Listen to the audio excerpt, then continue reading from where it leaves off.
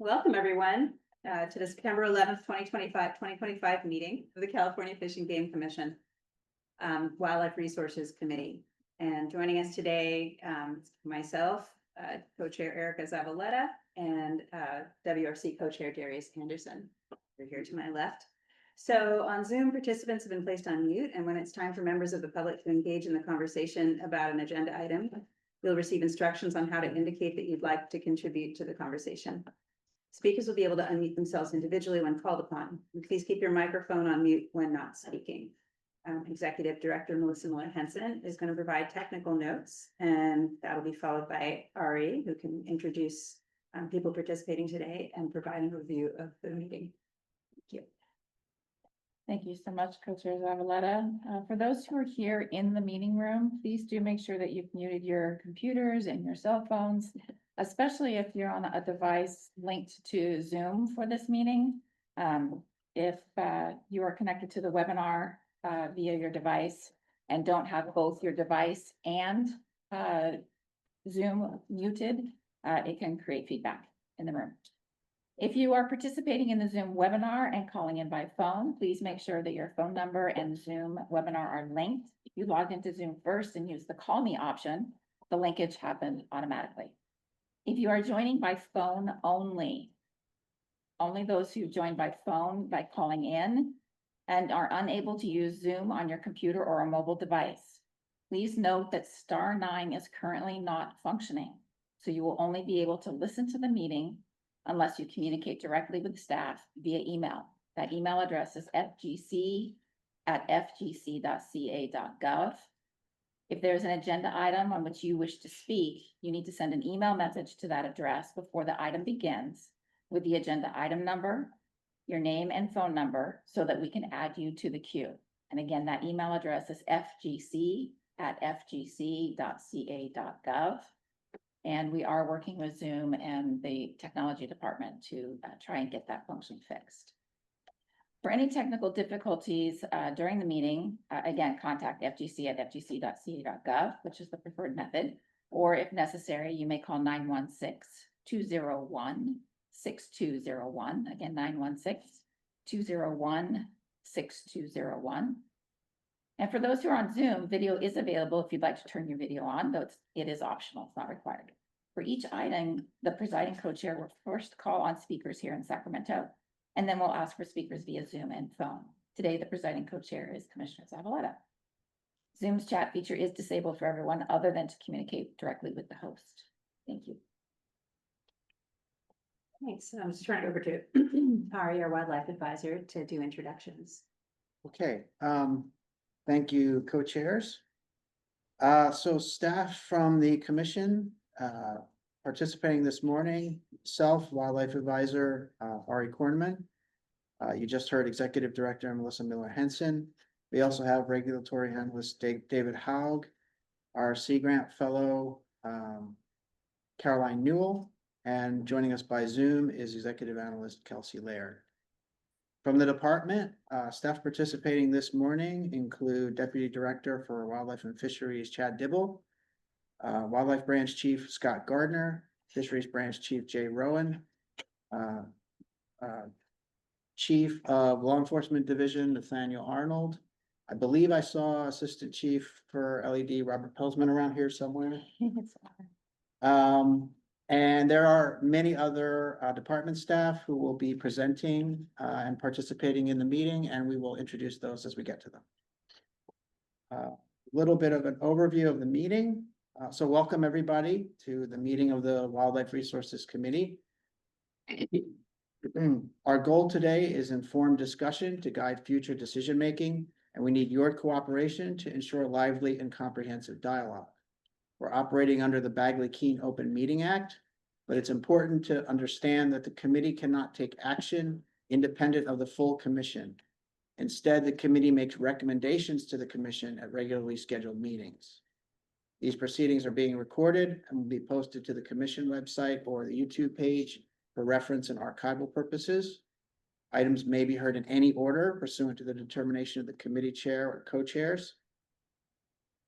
These committee meetings operate informally and they provide an opportunity, at least we strive to provide an opportunity for everyone to contribute to the discussion about the agenda items.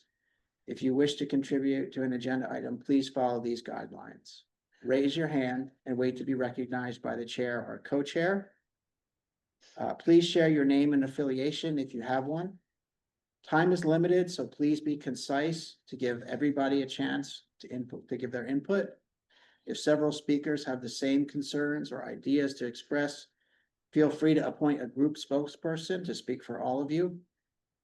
Generally, participants are called on first in here in the meeting room, and that'll be followed by participants joining by Zoom.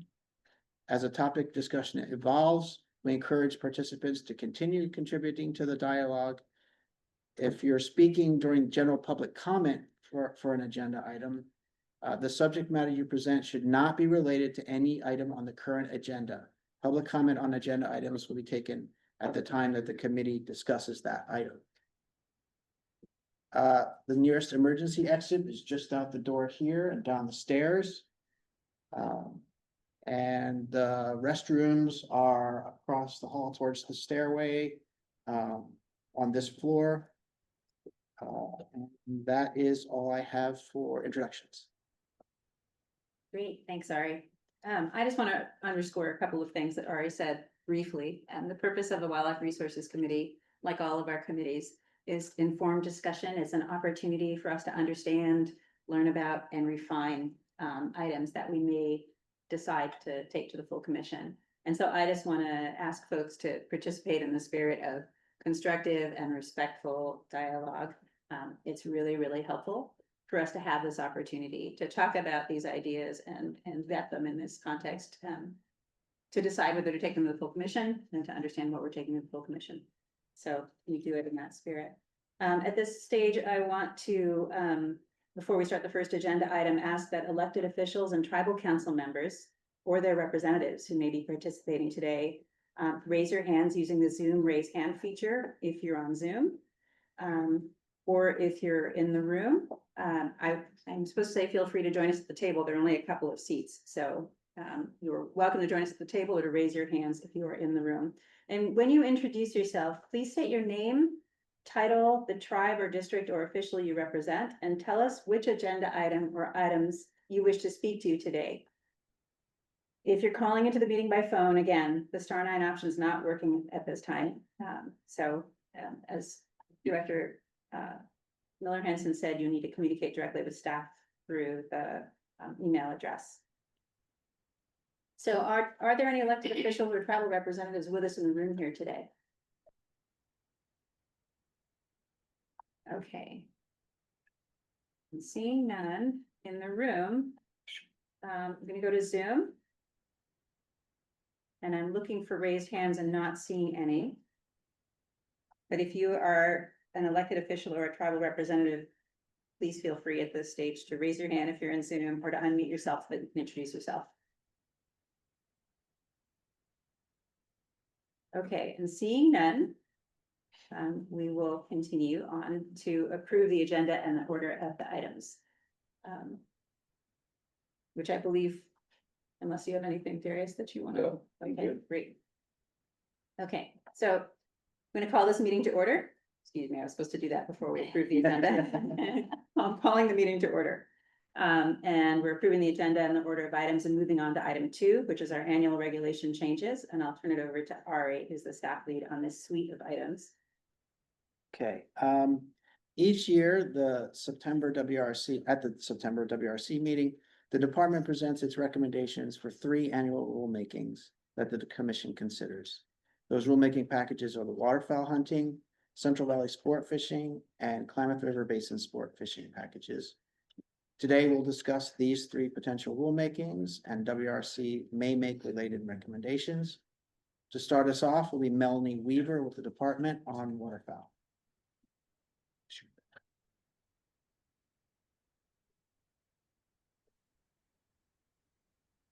Good morning, Melanie Weaver here of the California Department of Fish and Wildlife Waterfowl Unit in the Wildlife Branch. here to briefly discuss changes we are considering for the 26-27 waterfowl hunting season. Next slide, please. So changes we're considering is season length modification, reducing the white-fronted goose bag limit, increasing the Canada goose bag limit in the northeastern zone, and depending on what is recommended and adopted for the duck season length in the regular season, will influence the falconry only season days we have to work with. And lastly, at this point, we are not recommending or considering changes to the timing of veteran and youth hunting days. Recall some lengthy discussion for this upcoming season. We swapped the timing to address some concerns about not enough downtime for hunting to give the birds some rest prior to the youth hunting days because of their lack of skill. So we swapped them, and at this point, we're not considering changing them back again because we'd like some time to see how this works out going forward. Next slide, please. So for season length, and this is mostly for ducks in most of the zones, we have to do what Colorado River Zone does on the Arizona side. And of course, Northeastern Zone is a little bit different, and they have some standard reg language that we follow pretty much every year. So for the current approach, option one is something that we're doing for the 25-26 season, opening earlier in October and closing on a Wednesday, gives us 103 days, followed by the vet season and then the youth. And because of all the days used, we have no days for falconry under option one. Option two is similar in that we still start earlier in October, but we close on a Sunday. So by closing on a Sunday, we've got some days to work with for falconry only. And the last option to consider is opening a little bit later in October, closing on the 31st, which happens to land on a Sunday this year. It's a 100-day season. That gives us 3 days for the falconry only season. And at this time, we are favoring the third option. So with that, I'd be happy to take any questions. Great, thanks so much, Melanie. Questions or comments at this point? No, I'd love to hear Great, whatever you have to say. yeah, Keep it up. likewise. Yeah. So, let's see, if folks have comments in the room or would like to contribute to discussion on this topic, you can join us at the table. But maybe we'll do a show of hands just so I have a sense of how many people we've got in the room. Okay, great. Would you both like to join us at the table so we can hear you?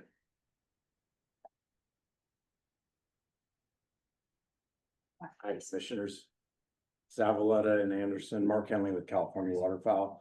So our regulations committee met back in August and had a robust discussion about the various proposals.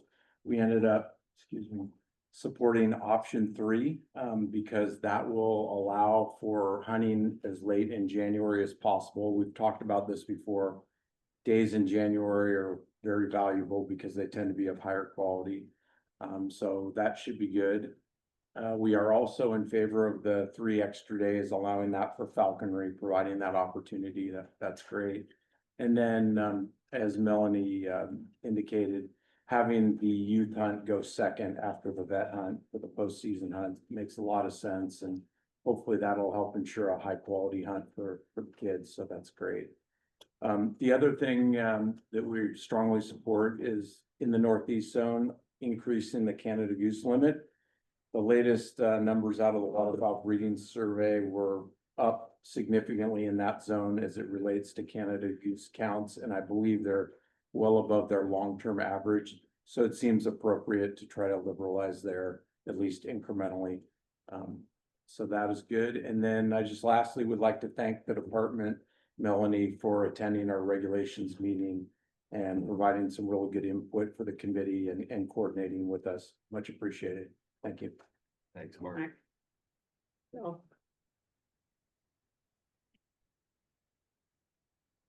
Commissioners, Bill Gaines on this topic representing Florida Basin Wetlands Association, Palomar Wetlands and Waterfowl Council, and the Black Rank Group, and I'll get to the California Hiking Club in a moment.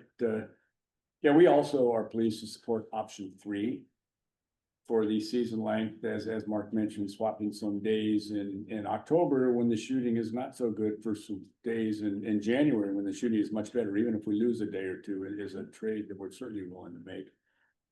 As far as reducing the white fund season, obviously we support, what the department's doing as long as it's based on strong science, which we know it is.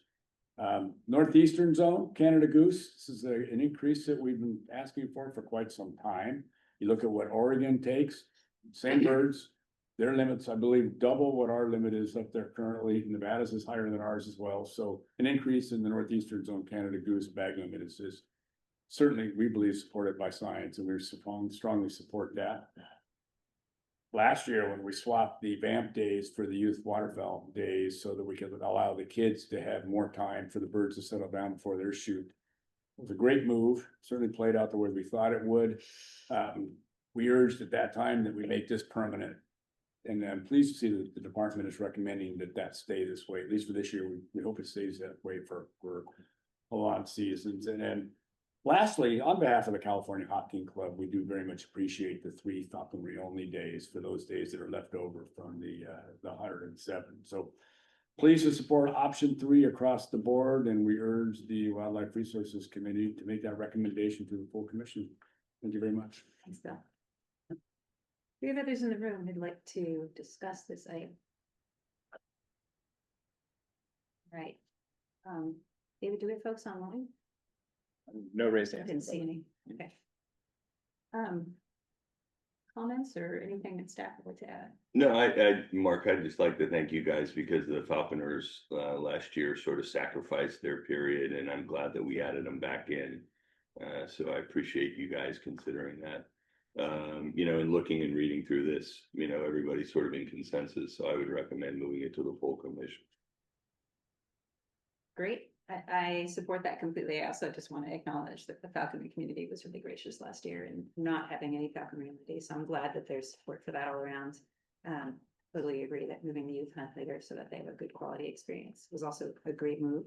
And I'd like to follow on that recommendation and say that let's just recommend option 3 to the full commission.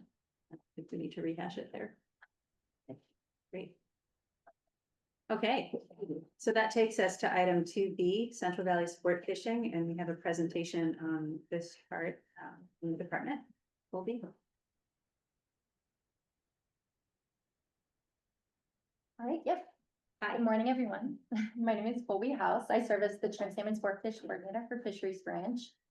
And today I'm going to talk about Central Valley Chinook Salmon Sport Fishing regulation updates and options for the 2026 season.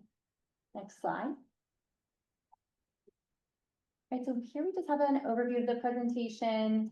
A lot of similar figures and maps that I present every year, but we're going to start with a map of the major Central Valley rivers that are potentially open for Chinook angling. We'll get into special fishing regulation waters for Chinook salmon, and then touch briefly on our Chinook sport fish regulations for this year, and then end with our recommended regulatory options for 2026 and our proposed timeline. Next slide. All right, so here we have the major Central Valley rivers potentially open for Chinook salmon fishing. They include the Sacramento, the Feather, the American, and the McCollum rivers. Next slide. And here we're just looking at the specific river sections that have special fishing regulations for Chinook salmon. These are identified in section 7.40B of the freshwater sport fishing regulations booklet, and they're defined by geographic boundaries, so they're the line segments on the map, as well as seasons, gear restrictions, and bag limits. Next slide. All right, so I just wanted to take a moment to remind everyone of one of the regulation changes the commission adopted in May of this year. And this was to split the previous lower section E of the Feather River into 2 subsections, E and F. So just briefly, our reasoning for this was to give the department an additional tool for protecting not just fall run, but other runs of concern like spring run that might be temporarily using the lower Feather River as they migrate up to the upper Sacramento River basin. And so this would allow us to maintain the majority of angling opportunity on the Feather River in years where a fishery on the Feather is feasible, while being extra cautious and protective of these upper basin runs. And so, yeah, we've already adopted this. I just wanted to remind folks of this recent change. Next slide. So now I'm just going to run through our current angling regulations for Chinook in the Valley this year. So I'll go river by river. So starting with the Sacramento. The Sacramento River, including in the portions of the Delta, are closed to the taken possession of Chinook salmon. Next slide. In the Lower American, subsections B and C are open, albeit with a shortened season and daily bag and possession limits of 1 Chinook, with subsection D closed to taking possession of Chinook salmon. Next slide. So for the Feather, subsections D and E are open with shortened seasons and a daily bag and possession limit of 1 fish, with subsection F closed to the taken possession of Chinook salmon. And next slide. And lastly, the McCollum River. Subsections A, B, and D are all open, but again with shortened seasons and a daily bag and possession limit of 1 Chinook. Next slide. Right, so now I'll go through our recommended regulatory options for the 2026 salmon season. So the first 3 options include a 0 to 4 bag limit and a 0 to 12 possession limit, and could range from a fishery with no size restrictions, an adult and growth only fishery, a girls only fishery, or a 4th option being the option to close the fishery to take in possession. And as a 5th option, we recently added season length, which was also adopted by the commission this past May. So next slide. Just wanted to take another moment to remind folks of what this regulation change entailed. So previously, season dates specific to rivers and sections were fixed for salmon fishing. They did not change year to year.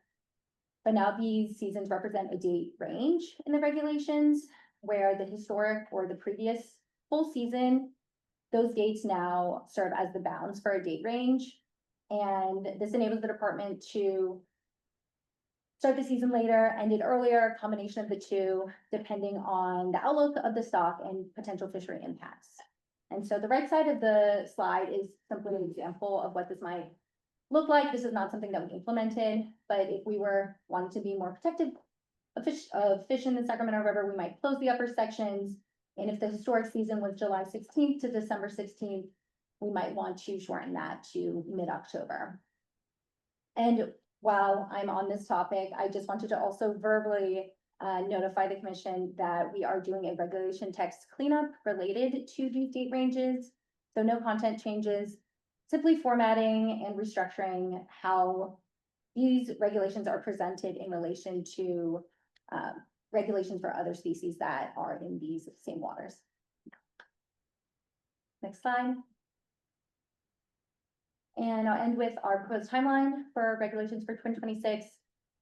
So in the February commission meeting, the department will present our proposed regulatory options as I've described here. In April, we'll present our recommendations for bag and possession limits and changes to seasons if necessary. And then at the May teleconference hearing, the commission will adopt regulations for the upcoming salmon season, with regs going into effect on July 16th. And with that, I'll take any questions. Thanks, Colby. Questions?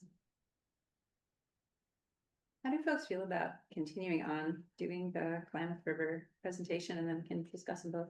Yeah, we can do that. Okay, is that okay with you, Colby? Yeah, no, that's fine. Okay, let's keep going.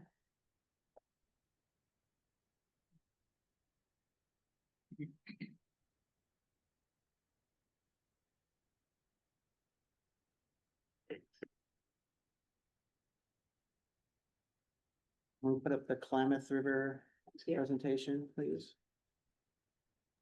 Give me just a second. I'm looking for it right now. Gotcha. Thank you, Kelsey.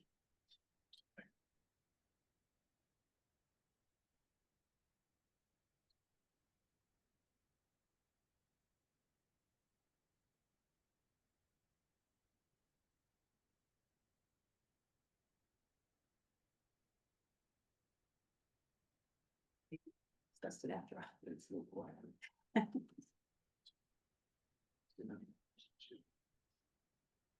Kelsey, I can pull it up real quick. Thanks, David. You got it? Looks like she's got it, yeah. Just in time. Awesome. Perfect. There we go. Let me go back to the first one.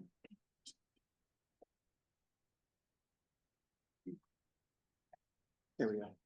Great. Thank you. Okay, so now I'll just jump into updates and regulation options for Plymouth River Basin and sport fishing for 2026. Next slide.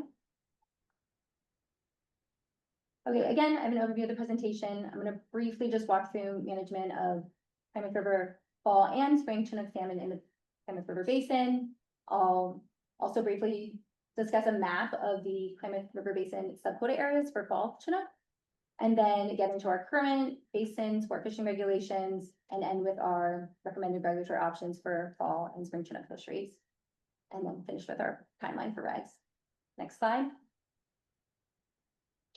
Right, so Plymouth River fall Chinook are managed by the Pacific Fishery Management Council, or PFMC Council. Oh.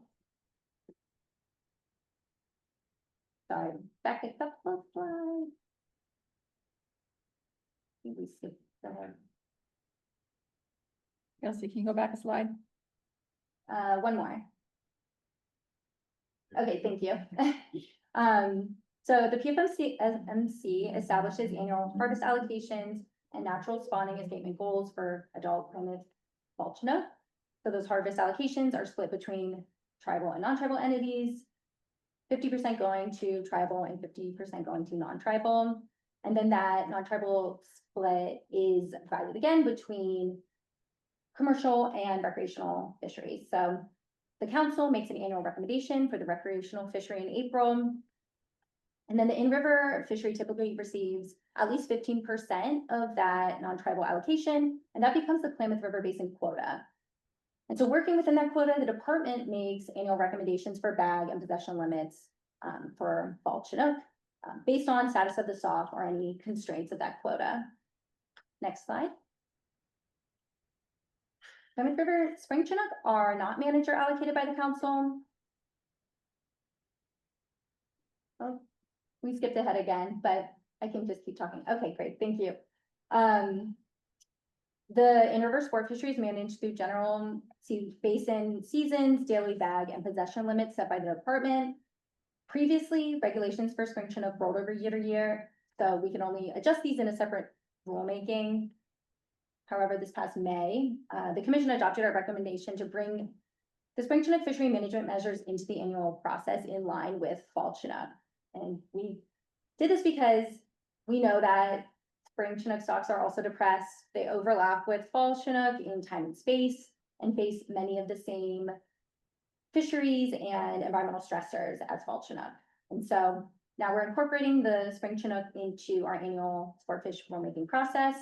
And so now the department is going to make annual recommendations for the fishery seasons, bag, and possession limits based on stock status, environmental conditions, and fishery management outcomes for the fall Chinook fishery.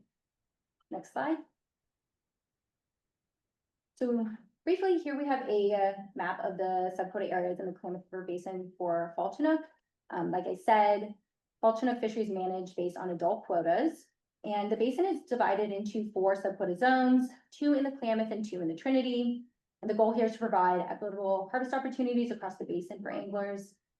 And each subquota has its own adult allocation. We can close these independently of other areas based on real-time adult harvest estimates. And I won't go through the different subquota allocations for the basin, but they're located or they're referenced on the map if you would like to read further. Next slide. Right, for current regulations, the Klamath Basin is closed to take in possession of both fall and spring Chinook this year. Next slide.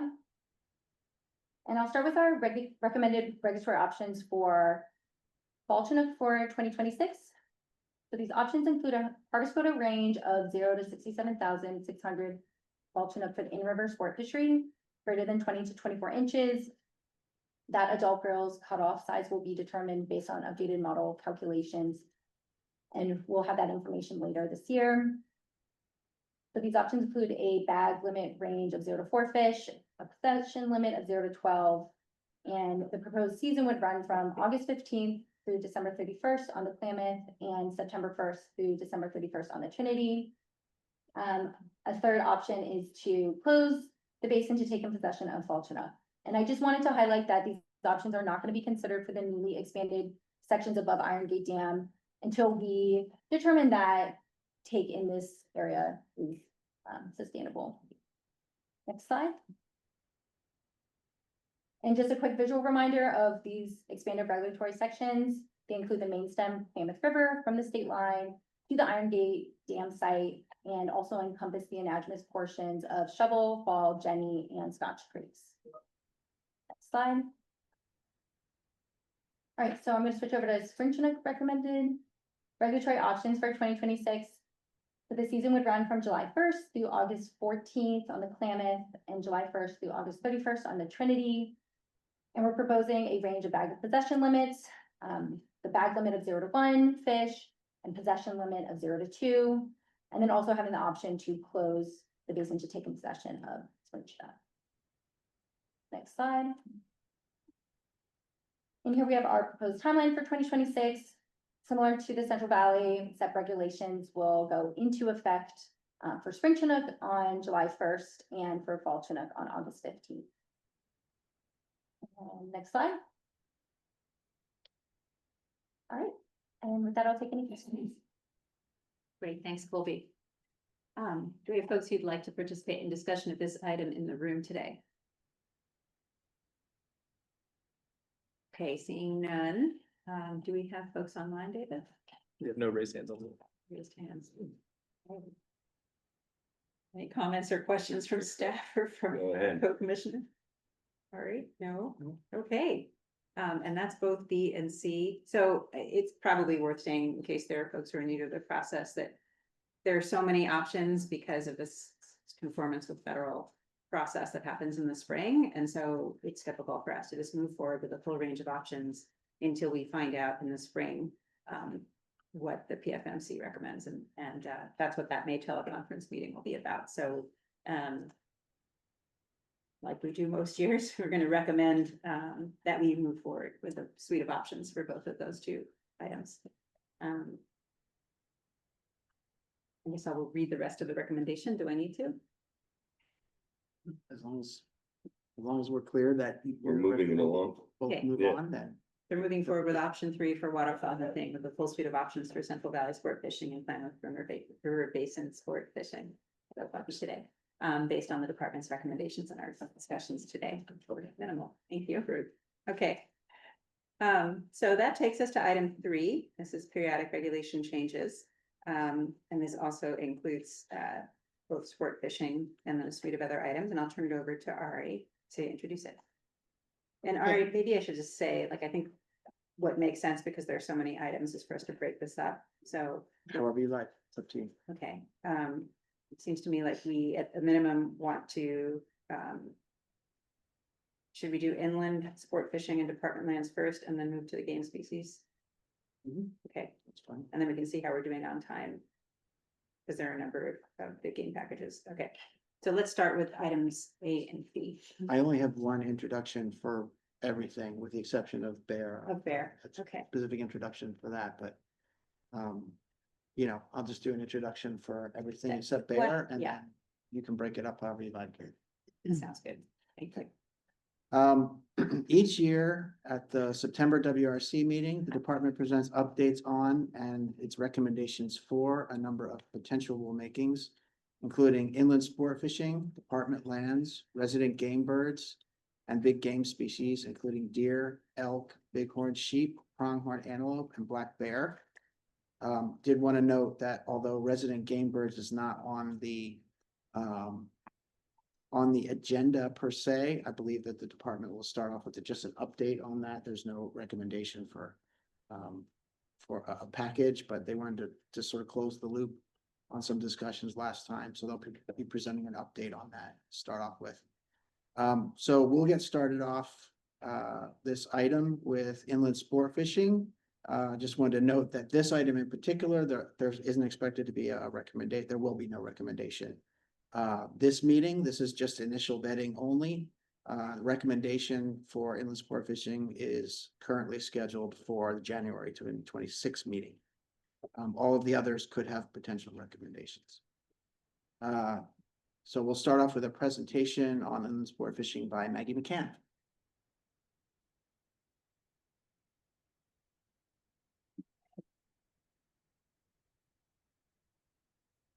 Good morning. Hi.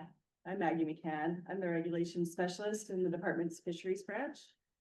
And I'm presenting for vetting the annual recommendations for changes to inland sport fishing regulations.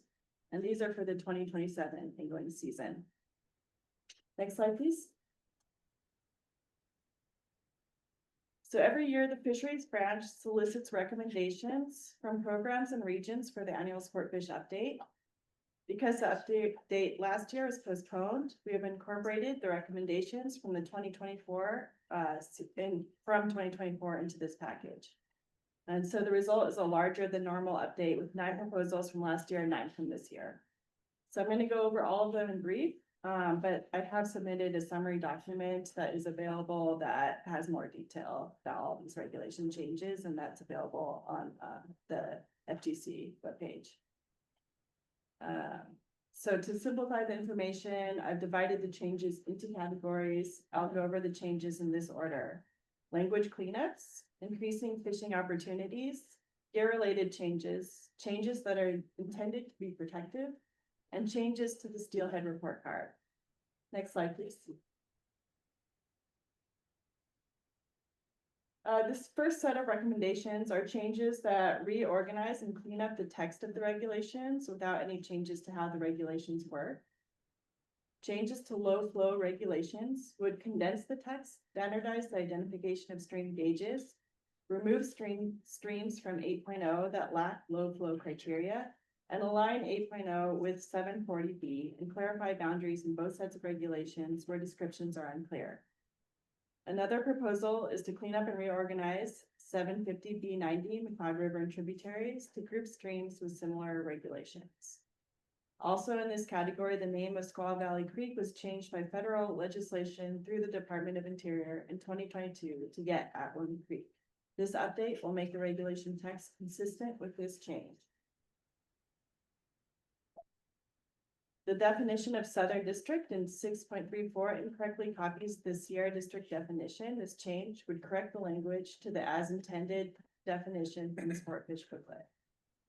Spearfishing was added as a legal method of take for American shad in the Southern District. This update would make the American shad regulation text consistent with that change. And there's a recommendation for a trout general statewide regulation cleanup to clarify areas of confusion among anglers. The change is to add 7.0, which lists general regulations in each district, the list of sections accepted from the general statewide trout regulations in 5.8518. Next slide, please. Next up, we have changes that would increase fishing opportunity. There is a recommendation to move the upper limit of the Sacramento River for bait fish use upstream from the Highway 32 bridge to Deschutes Bridge. Allowing live fin fish to be used further up the Sacramento River will increase opportunities on striped bass and other non-native fish that are currently limited to lures and other methods. A separate recommendation would allow the use of bait during summer months within anadromous streams when anadromous fish are not present in Shasta and Tehama counties. And biologists in Region 1 have observed slow growth rates and stunted sizes in black bass in many of the reservoirs, and that the bass don't obtain the minimum 12-inch size limit. They propose to remove the minimum size requirement from all waters within Lassen and Modoc counties, with the exception of Mountain Meadows Reservoir. A zero size limit would increase harvest of smaller bass and improve the overall size structure of the population. Another recommendation is to reopen Lower Battle Creek from 1,250 feet below Coleman Fish Hatchery Weir to its confluence with the Sacramento River from June 30 to December 31st, with the restriction only artificial lures with barbless hooks may be used.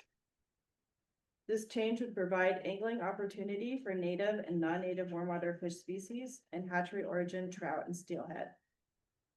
Next slide, please.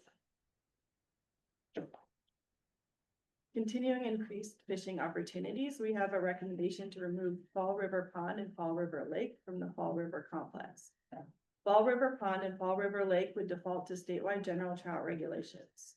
The Fall River complex restrictions on these two water bodies have been unpopular with anglers, and the research suggests they are not effective in protecting the population of rainbow trout that was intended to be protected. A recommendation for Susan Lake is to revert fishing regulations to the historic traditional trout opener last Saturday in April through November 15th. This change would increase angler opportunity by lengthening the season in the spring and shortening the winter season. Also to update language to include a special open season for youths participating in the youth fishing derby. A recommendation for low flow regulations would allow the department the ability to make split block decisions instead of solid block decisions when closing streams for low flow. For example, instead of closing fishing for entire 4-day period, the department could choose to close fishing for only part of the 4-day period to provide opportunity for some streams to remain open more days of the year. Next slide, please. Moving into gear-related changes, one recommendation is to add additional angling opportunities by broadening the techniques that anglers can utilize through changes to hook and weight restrictions. Specifically to allow the usage of small, lightweight weights directly attached below a hook and expansion of fishable waters with treble hooks on non-buoyant lures.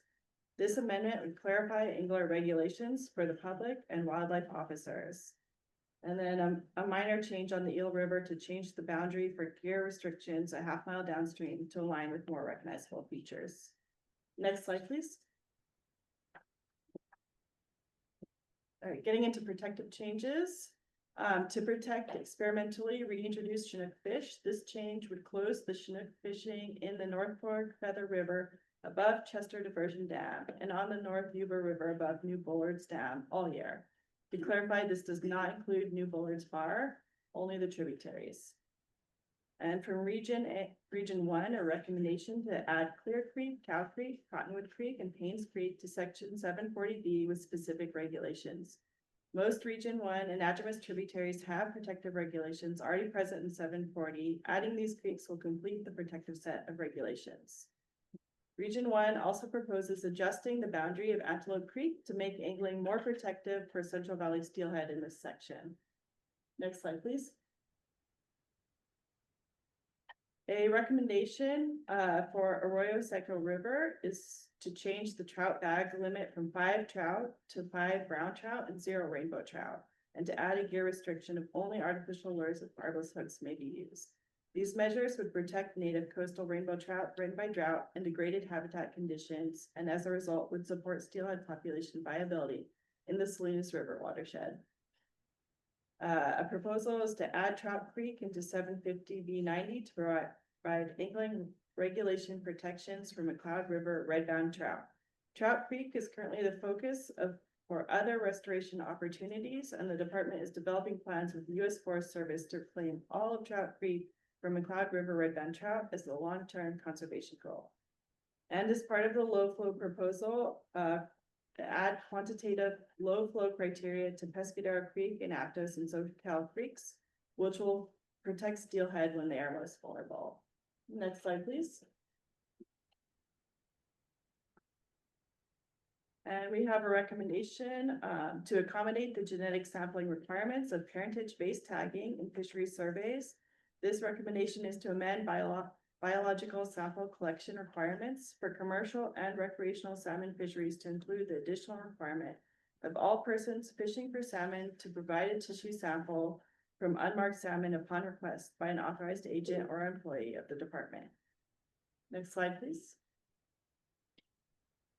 So the last recommendation relates to changes to the steelhead report card. The recommendation is that the card reporting period be changed from a 12-month calendar period to a 9-month seasonal period. The new card reporting period would be August 1st through August 30th the following year and required to be returned or reported to the department by May 31st. Anglers would be able to obtain the subsequent season card starting July 15th to allow the time for the department to process the previous season's cards.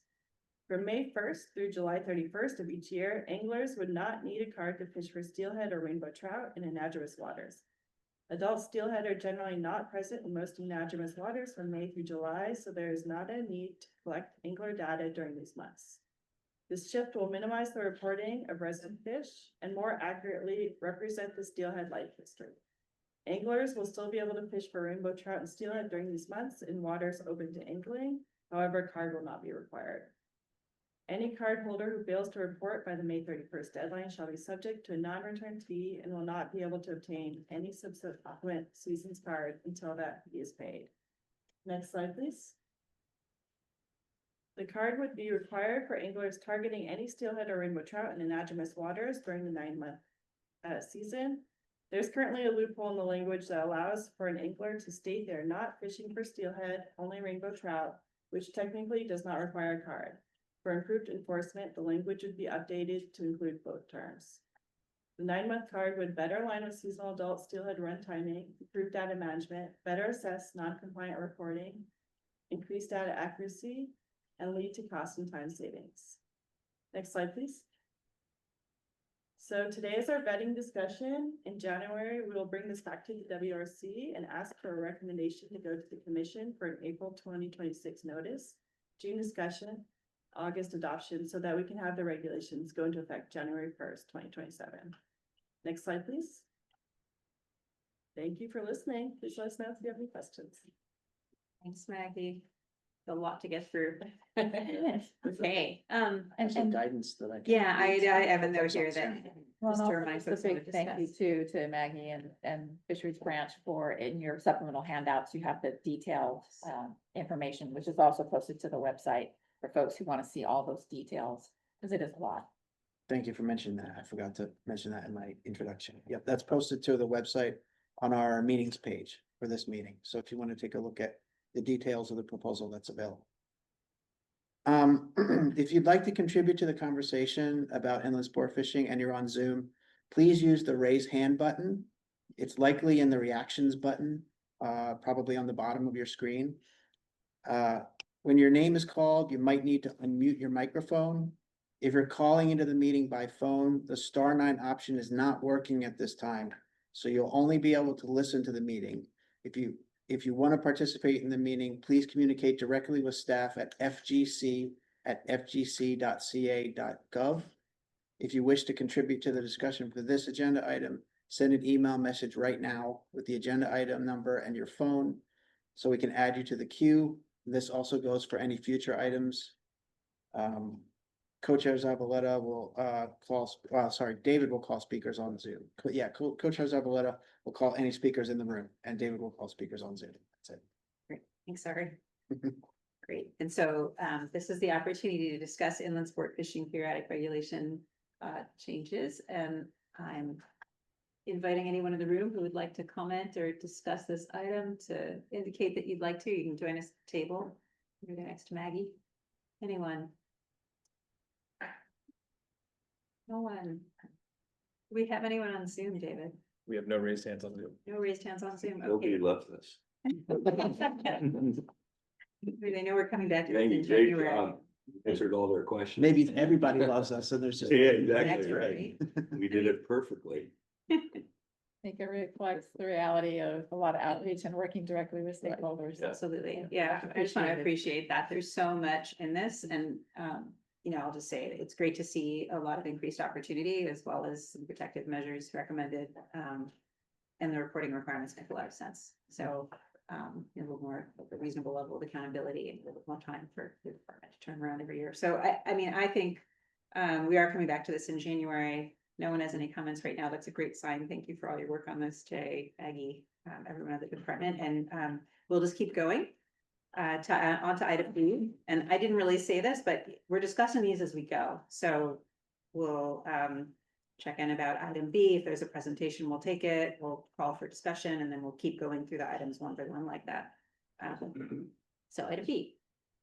And I believe Scott, you're the lead for this item. This is Department Lands. Is there any? Yeah, as I mentioned in May, we weren't expecting it to be on the agenda this year, although we appreciate you putting it on the agenda. So we don't have any proposals. If the commission is willing to put it on the agenda next year, we will. We would develop those proposals similar to fisheries by requesting them from our regions, gathering them up, analyzing them and so forth. I do know that we have some that we would like to bring forward. And in the meantime, we're happy, of course, to listen to any ideas the public has. Great, thank you. On that note, do any of the participants in the room want to make a recommendation or, I'm sorry, make a suggestion, discuss departments? Mark, please. Hi, again, Mark Henley with California Waterfowl. And I think this is a appropriate item to bring up, the issue of the hunter input meetings that we have for the state wildlife areas. The department does these every year, which we really appreciate. It's a great way to provide information exchange between the department and affected hunters. Typically, they occur in August. And so they're well attended and very valuable. One thing though, we'll sometimes have proposals that will be put in to where a decision has to be made very quickly on whether to adopt that change. And of course, you have August, which is only 2 months before the season starts. So what we want to avoid is having people being caught off guard. So my just recommendation would be with some of these proposals that come up at these meetings, that maybe they delay them for a year so that there's sufficient opportunity for affected hunters to provide input over those months, rather than having to make a decision all at one meeting, when in many cases they aren't aware that the proposal was even on the agenda. So that's it. The process itself works great. I think just with a few tweaks though, it could be a lot better. So just wanted to throw that out there. Thank you. Smart. Who's in the room on department lands? I don't see any hands on Zoom. Okay, we'll come back to this next year. So the next item is item C. This is deer, and we have a presentation, I believe, from Mario. And Mario, maybe I'll ask you, would you like to go through deer and elk together, since there's not a lot in first bin? We can certainly do that. Okay. Before we jump into deer and elk, as Ari already indicated during his introduction, there's just a small item that we want to tie up just to make sure there's closure on it. But that's regarding our locally resident game birds. We mentioned last time that we had done a survey. We sent it out to 10,000 hunters. We analyzed those results, and these results are not conclusive in terms of direction that we need to go. Just to refresh everybody's memory, we talked about potentially changing the season for turkeys because the season in San Diego versus Siskiyou County varies across the state in terms of when they start gobbling. And we also had some concerns about pheasant numbers in terms of what do we need to do? We need to rest some areas. What do we need to do? Long story short, we're not proposing any regulatory changes or any proposals for this go around, but we may bring this up again next year. But that's all we wanted to say regarding that. Okay. Thank you. So with that, we can jump into deer. Before I get going, and because oftentimes I might forget, is I just wanted to do a quick shout out to all the staff that have worked on this. They've done a tremendous job, and I also wanted to acknowledge specifically Brett Furness, who has recently announced his retirement and who has been instrumental in many different ways to making sure that our science that is essentially guiding us in making these decisions is of the highest quality possible. So we wish Brett, he's still going to be here for a few more months, but it's his last WRC. All right, let's go to the next slide, please. So deer hunting, we talked about some smaller proposals, one in particular regarding youth hunts earlier in May. We've also recently met with our constituents. Most of the hunting community were invited for this to go over, essentially as part of a scoping meeting, what would be part of our deer management and conservation plan. And as some of you have seen for some of the other plans that we finished earlier this year for bear as well as bighorn sheep, these plans are monumental tasks. They're large tasks. We also obviously recognize that creating a plan first is what is the scaffolding for future regulations. So we don't want to go introduce regulations now for two reasons really, and that is the bandwidth within the commission that we've heard about many times, the bandwidth within our staff, but also to introduce potential regulations that before we have a management plan in place. So that's why we are not pursuing any additional regulations for deer as part of this package today. We have heard from our constituents regarding doe hunts and other things, and we will consider those as part of writing this new plan. One of the things that I also want to make sure you guys are aware of is that as part of being open and transparent as an agency, we also invite hunters in general next on the 16th, I believe that's Tuesday night. Is that right, 16th? Yes. On the 16th from 6 to 8, we have another scoping meeting that is similar to what we've done with the various nonprofits a couple months ago, to also provide an opportunity for hunters in general through a virtual Zoom meeting to provide feedback to us in terms of how we intend to build that plan and shape that plan. And we intend to also do some in-person meetings as well later in the season. So with respect to so with that, we can move into how would you like to do this, Ari? Would you like to do questions now or deer and elk questions at the end? That's We can do both. We do them together. Together, okay. So with that, then let's move into elk. So when we were here in May, we talked about elk. Over the last couple of years, we've made quite a bit of progress in the elk space, specifically to address issues with the conflict, where elk are doing well in California, and in some areas they also are leading to conflict with landowners, ranchers, as well as various other situations where they're in the middle of Highway 101 and so forth. So we have created conflict zones in years prior, and we're kind of starting to see some of those regulations really fully starting to take shape now in this current hunting season that is going to start here pretty soon. So what we're doing right now in that regard is that we're not wanting to make large changes. We want to kind of see what these changes effect is, but at the same time, we also want to make sure that we remain cognizant of the fact that there's some tweaking here and there that we might want to do before we make any further big changes. The same thing applies also to increased hunter opportunity. As an agency, we always look for increased hunter opportunity as it is available. So in that context, we look at all the different types of tags. Many of you are familiar with the different types of tags that our agency offers. And with that, let's jump into the next slide. So when we're talking about elk hunting opportunities, and maybe for those of you who have questions about elk that are in more detail that maybe during the break you would like to see answered, Brent Wolf, our elk and pronghorn coordinator, is also in the room today. He started with us almost a year ago, came from Oregon, has a lot of experience dealing with critters that we're not going to talk about today because we have already a lot of wolves, elk and various other ungulates, and he is in the process of finishing up his PhD as well. So if there's more questions, you know, I welcome you to reach out to Brent here in the room and kind of pick his brain on what he has in mind for the future in that sense. Kind of returning back to the slide here, we believe that we have opportunity to adjust the general tags for Owens Valley and increasing them. We also think that there's an opportunity to increase the number of share tags for the Central Coast. And what we are going to try to do is, or what we propose to do is that in some of these areas, we do no longer have share tags available to allocate. One of the things that we've talked about repeatedly is share allows for public access, which we believe is very important in California.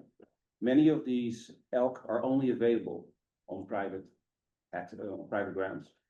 And as a result, we have had some concerns about, in certain areas, having trespass fees that essentially preclude people from being able to access a resource that belongs to all Californians. It's a common resource that we believe need to have a fair and equitable access to it, which is why we are considering to add share tags for the Central Coast and to offer that as an opportunity to deal with some of the conflict that we know is starting to brew and in some cases already starting to come to the surface, rather than providing tags that would cost enormous amounts of money to be able to secure an animal. So that's the strategy for the Central Coast in that sense. And as I mentioned, we are going to request to increase the share allocations for the other areas as well. Because, for example, on the north, in the northwest, Siskiyou County, Del Norte County and below, we have run out of tags as well for being able to allocate additional share tags. So just so that everybody understands this process, a general tag essentially is allocated regardless. A share tag is only allocated when we actually have a contract with a willing landowner to essentially facilitate that hunt, and who is then getting paid essentially a access fee for allowing a hunter to come onto that property.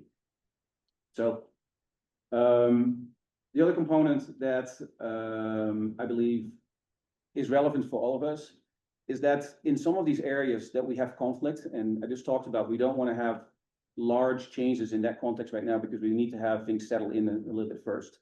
But there's one component that we do believe merits a proposal today, and that is that in areas of conflict, oftentimes you're hunting in closer proximity to development, close to roads, closer to houses, closer to buildings, etc.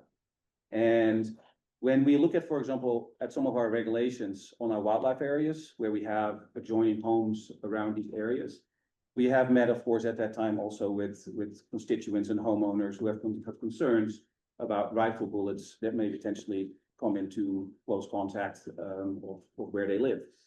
So on our wildlife areas, we have restrictions that in some areas it's shotgun only for that particular reason.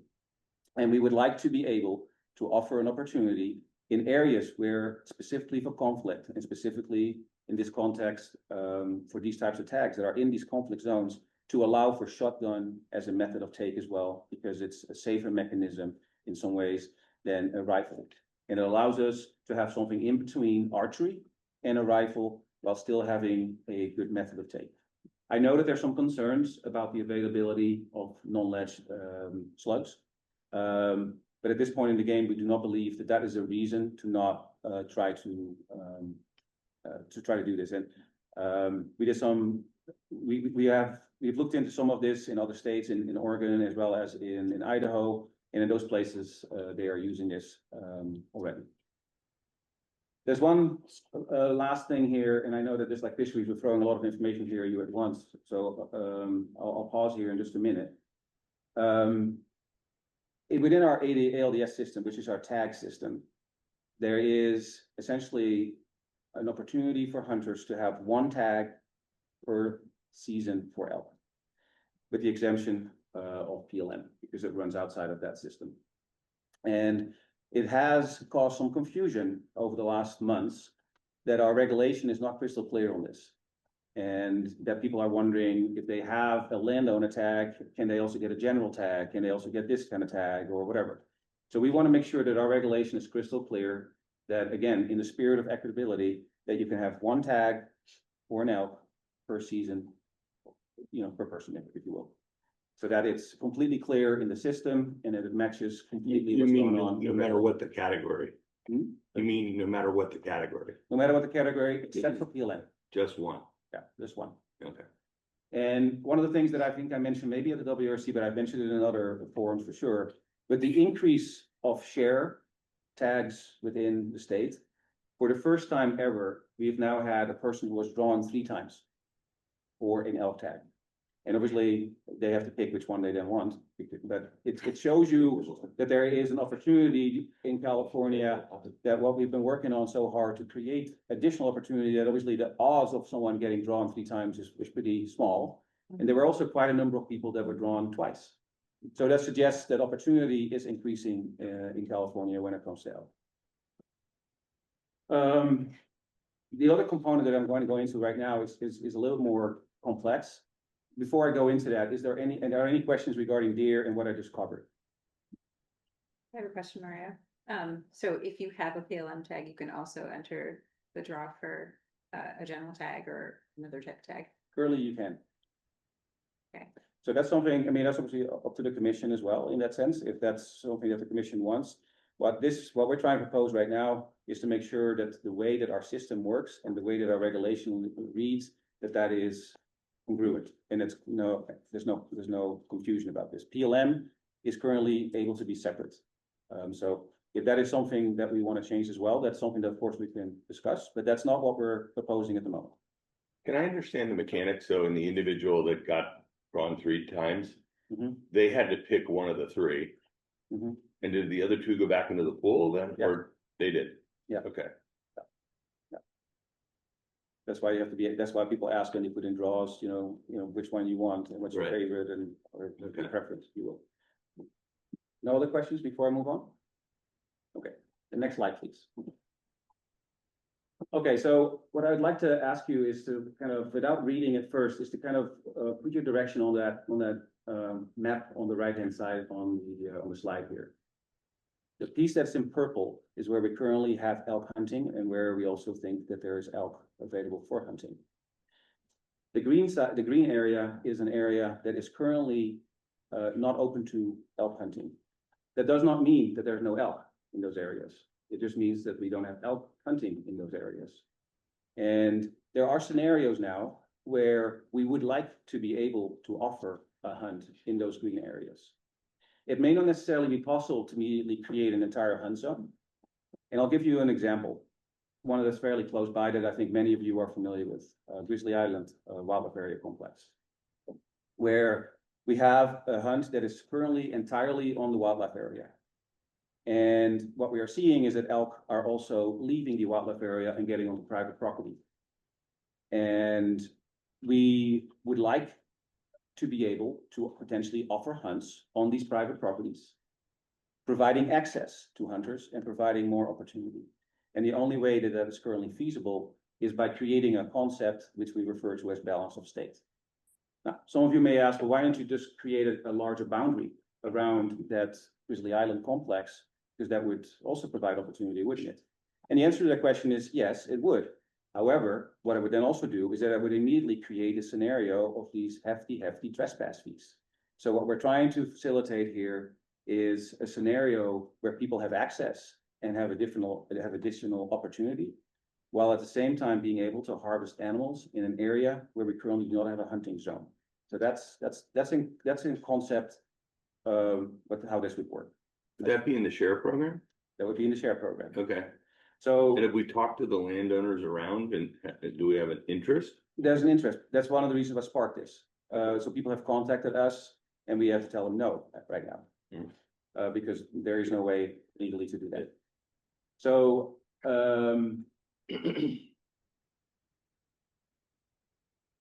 just to kind of step back for just a moment. So on the purple is where we currently have hunting and where we believe most of the elk are. There are elk in the green areas as well, and we're trying to figure out a mechanism of how we are able to create additional opportunity that's available to the general public without in an equitable way. So what that means is that, and if we go to that next slide, there would only be share tags associated with this balance of state. It would be done in a very conservative way, which means that we obviously would consider herds, let's say the example that I just gave you regarding Grizzly Island, we obviously would not consider the animals that are on private property to be a different herd or whatever. We would still consider this holistically as one unit. However, obviously we wouldn't create share opportunities in areas where there aren't animals or where it's not sustainable. The way that we currently allocate share tags for in the purple zones, if you will, is by making sure that these hunts are sustainable and potentially also having a good reasonable chance of success. So these tags would be share only, and only in scenarios where sustainable populations are present and where we can also have public access is where we would actually do this. Over time, there may be an opportunity to add these areas into a larger pre-existing elk hunt zone, or there may be a new elk hunt zone.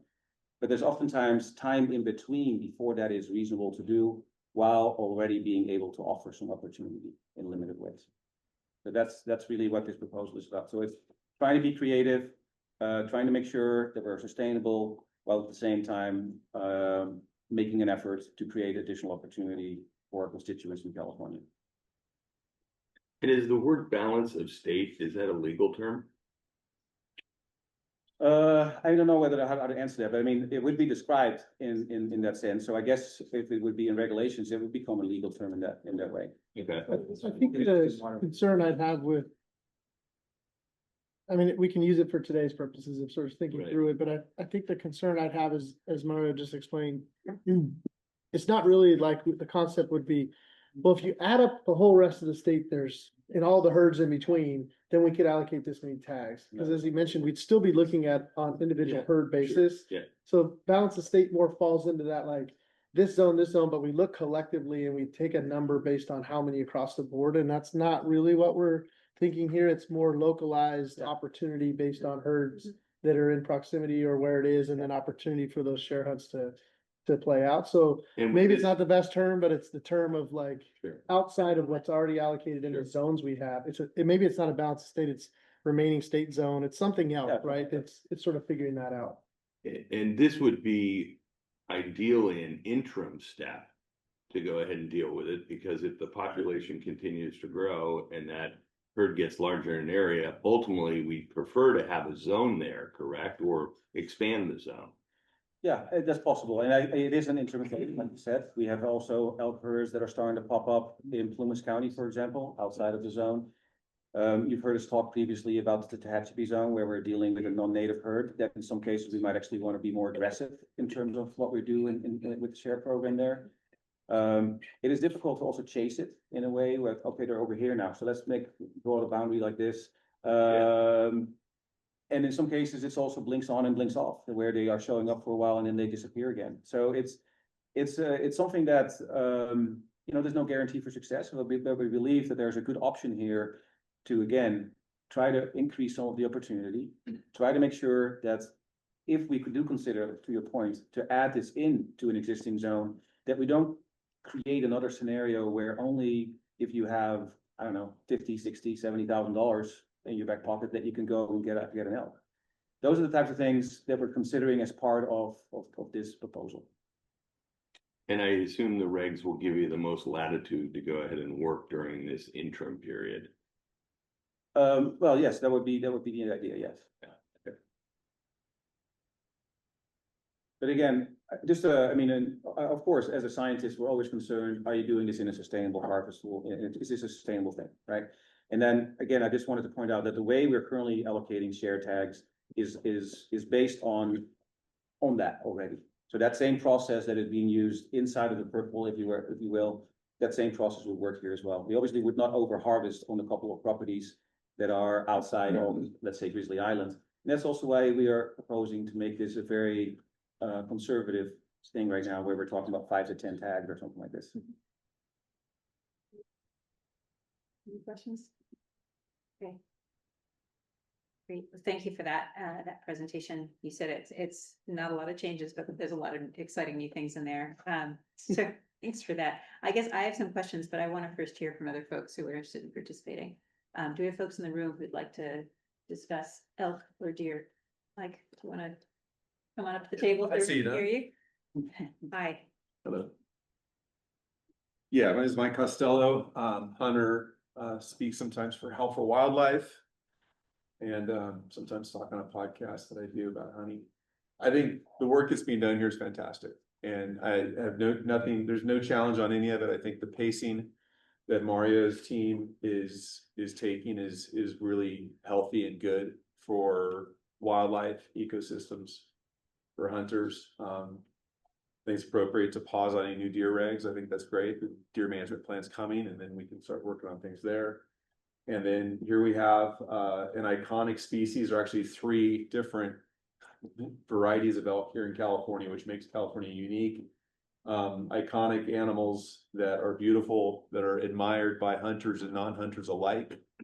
And the department is pursuing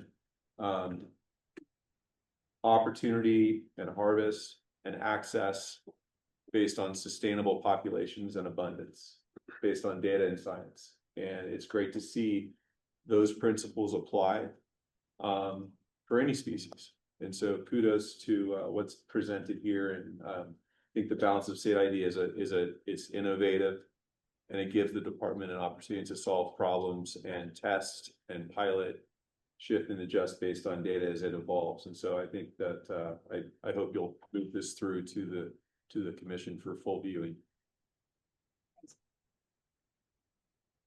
Good morning, Commissioners. David Best with Backcountry Hunters and Anglers. Very thoughtful and pragmatic approach relative to elk and creating additional opportunities. And BHA supports this recommendation and hopes that you'll move it on to the full commission. Thank you.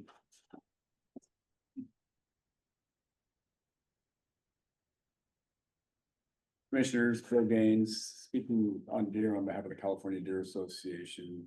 Totally support the department completing the deer management plan before they consider additional changes to deer. There's a lot of changes that I'm confident will be made once that deer management plan is done. And changes that we would certainly support them doing. Appreciate the department going that route. We also appreciate the department, asking California Deer Association, Mule Deer Foundation as well to meet with them 2 months ago about this, so they can get some thoughts and guidance on what we're thinking ought to be into the plan before the plan had been constructed to the point where they'd have to go back and try to correct things. So appreciate the process that they're doing on the deer management plan as well. We know there's other meetings coming up on the 16th. Appreciate that as well. I think that's pretty much unprecedented work as well. So I think we're all learning how to go about this better as we move on, and the department's doing a great job on the deer management plan. On elk, on behalf of the California Bowman Hunters and Rocky Mountain Elk Foundation, I appreciate the department's efforts to increase elk hunting opportunity. When I was told that one person, actually drew 3 elk tags, it was like, whoa, it's amazing. And I guess it was like 20 that drew 2 elk tags. So a couple of messages in that. First of all, the department's doing a great job adding elk hunting opportunity and proposing even more in 2027. The other thing is, get word out on sharing to the hunting public. I mean, if the general hunters knew one guy got drawn 3 times and 20 people got drawn twice, I mean, I'm sure there would be a considerable increase in the hunters that are applying for share as well. So hopefully you'll use that to your opportunity as an opportunity as well. And as we mentioned to the department several times, use us as we share is going to be a big role in getting this additional hunting opportunity out there and solving some of the problems in these conflict areas. Use Rocky Mountain Elk, use California Bowman Hunters to help reach out to those landowners, get landowners involved and engaged in the share program. We're happy to help on that as well. So support the department across the board on both elk and on deer, and they're doing a great job, and we'd love to work forward on getting the share program even more exposure within the landowners in it. Appreciate that. Thanks, Bill. Mark, please. Mark Henley, California Waterfowl. I just wanted to say, to add to what Bill was saying, that, given how hard it is on the elk hunting issue to draw a general tag, it's just great that these share opportunities are being made available. It really is providing the average Joe a new opportunity that they frankly have a better success rate on. So a lot of people really appreciate it. I think the department's done a great job with the share program, getting all these hunts lined up. So kudos to you guys and keep up on the work. Thanks, Mark. We have a couple of hands raised online.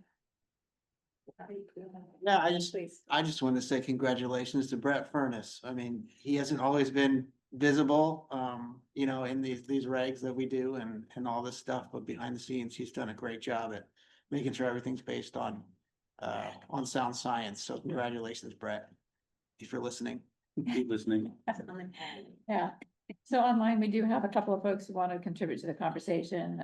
First, Dan Ryan, followed by J.R. Young. Yeah, can y'all hear me? Yes. Awesome. Yeah, just want to echo all the speakers prior to me. Yeah, great job, not only to the department and the commission, but this has also been a long time coming of all these discussions about change, and it's great. Yeah, it's just great to hear. One question I had for like a follow-up, I understood Mario's discussion about like why not to expand boundaries around like Grizzly Island, especially with all the private land interface there, but with like the northeastern zone, where there's a tremendous amount of elk, mostly on public land outside of that zone in Lassen County and Plumas County, would that warrant more of a discussion as far as expanding the boundary there rather than going through the share program. So that would be my main question I have. Yeah, I think that's a reasonable question. I think in general, like I tried to explain, we're trying to make sure that there's access. And if access is already there because it's on public lands, obviously the share program in that context does not have to play the same kind of a role. The problem that, of course, we're running into Plymouth and in Lasson County as well is that those populations are still relatively small. They're still moving around quite a bit, and it becomes a little more difficult to kind of pinpoint exactly what does that zone look like. But it's certainly something that we can look into more. Awesome, thank you. Okay. JR? Can you hear me? Can. Awesome. J.R. Young, North American board member for Backcountry Hunters and Anglers here, just to echo the comments preceding me, but just additional feedback on the shotgun take. I love that option. As somebody who's been successful in the share program, albeit not yet successful for the elk part of the share program, and also hunted different properties, CDF properties that are shotgun only. I think that is a fantastic option in those situations where it warrants. And, you know, it can be challenging to find ammunition. But I'll state that if have my eyes open, that it's not necessarily a challenge unless I wait to the last minute, like so many different things. But just provide that feedback. I think if it's appropriate, it can be a great tool to continue to expand the program. Thank you. And then we have Amanda Duchard. Hi, good morning. Amanda Ducart with California Bowman Hunter and State Archery Association. Just wanted to thank the department and Mario for all their hard work and effort and science and creativity that went into this presentation and proposal. We fully support. Something also to consider as we add share properties. I'm noticing a lot of the share hunts, the approved method of take is firearm, and it's not always clear if archery is also an approved method. So just something to consider in marketing and how we move forward and opening up these additional opportunities. Thank you. Thanks, Amanda. That's a really good point. Okay. I'll make one last comment regarding share. So we're working with our office about reach and education to actually create some short videos about share. So we're currently in the process of interviewing some folks that are part of our share program. Because sometimes, to Bill's comment earlier, it is better to hear it maybe from someone who's already participating in something with a government agency that this actually is helpful to them and it's working for them, than maybe for us to try to advocate ourselves directly. So we're hoping to have these videos out before the end of the year to really show kind of like what this is. And there's also some preconceived notions regarding share that I believe we need to remove in the sense that there's no control for the landowner in terms of how things would work and where people can go and open up gates and leave them open and cattle getting out and all kinds of stuff. So I think that with that additional education, we hope that we can point people to that and show that this is a program that is actually beneficial to not just the participant, but obviously also the landowner. Great. Thanks, Mario. Great job. Yeah. A lot of appreciation from everyone in the discussion today. And I'll just echo that. I just want to thank you. There first. We'll get there. Yeah, a couple of quick comments. I'm looking forward to hearing about what we learn from the new measures to manage conflict and to increase public opportunity in this coming season. So maybe we'll hear about that in January. Maybe it'll come to commission. I just want to flag that I'm looking forward to hearing what we learned. And to underscore, it is so cool. It's great news that the share program expansion is a priority. And as you said, Mario, you know, it's fundamentally important because wildlife are not privately owned. They're a public resource. And so ensuring that hunters can access them when populations can support it is, to me, that's just fundamentally important. So I want to appreciate that. And Brett Furness, if you're still on there, what a terrific and understated and dedicated wildlife scientist. Thank you so much for your service and congratulations. We'll miss working with you. Okay. I'm gonna suggest we take a 5-minute break because I know that we're in the middle of this item, but this item is gonna go for a long time. It's 11:25. Let's break until 11:30 and we can pick back up with Bighorn Sheep and Pronghorn. Okay. Thanks. All right, folks, let's go ahead and get started again.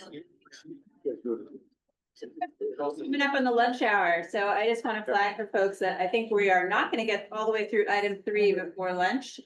We are going to take Bighorn and Pronghorn, the next 2 items under item 3, next 2 sub items. And then we'll take Bear after lunch because we anticipate that one's going to take longer. Just want to give folks a heads up about that.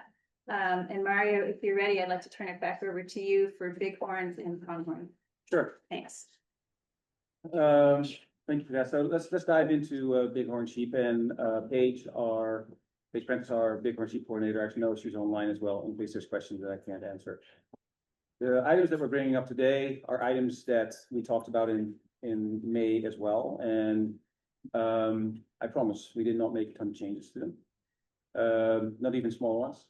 So we also talked about this with our constituents already at multiple occasions. We have the Bighorn Sheep Summit. We talked about it there. And we're also working on our BCU plan for the desert area. And we also did the same thing as what we were trying to do with deer planning, that we talked to our constituents about how this document is going to be formatted, what's going to be in it, et cetera, et cetera. And we talked about these components there as well. So we've talked about it on 3 different occasions. So in other words, what we have in the package today should not be a big surprise to the folks who have been involved in Bighorn Sheep in that regard. So let's look at what we got going on today. So I think what I believe has our community quite excited is that we're talking about new hunt zones. So Paige's done a great job in working with our regional staff to be able to have the science to show that we can sustainably open 3 additional areas. And from what I've been told is that some of the rams in these areas are extraordinary. So the other thing that we're talking about is regarding relocating fundraising tags. So for those of you who are familiar with how fundraising tags work in our regulations, they're basically a table, and within that table, it says, which zone gets what fundraising tag. And essentially, if you want to change that, you have to go through a regulatory change to make sure that you can change the name of or the number of the zone to something else. So that's what we're talking about here. And then based on, upcoming surveys that are mostly done through helicopter that are still occurring later in this year, we may also make suggestions on what the quotas look like in the various zones that we already have today. So this is something that we see every year, where we obviously have a WRC in May and then in September. And then unfortunately, we cannot be completely clear on what the exact numbers are going to be. And that's why we're talking about, generally speaking, ranges that would be, completely filled out when we have all the information that we need at that time. There's one thing that I would like to ask for that I'll get into a little bit more right now. I just explained how these fundraising tags work, where essentially you have to allocate a specific number to the zone that you would like to do the fundraising tag in. It's a little bit, for lack of a better term, rigmarole to change that on an annual basis through a rulemaking. And if there is the appetite for that, we recently did something for chronic wasting disease, where essentially there is a director's discretion to identify which zones allow or require mandatory testing for deer. If there is something similar that we could do for fundraising tags, where it becomes director discretion to identify, obviously on good science, which zone is best to currently have a fundraising tag associated with it, then that would, I believe, resolve some of the workload for all of us involved. So that's something that I do want to kind of express as a potential way to potentially streamline. There may be things that I didn't think about in this context as to why this needs to continue to be like it is today. Mark, can I ask a question? Remind me how many fundraising tags there are? For sheep, I believe there's 3 on top of my head. 3? Yeah. And with the addition of these new zones, will that number increase or will it stay at 3? We'll stay at 3 for now. Okay. And will they now rotate through these 3 zones also? There is an idea to balance that, because the fundraising tags as I mentioned, there's already quite a bit of hubbub in terms of what kind of animals might be available for this. These fundraising tags in some states have sold upwards to hundreds of thousands of dollars. So if people realize that there are certain tags available, again, when it comes to equitability, we want to make sure that some of that, of course, helps us for the program, but at the same time, we also want to make sure that others that may not necessarily have hundreds of thousands of dollars also have access to potentially one of these large ramps. So we're trying to balance that. Right. Well, I would hope that, obviously if you open up new zones and there's already lore of what's in the hills, that, we maximize the opportunity for our partners in the fundraising world. Yes. Because I've seen some of those prices and people are willing to pay extraordinary amounts and it goes to conservation, so. Yeah, we're doing that. So the idea at the moment, and again, I'm getting a little bit ahead of what we were thinking, is that one would be there, one of the tags would be there, fundraising tags, and then in some of the existing zones. So there is kind of a mix of general as well as to the point that you just made regarding opportunity to generate revenue for a program that needs the revenue. And then in these new zones, have we completed a herd evaluation and do we have the numbers? Because I remember the last time we looked at sheep numbers, these weren't, I think these were included, or were they included? Yeah, I'll get into that in a second. Okay, sorry. No problem. So let me get into these hunt zones. So we're because I just talked about the fundraising tag, and I wanted to make sure that everybody understood that when we're talking about fundraising tags, that there's a mechanism today that is a little bit more inefficient than maybe it could be. So with that, I just wanted to make that point. So now let's talk about these hunt zones. So these, if you look on the right side, next slide, sorry. If you look on the right side of the slide, you'll see a map, the area that is kind of, I don't know, I guess light brown. There's 3 zones there that are being prepared today. One of the things that's needed for us to be able to open this zone is that we actually have a plan, a BCU plan available for that. One of the things that I mentioned in my introduction is that we've met with our constituents to also talk about what is in this BCU plan. And Paige and Region 6 staff have already worked based on data that has been collected for a number of years to identify that these zones would offer sustainable hunting opportunities. So to your question, Mr. Anderson, that plan will show that there is a sustainable opportunity available in those 3 areas. So the intent is for that plan to be completed before this would go to adoption. So in other words, we have everything lined up and we're not potentially allowing for a hunt to occur without this plan being completely finished and signed off by everybody in our department as well. So I think that's all I want to say regarding these new hunt zones. If we're going into the next slide, please. So as I mentioned, we may also adjust quotas based on population surveys that are still going to be happening.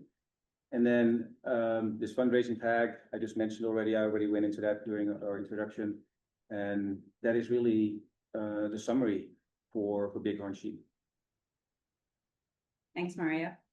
Other questions? Okay, I mean, maybe I'll ask, although I'm curious whether other folks have thoughts about this as well. The move to letting the allocation of the fundraising tags be at the discretion of the director, that would go into effect until it changed because we did a new reg. Is that right? It sort of be like not permanent, but okay. And I guess I asked that because I think I would just want to make sure that we have some sort of like mechanism to revisit it from time to time. Because I don't have concerns, in the current sort of reality about that being a discretionary thing. And I could imagine, a reality in which the discretionary allocation maybe got less tethered to science, for example. So I guess I raised that concern because I'd want to sort of ask that we revisit it every 5 years or something like that if we were going to put that forward. We can put some language in there that tries to address that. Yeah. I think it's a good idea, just to check in how it's going. Report out, whatever it might be. Great. But the tag allocation would first and foremost would be based on the science. Sure. And then the director would then have the discretion based on the science to pick what zone you were gonna put the 3 tags into. And that would be based on a staff recommendation that obviously is rooted in science. So there may be scenarios, and this has already happened in some scenarios where we believe that the area that has been identified can sustain it. But there would actually be a different area that would be better. And the reality is that for us to make that change, it basically takes a regulatory action first before that can actually be done. So I understand the concern that obviously it needs to continue to be rooted in science. You never know what's happening into the future. So I think a periodic review of how we're doing this makes sense. Yeah, we'll put some language together. Should you move this forward, we can think about how to work with your staff and figure out how to add something in there for you to think about and look at this, sort of that check-in. Thanks. Yeah, just as a reminder, anytime the commission gives discretion to the department through regulation, it's required that there be some sort that it can't be. In fact, Office of Administrative Law will kick it back to us if we do. It can't be unbridled discretion, right? There has to be some sort of criteria that the department uses to make that decision that's specified in the regulation itself. And so obviously, you know, sound science, sustainability, those kind of things can be written into the reg so that the department has to take those into account when making its decision. And of course, the devil's in the details, right? We'll have to come up with good language that reflects exactly what those criteria are and what the basis of their decision will be based on. But that's required in regulation.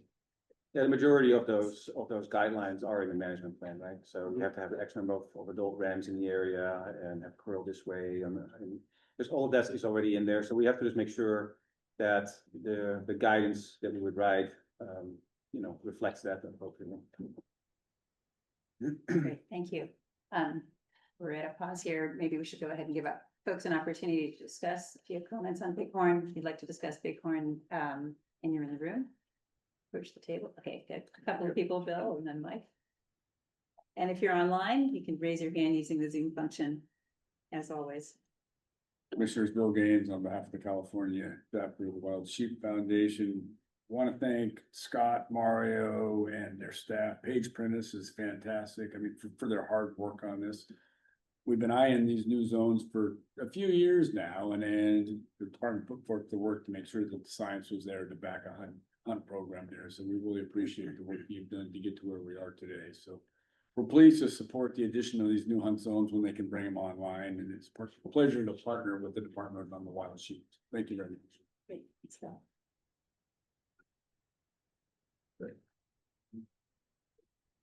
Hey, Mike Costello again. Again, just like the elk conversation, we have an iconic, beautiful species that is celebrated by hunters and non-hunters alike. And I applied to the department using abundance and data to guide opportunity and access to hunting this critter. I am curious about what is, for bighorn sheep, what's a sustainable harvest number relative to a herd, and where do we fall from a management perspective within that bracket? Because I think, the same principles are used to apply to other species as well. I'm curious about how that's applied here.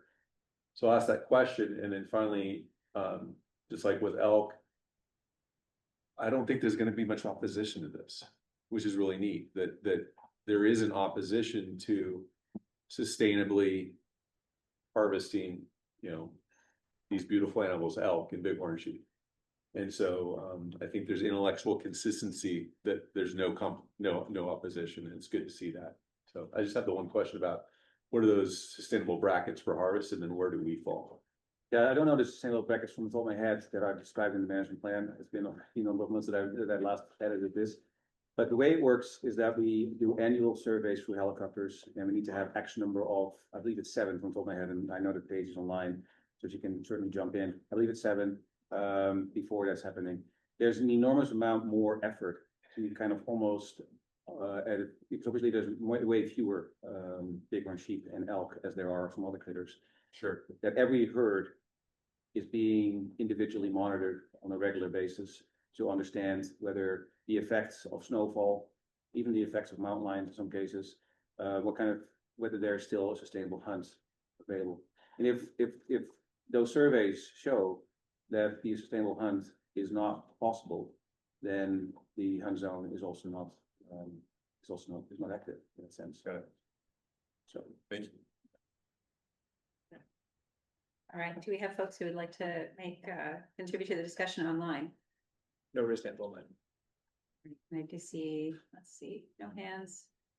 Anyone else on staff got anything to add? I saw a page, but I think what you said stands alone. And I do see a hand that just came up. Luke? Yeah, I appreciate the time.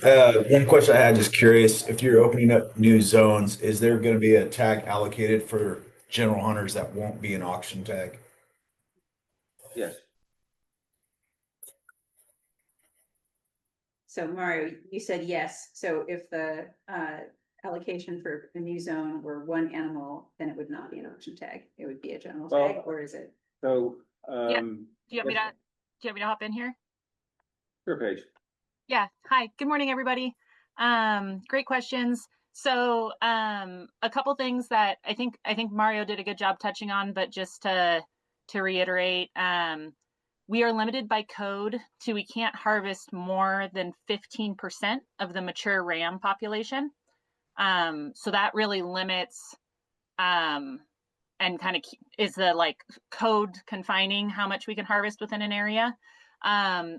With that in mind, we are running population models taking into account our recruitment and age classes of rams within a population.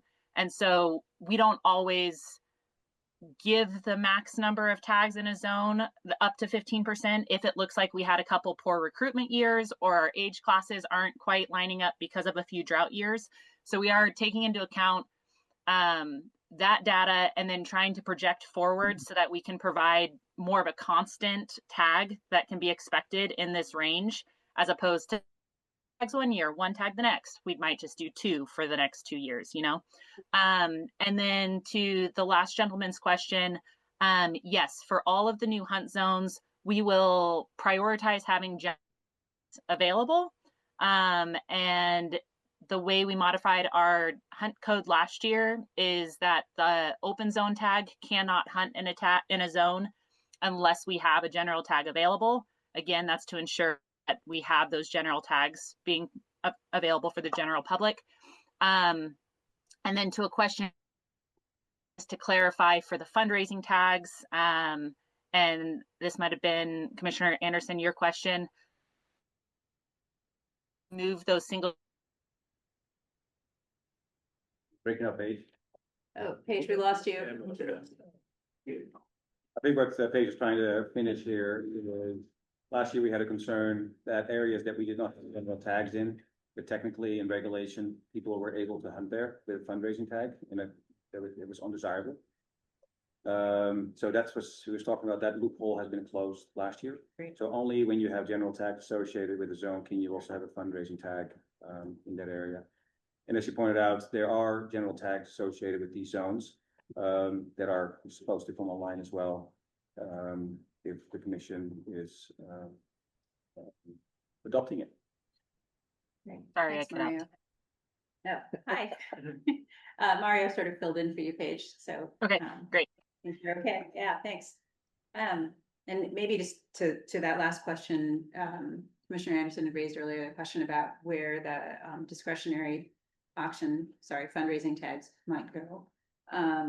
So the same rule would apply. That loophole that you've described as closed also applies to the discretionary tag. Okay, so there's always a general tag first. Yep. Great, thank you. Okay, I did see another hand raised, I think. Yeah. Brandon Nelson, go ahead. Hello, everyone. Thank you very much for the time. I was wondering, Paige had stated that the herd or the hunting tags are going to be based off mature rams.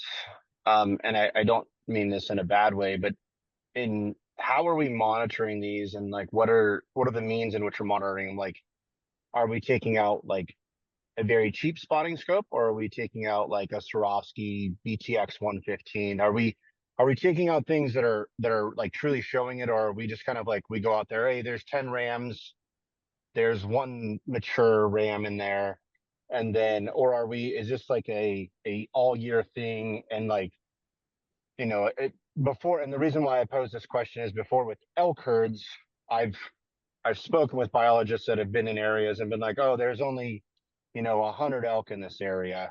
And then I personally, when I was with RMEF, had been to that area and saw 400 elk in 2 hours.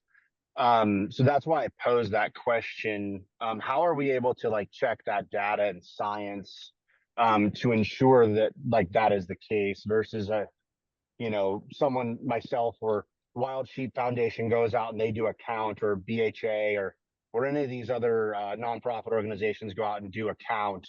What if their count is extremely skewed from, say, a fish and game count? How do we rectify that? Yeah, that's an excellent question. So most folks do not have access to helicopters, which means that's the primary way for us to count animals. So we have helicopter contracts that we use to capture animals that are then putting collars on. For those of you who are involved in some wildlife biology, once you have an animal marked, there's all kinds of fancy models that you can run, that when you then fly over those areas, you can count the animals that you mark, and as a result, proportionally, you can figure out what the total population is. To the second point, that if there is observations made by hunters, for bighorn sheep, it generally is the opposite, where people are telling us that there is no sheep there, and it generally has to do with the fact that they were not successful in their hunts. Because it's sometimes, especially in the White Mountains, extremely challenging to get up to these elevations where these sheep are. So obviously, in a helicopter, it's less strenuous to be able to go up to these elevations and count them from the sky. And it is a process that we take very seriously, and that we try to conduct, on an annual basis, and also involves a great amount of resources and training to make sure these estimates are scientifically defensible. Great, thank So, you. sorry. So then to that, so I understand you're saying there's a hunter conflict generally the opposite way, not the positive way.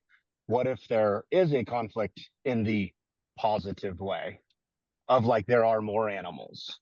That part of my question was not answered, unfortunately.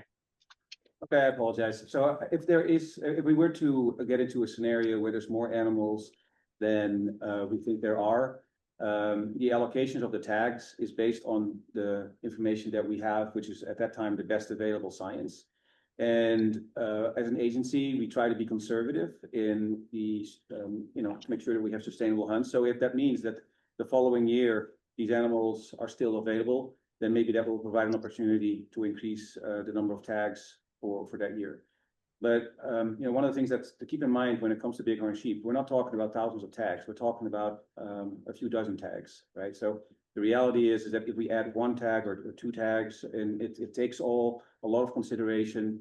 And as there may be discrepancy between what people are seeing in the field versus what we may see. Obviously, we take that information into account, because we know that many outdoorsmen outdoors people, I should say, have great understanding of what's going on in the field. And we take that into consideration as we do our surveys in the future, to maybe spend more time in the areas where these animals were observed, for example. Great, thanks, Mario. Okay. Thanks for the question. Do we have anyone else in the room or online who'd like to participate in discussion on bighorn? All right. Great, cool. Let us move on to pronghorn, if that's okay with you, Mario. Yeah, sure. I think that we can get out very close to noon. So let me wait for that slide to pop up. Here we go.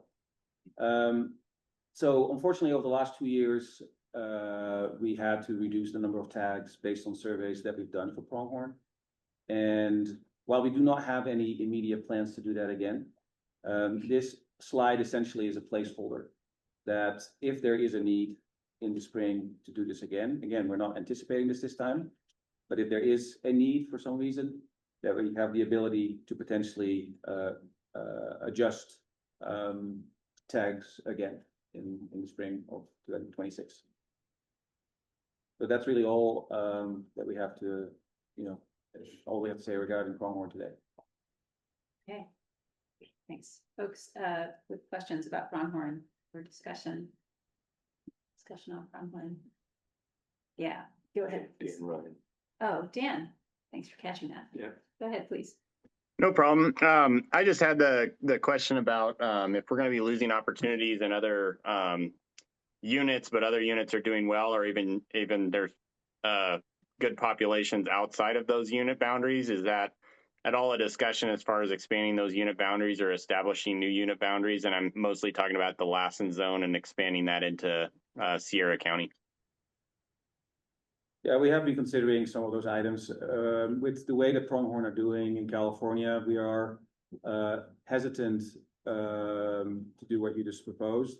But obviously, we also are sensitive to making sure that we retain and offer as much opportunity as we can reasonably do. So it goes both directions. So in other words, if we see that there's an opportunity to increase our harvest, you've seen that for elk and other species that we just talked about, then we will do that. If there is an opportunity, or if the opportunity is not there, we also have to be conservationists and acknowledge that in some cases we unfortunately have to reduce opportunity. And that's kind of the scenario that we're in.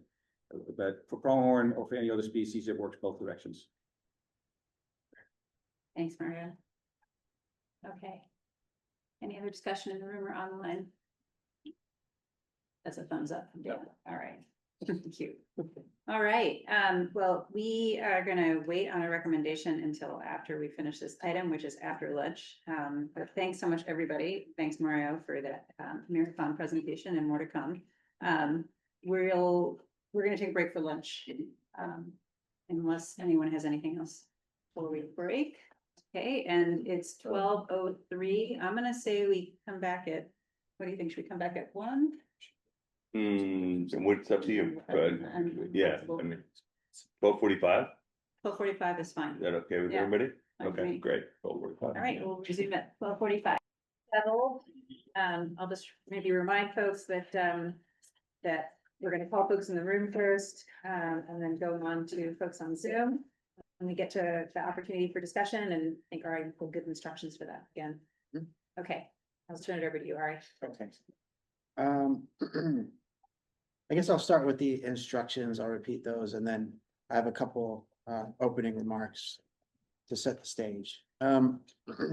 So first of all, if you'd like to contribute to the conversation and you're on Zoom, please use the raise hand button. That might be in the under the reactions button, so take a look. When your name is called, you may need to unmute your microphone if you're on Zoom. If you're calling into the meeting by phone, the *9 option is not working at this time. So you'll only be able to listen to the meeting unless you communicate directly with staff at fgc@fgc.ca.gov. Again, that's fgc@fgc.ca.gov. You only need to do that if you're participating by phone only and wish to make to contribute to the discussion. If you do wish to, so yes, if you wish to contribute, please send an email regarding saying that you'd like to speak to this agenda item and your phone number, and we'll add you to the queue. Co-chair Zavaleta will call speakers in the room, and David will call speakers on Zoom. Okay, so I'd like to just set the stage for this item for a little bit. I have 2 points. The first point I'd like to make is what this topic is about and what this topic is not about. This topic is not about bear hunting at large. Even if the committee were decide not to recommend this recommendation from the department go forward, and or the commission were not to adopt this as a proposal, bear hunting would still be allowed and would still happen in the state of California. Not bear hunting at all is not on the table. It's not really a topic for discussion today. Of course, people can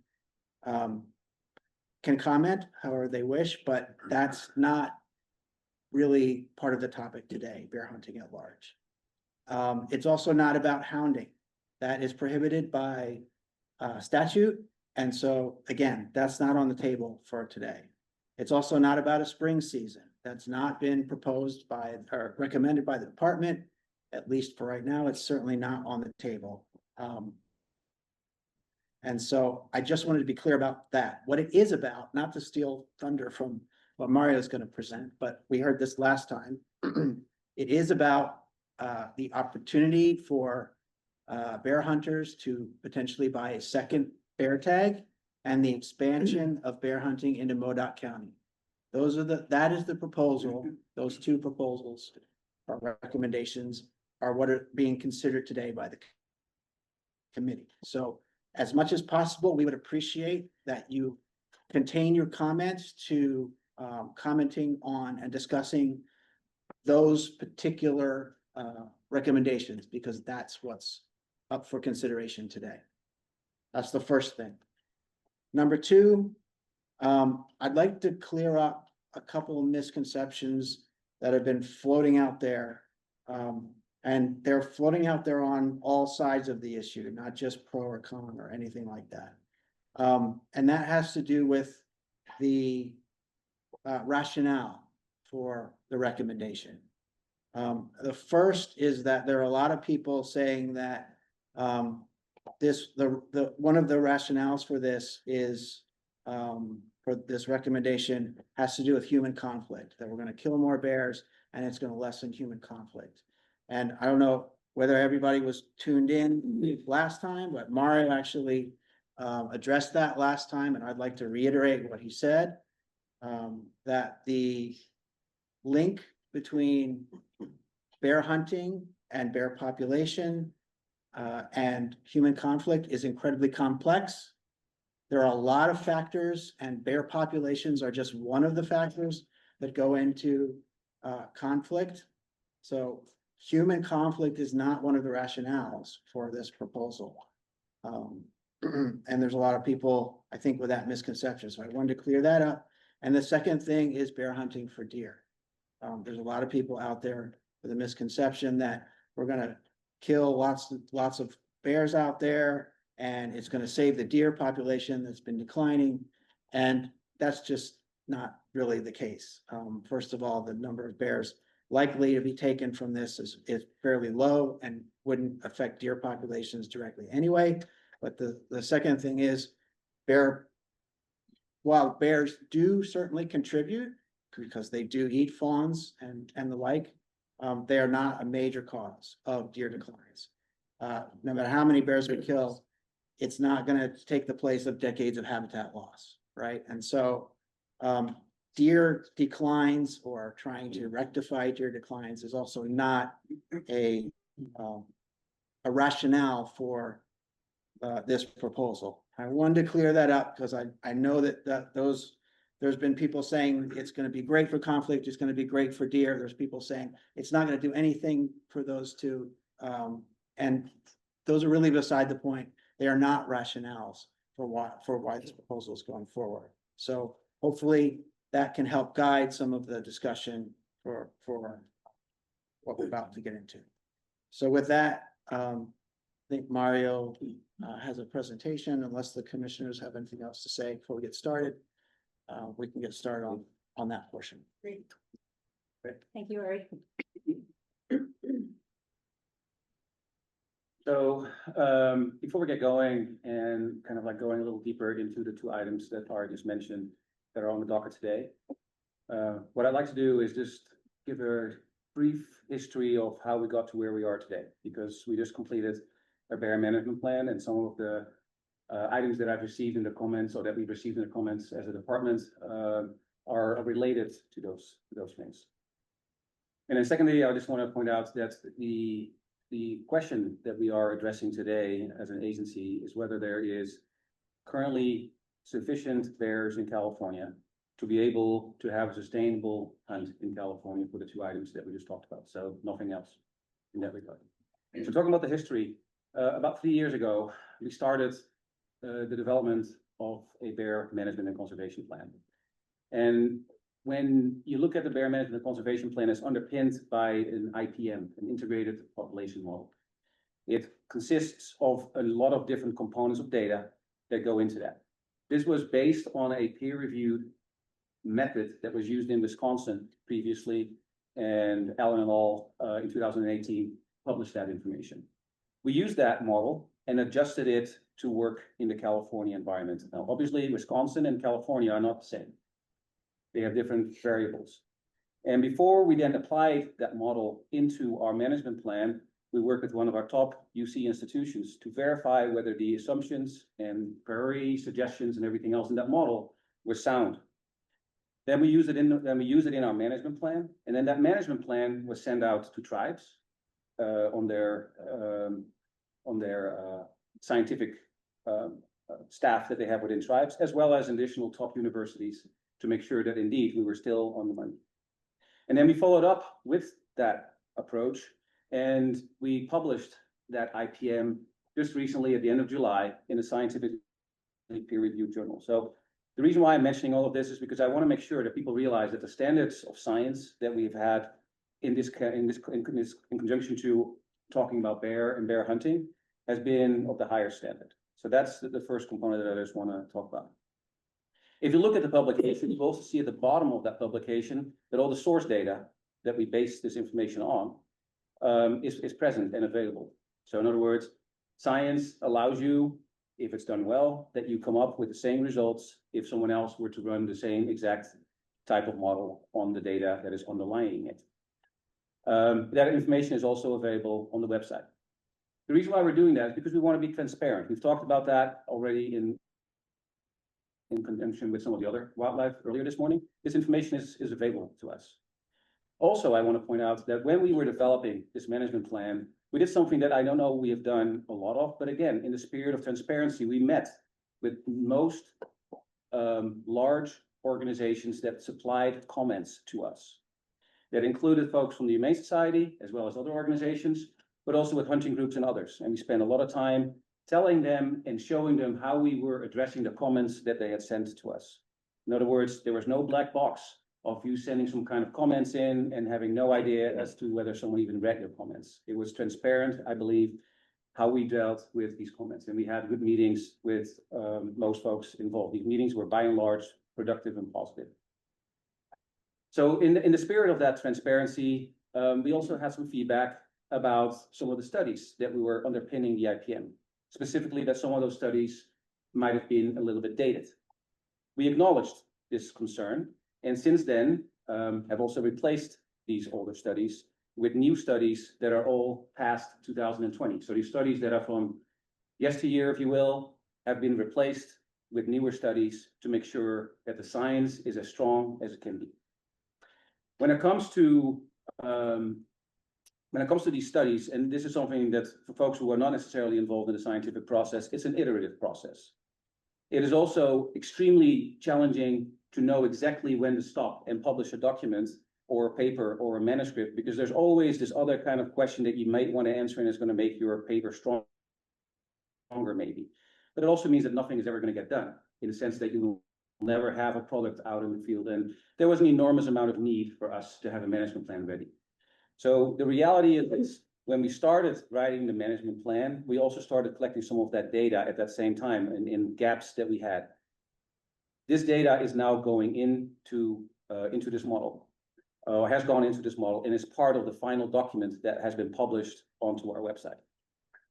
I also want to address the concern, and Brett is here, and also Dr. Arjun here, our bear coordinator is here as well, so he can chime in if you'd like in a minute as well. But an IPM is specifically designed to make sure that the data components that go into it, that one little component, even if there may be some concern about that data component, does not affect the robustness of the model itself. You can run sensitivity tests on these models and make sure that the outcomes of these models are actually rooted in reality. That doesn't mean that if you have additional data in there that there may not be some fluctuations in the outcomes. Sure there are. And one of the things that we're currently doing is, under the leadership of Arjun, we've collared now 170 bears. There's currently 170 bears running around with collars in California, and we have plans for more. And the reason why we're doing this is because we had to make some assumptions on these vital rates, like how many cubs do you have, how long does a bear live, etc. Well, if you have a species that lives 20 plus years sometimes, obviously that's not data that we can wait for before we publish a management plan. I think everybody can understand that. But what we are doing and are committed to is that if we are stating that there's X number of cubs in the model that we believe will live to reproductive age, if these bear callers are giving us different data, then we will take that data and continuously fine-tune this model that we have today. I also wanted to point out that in 2002, 2004 timeframe approximately, we moved from a threshold. It's not a quota, and just wanted to clarify, it's not a quota, it's a threshold. So we stopped hunting bears when we hit 1,700. It's not that 1,700 bears must be allocated. It's a different process, not like elk or some of the other species. When we moved from 1,500 to 1,700, the total population in California was believed to be between 20 and 30,000 animals, based on the documentation from 20 years ago. And at that time, it was sufficient and sustainable to have a harvest threshold of 1,700. Now, again, I just don't want to create this confusion that has been created in the past. I'm not saying that the bear population has doubled in the last 20 years, because the way we enumerated bears back then was more primitive than we are doing now, where we are having a much more robust model. So the fact of the matter is, though, is that the 1,700 threshold was based on a lower number than we are having today. So that's kind of a few things that I wanted to point out. The other thing that I think is important in this context to realize is that the narrative that I'm obviously, and all of us are susceptible to, is that some of the wildlife around the world is not faring very well. That there are concerns about large carnivores, and that there's conservation issues around the world as it pertains to large carnivores. Black bears have been, by and large, a conservation success. And the reason why I'm saying that is because, and I'm getting a little bit out on a limb here, but I think it's reasonable to kind of mention it. There's 8 species of bears in the world. If you add up all the other bear populations together, there's likely are still more black bears in North America. So in other words, if you add up all the polar bears, all the brown bears, all the sloth bears, all the sun bears, and so forth, you will still have fewer of them than just black bears in North America. So this is not a species that is rare. This is not a species that is having conservation concerns in the same context as, unfortunately, many other species face. I think when we're talking about, and we can move to the next slide, so I can get into the 2 items that are on the docket for today. The reason why and reason what we are proposing today is that the 1,700 threshold that I talked about, that was adopted almost over 20 years ago, is that if you're looking at the harvest rate, so if you're looking at the last year of harvest in this context, you see that the number of bears that were harvested was fewer than 1,000. The components that we are talking about today, based on what we believe would you know, how many additional bears would we harvest based on what we're proposing today, we believe that we might, with both things, add maybe 150 animals harvested based on what we're talking about. So if you're adding 150 to 1,000, it is still well within that 1,700 threshold, right?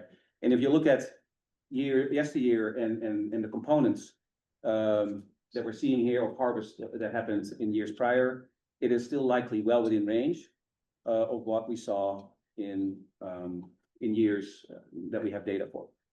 Now, that's to say that our ideas in terms of harvest are not accurate. So that's to say that there's going to be a lot of people that want a second bear tag. And what I wanted to point out as well is that when we are talking about taking a bear in California, it actually is not it's not an easy feat. Many states allow for bait, they allow for hounding, they allow for different seasons. We have a fall season, and the way for you to be able to harvest a bear is for you to spot it in the field, to stalk it, to get within range, and to be able to then take it. In Motor County, for those of you who are familiar with Motor County is pretty open. So for you to stalk a bear there and be able to successfully harvest it is not something that is easy to accomplish. When it comes to a second bear tag, and I'll get into that in a little more detail in a second, there's only, if we're looking at the number of people that have been successfully able to harvest a bear over subsequent years repeatedly, those would be the most likely people that really would like to take advantage of a second tag.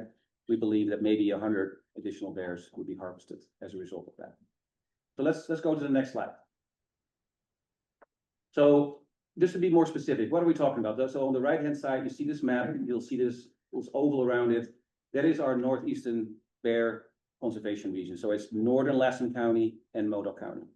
I also want to point out that Modoc County in particular has asked us for allowing bear hunting in their area repeatedly for a number of years. They've also requested this in writing, and I know it was late for today's meeting, but there's also been 2 letters of support that were received by Modoc County on this topic as well. I also want to point out that when it comes to Modoc County and including that area into the overarching area. So for those of you who are not familiar with this picture, everything that's in solid color is where bear hunting is happening today. Everything where you see that it's not solid is where bear hunting is not happening today. So at the time when this map was made, we did not believe that there was a substantial number of bears in the areas where bear hunting was not happening, which was the primary reason why some of these areas were not included in the hunted area for bears. So in other words, in Modoc County, we believe that there were not a lot of bears at the time of when this map was first created some years ago now. Since then, again, because we're conservative and we also want to make sure that our conservation is held to the higher standards, we worked with Modoc County to do a bear study specifically focally in Modoc County to understand whether in Modoc County there would be a sustainable harvest possible. And what we have found is that we expect there to be at least 2,000 bears in Modoc County alone. So if we're talking about a harvest rate of potentially about 50 in Modoc County, and we're looking at harvest rates in other states in comparison, it is still very, very low, and we believe scientifically defensible. One of the things that I will say one more time, and I think I already mentioned it twice, let's just say that our assumptions as it pertains to the harvest in Modoc County, and everybody wants to now go bear hunting in Modoc County, we are getting close to 1,700. Again, those thresholds do not change. So the only thing that's changing here is that the area of where you are allowed to hunt is changing. So the seasons don't change, the quotas don't change. In fact, there is no quota, as I just talked about. It is essentially just adding an area where people have asked us, is this something that you can support scientifically? And from a scientific basis, we don't believe that there's any reason for us to stop that. Stop that request, I mean. Next slide, please. So when we're talking about a second bear tag, as I already talked about and already talked about as well, is that there is a number of people in California that would like to take advantage of being able to harvest this big game species. So bears, as most of you know, are classified as big game species. It is also the only big game species that is easy to access. And what I mean by easy to access is that there is no, you can buy a tag and you can go essentially in the state where you believe you'd like to hunt. It also allows folks that are not successful in obtaining or successfully even hunting deer or elk or anything else, they're able to have an opportunity to secure a bear meat for their family. It is also important, and I think sometimes people forget this, is that within our Fish and Game Code, there is language in there regarding wanton waste. And I just want to make sure that people understand that when people shoot a bear, it is not acceptable, for example, to just take the skull or the claws or anything else. You need to take everything that's edible with you and use the full extent of the body. And that's because it's a game animal, and that's why it is specially protected as a game animal to not be used as vermin in that sense, as they were classified, decades ago. A couple of details that I think are important in this context of a second bear tag, and we had some discussions about this. There is code that prohibits people from having more than one gallbladder in their possession. And we also want to be sensitive to the fact that if you're bear hunting, that maybe leaving the field and go buy a second bear tag is inconvenient. And we would like people to be able to buy 2 bear tags at once, but for you to only be able to fill one per day, so that there's no potential issues with having two bear gallbladders in your possession at any time. But that's, you know, in summary, the bear proposals that we would like for the committee to consider. And I guess my final component of this is, we believe that the science supports it to be able to go ahead with this proposal. Thanks, Mario. Questions or comments from our co-chair? No, I'm gonna wait until afterwards. Great. Okay, I just want to say a couple of things briefly. First of all, I want to thank the staff and congratulate the staff. You should be really proud. This is, I just feel like the science underlying the management plan and the recommended changes it's very strong and it's exemplary. It's great that our state's able to support decision-making, whatever the outcome of this is, with this amount and quality of data and analysis model. So thank you. And then, you know, we want to hear from folks. So we'll go pretty quickly to comment, but I want to reiterate a couple of things that both Ari and Mario touched on. One is that I just want to encourage people to be respectful and focused on the proposals that are before us today that Mario just outlined. So the proposals regarding the tag and the expansion into Monroe County. And I will also say that disruptions or threats won't be tolerated. I would encourage you not to judge the character of other stakeholders or staff or officials. And to a point that Mario, you just spoke to, we received a number of letters that refer specifically to trophy hunting. And I think you've addressed that indirectly through your comments that there isn't trophy hunting of game species in California. So I just want to say that because I have a feeling you might have comments making reference to that. And we don't allow that, as you just described. Maybe you want to say. Yeah, I mean, obviously everybody has a different definition of what trophy hunting is. And I've seen some definitions saying that if you take a photo with a harvested animal, then it immediately constitutes trophy hunting. I believe that trophy hunting is, you know, the reality is that if you're harvesting an elk, most people would like to have a large bull.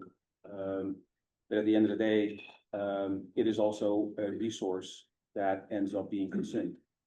And in this context, it's not different for bear, where obviously people are taking a photo when they are successful in their hunt because it's very difficult to do this. And they may post that on social media, may show it to their family or whatever, but that does not necessarily, in our definition, make it a trophy hunt. I believe a trophy hunt essentially is where you take an animal's life, you take some small parts of it, and the rest of the carcass remains in the field. And that is not the case by law in California. Thank you. Any other questions or comments from staff or from the chair? Okay. I imagine there are a number of people who would like to participate in this discussion. I see 10 hands in the Zoom. And we'll monitor that number as it changes, but we'll start with folks in the room. And I would just encourage folks, again, if you have something that you would like to support that's already been stated by a previous speaker, you're welcome to go ahead and do that because it'll help us make sure that everybody has a chance to weigh in and that we can actually have more of a discussion than just a line of people saying the same thing over and over again. That's always what we hope for in these discussions. So we'll start with folks in the room and I'll start by asking for a show of hands actually, because I just want to get a sense for how many people in the room would like to speak on this item. 1, 2, 3, 4, 5, 6, 7, 8. Okay. About 10, and Lori, you've already joined us at the table, so why don't you get us started? Lori Jacobs, California Houndsman for Conservation, and I want to say you guys have done a great job. And California Houndsman supports everything you've done and move your recommendations forward. Also, I have a question. So your graph that you have, it's noticeably that since the use of hounds was stopped, that the quotas have not been filled. And so the populations obviously are increasing. And so I've had a question from one of my members. So how much does the current population exceed the desired population in this state? Yeah, that's a very hard question to answer. And we don't really have a good answer for that. The idea, and I just tried to explain it earlier, it's not really a quota. So it's not like we must fill 1,700 tags like we have for some of the other species. It basically means that the hunt stops after 1,700 animals have been reported because there's a mandatory reporting requirement for bear. We've had similar questions previously about carrying capacity. And at the end of the day, I think answering this question is not something that is, there's no desired population that we have within our agency that we're trying to strive towards. Even if we did, the likelihood of achieving that through the mechanisms that we currently have available to us is likely not going to be successful. So there cannot be too many, I mean, when is too, Oh, yeah, sure. I mean, that's the definition. It depends on who you ask, I guess. I mean, there's gotta be a capacity level. Yeah, there is a capacity level, but defining what that capacity level exactly is, especially for an animal like a black bear that has very plastic behavior. And what I mean by that is very adaptable to taking advantage of human trash, taking advantage of irrigated golf courses, even all types of things that it's not a wild environment in many cases to fully understand what the full availability of resources is in order to then base a level of animals on. So it's not a question that I'm able to answer. I don't know whether Arjun, you want to chime into that. I was gonna say, we don't know yet this time. Yeah. Collect the additional data. Yeah. All right, thank you. Thanks, Lori. David. Good afternoon, David Bass with Backcountry Hunters and Anglers. We full-throatedly support the department's recommendations on this increased opportunity for Jacob bears in California. With that, I'd also like to make a comment relative to possession of gallbladders that was mentioned by Mario, having worked on that for many, many years when I worked for the department in a covert capacity with illegal wildlife trafficking. I would say there's really no benefit to retaining a gallbladder. If you take a bear in the field, it can be left in the field with viscera. It's not edible for human consumption, so it does not fall under the guidelines of wanton waste. And even though the department is making a recommendation that makes it able to find a way to not have yourself in possession of 2 gallbladders with not taking 2 bears on one day, I would urge hunters across the state to just leave those gallbladders in the field. There's really no reason to take them. And you won't find yourself sideways with an enforcement situation where the possession of 2 gallbladders is prima facie evidence and it is a felony to possess 2. So, thank you. Thanks, David.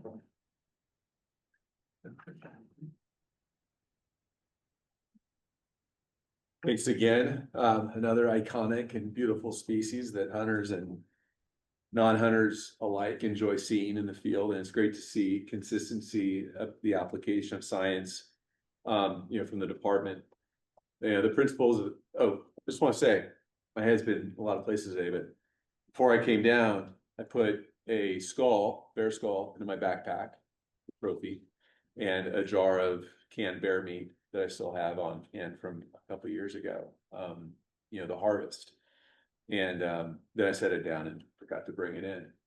But, trophy hunting, ultimately, there's so many definitions, but it's selective hunting. Like it is the exact opposite of indiscriminate take. Like it is being selective and intentional and harvesting an animal that meets some kind of threshold that's in the hunter's mind. And too often it's used as a pejorative, as though somebody that doesn't know me knows what's in my heart about why I would have pursued and taken that animal just because I take a picture of it, or because I have this relic sitting on a mantle that then becomes a source point for stories and conversations about wildlife and ecosystems and conservation. That relic is so valuable on so many levels that whenever somebody throws out the trophy hunting pejorative, I think for me, it just silences the whole conversation because it's gone off in the wrong way. But anyways, the department, principles and science guiding the management, conservation opportunity across all the species is coming up the same. It's based on data and abundance and conservation goals. And I think that's really fantastic. I think for the commission, values that I see the commission talk about are species abundance, biodiversity, sustainability, access, equity, opportunity, ecosystem health, conservation, and the regulated use of resources. Those are all values that the hunting community shares. And when you come down to the bear hunt opportunity, it really hits all of those values very squarely. You know, the bear hunt, as Mario mentioned, is the most accessible and equitable big game opportunity in California. Harvesting a bear yields truly meaningful resources, including nutritious meat and rendered fat, and of course, all kinds of memories. Every California resident lives within a 2-hour drive of public land hunting within the statewide bear zones. And we also don't have to wait for that coveted tag to hunt in the best bear zones in California. So great opportunity for big game hunting to fill the freezer for a new hunter that doesn't have 17 preference points to get an X5A, X5B deer zone tag. Opening the northeastern zone provides Californians with additional options to sustainably harvest and consume bear meat, and it meets the goals of the department and the commission. The northeastern zone, the second tag option, contribute to ecological and economic sustainability of conservation in California. Please support these 2 recommendations along with the entire regulatory package that's been presented today. Thank you. I know we have more folks in the room. Come on up to the table. Good afternoon, everyone. I'm Joel Wellstein. I'm the chapter coordinator for Backcountry Hunters and Anglers. Not to take too much time, I just want to echo the support given earlier of the department and plan and the recommendations here. It seems to us and our 1,200 members statewide, science is very clear. The recommendations of the department today are no-brainer next steps to conservation of this animal. So we thank you and support these. Thanks, Joel.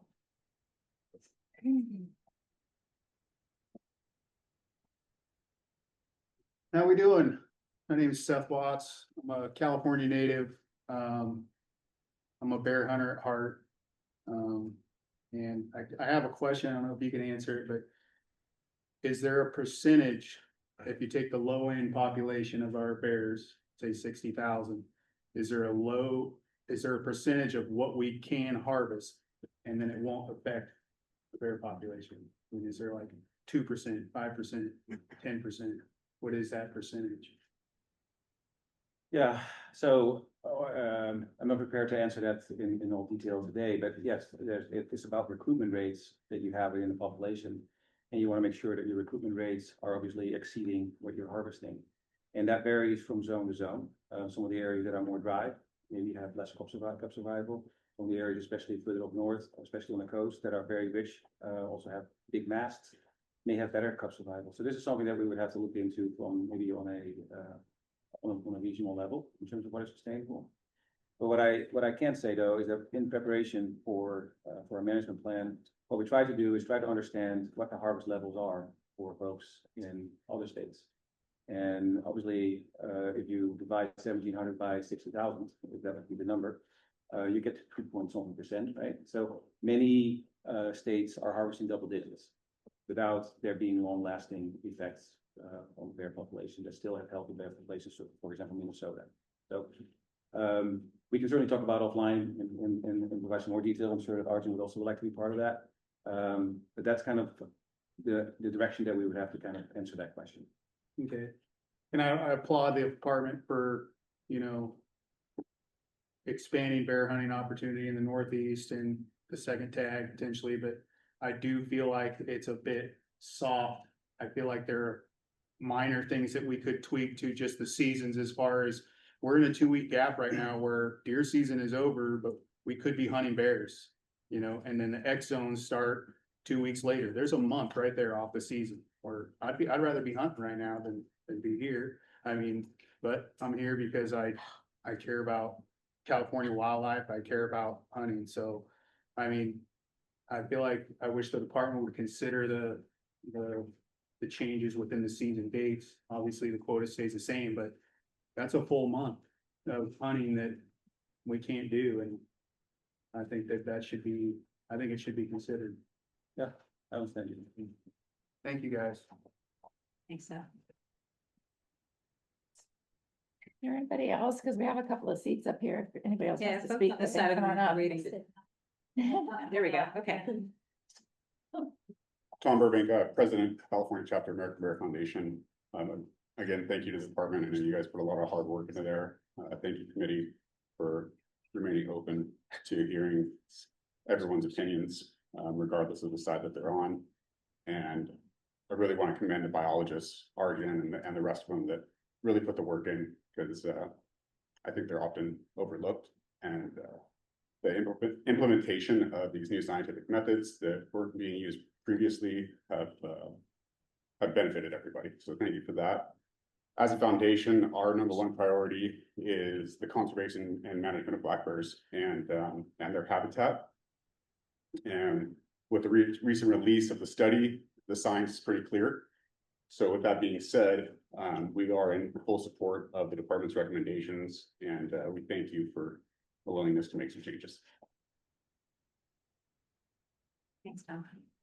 Kelly Platter, board member for California Houndsman. I had to write it down because my brain tends to scatter. So I just wanted to thank the department on their time and dedication to the bear management plan, and to have it done with new science and models that they are now able to recommend these proposals with new science-backed, and then make changes towards the bear management in California. And huge thank you to Mario and his in-depth explanations of why the department put forth this proposal, and to say that we as a hunting and conservation community support 100% everything that the department has put forth. But again, thank you for all the scientists, everybody that doesn't get the recognition they deserve. We appreciate you. Bye. Hello, my name is Mike Adungi. I'm a hunter here in California. I want to thank the department and the individual scientists who worked on this study and all the hard work they've done, all the time that went into it. I also want to say that I fully agree with the recommendations that have been put forward, and would love to see those presented to the whole committee for hot discussion there, potential passage. Thanks, Mike.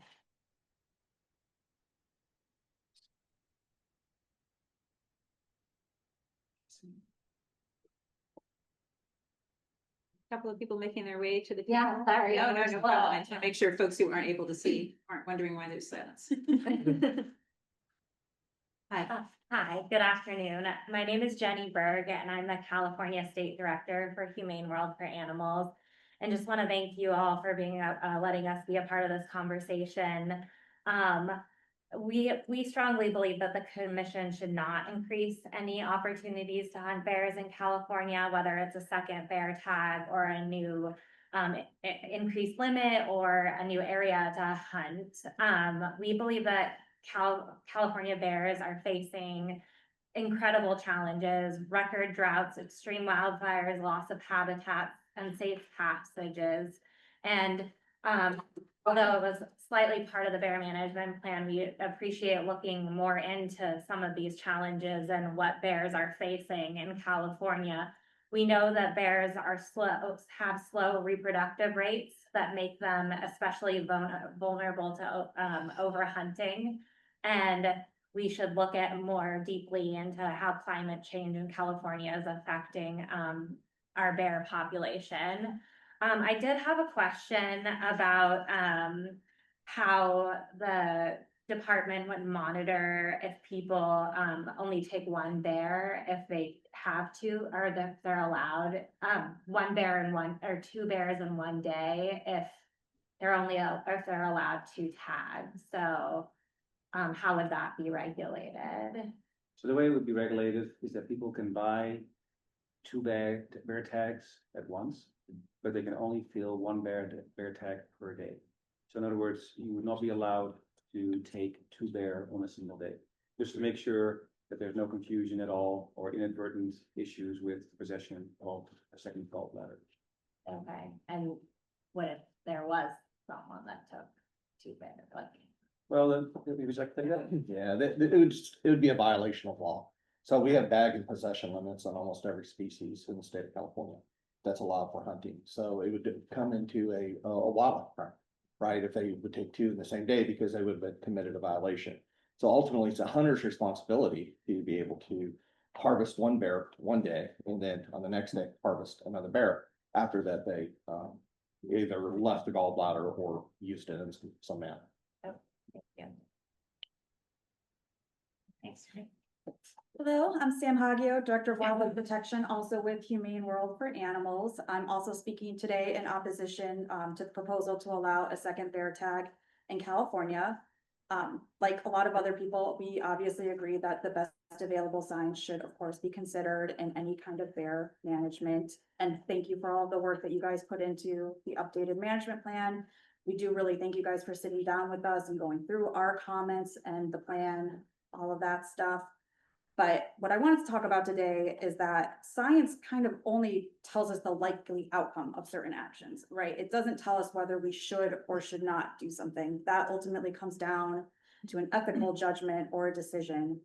And the social science is pretty clear that polling consistently shows that Californians do overwhelmingly oppose bear hunting in general. So we kind of view the current hunting season as a compromise right now between the 0.08% of California residents who buy bear tags and the 99.92% who don't. Adding a second tag is kind of catering to that 0.08% at the expense of the remainder of Californians who don't hunt bears. So we don't think a second tag is needed. And I understand that there have been some comments about the estimated bear population and the updated conservation and management plan, and that it is a big increase. And I appreciate you kind of addressing that you can't compare the new population estimate with the old population estimate. The management plan does literally state that black bear populations have been stable in all of the bear conservation regions over the past decade. I think that's important to note. So it's not like bears are all of a sudden overpopulating our state that we need a second tag. Californians do expect their wildlife to be managed not only with science, but also aligned with their ethics. Bears are keystone species. They contribute to healthy ecosystems, but they're also sentient beings that the public believes should not be subject to increased recreational killing. It probably goes without saying, our organization is opposed to bear hunting in California in general, but I just urge you today, as a compromise, to reject the proposal and keep hunting season as is, and to ensure that California's wildlife management does reflect both sound science and the values of the people that you're representing. That's a good question, Sam. Actually, if I have you, the polling you're referring to, I'd just be interested to know more about the sources of polling. Who conducts polling? So we have conducted it through Remington Research Group, which is a bipartisan survey group. That's one source. We can also send you the survey from the America's Wildlife Values Project that was conducted by Colorado State University and Manfredo. But I can send you all of those studies. Thanks. Do we have other folks in the room who are interested in discussing this item? Yeah, please come on up to the table.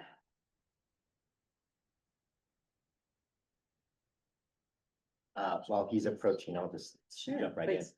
So I wanted to say that I support the current proposals for the. Can you tell us your name and? Oh, I'm sorry. My name is Andy Young. I'm here as a private citizen. The current management plan that is being proposed of a second tag and an increased area for bear hunting. But I do have a question, and that is, how is climate change put into your models for population? Yeah, so climate change is, of course, a complicated matter. One of the things that we believe is that when we look at wildlife in general and how they respond to climate change in general, that there's going to likely be some losers and there's likely going to be some winners.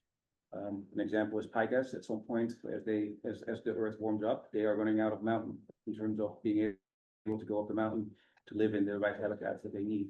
When it comes to bears, they are much more adaptable and are able to live in the swamps of Louisiana. They're able to live in Florida, live in Mexico. They go up into Alaska and other places. So they already have a wide range of being able to deal with very climatic variables.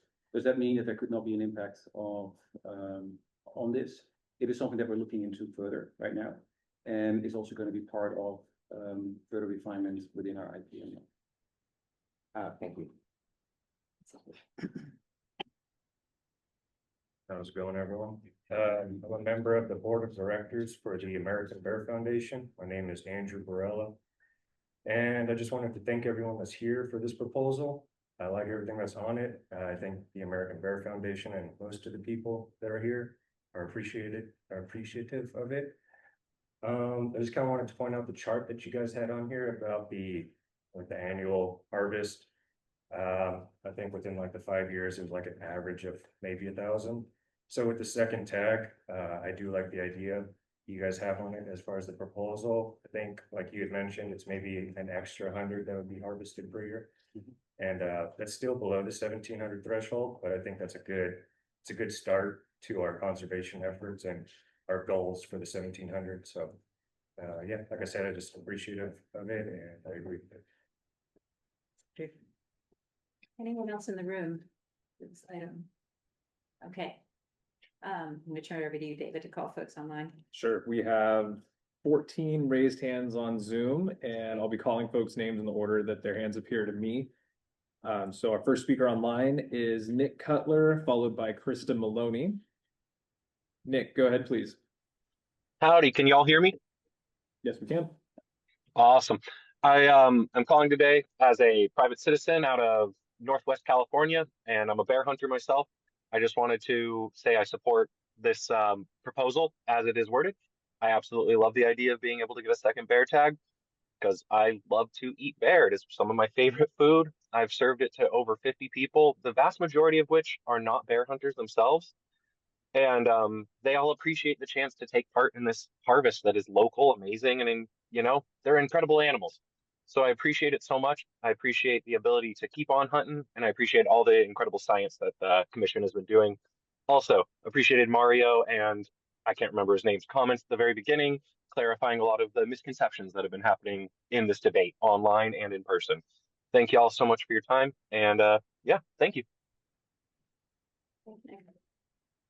Krista Maloney, go ahead. Good afternoon, commissioners. My name is Krista Maloney, and I'm from San Francisco. I urge you to prioritize the conservation of California's black bears.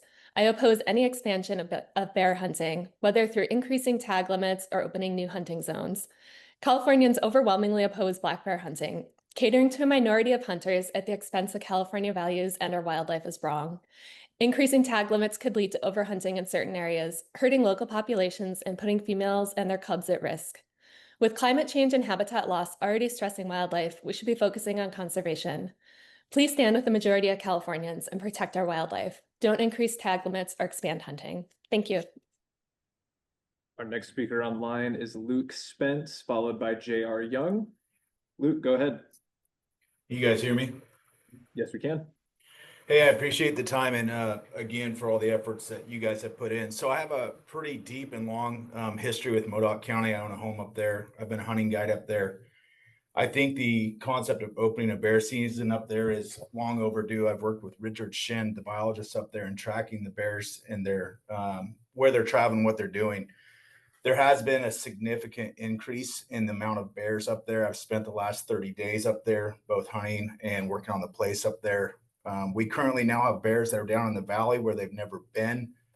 One of my neighbors took a deer and went out in his field and had a bear confront him over the bear carcass. So on behalf of someone from Modoc County, I can tell you I certainly support the idea of opening bear hunting there.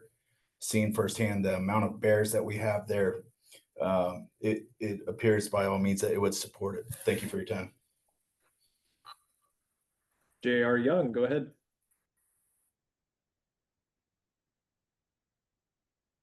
Hi, can you hear me? Yes, we can.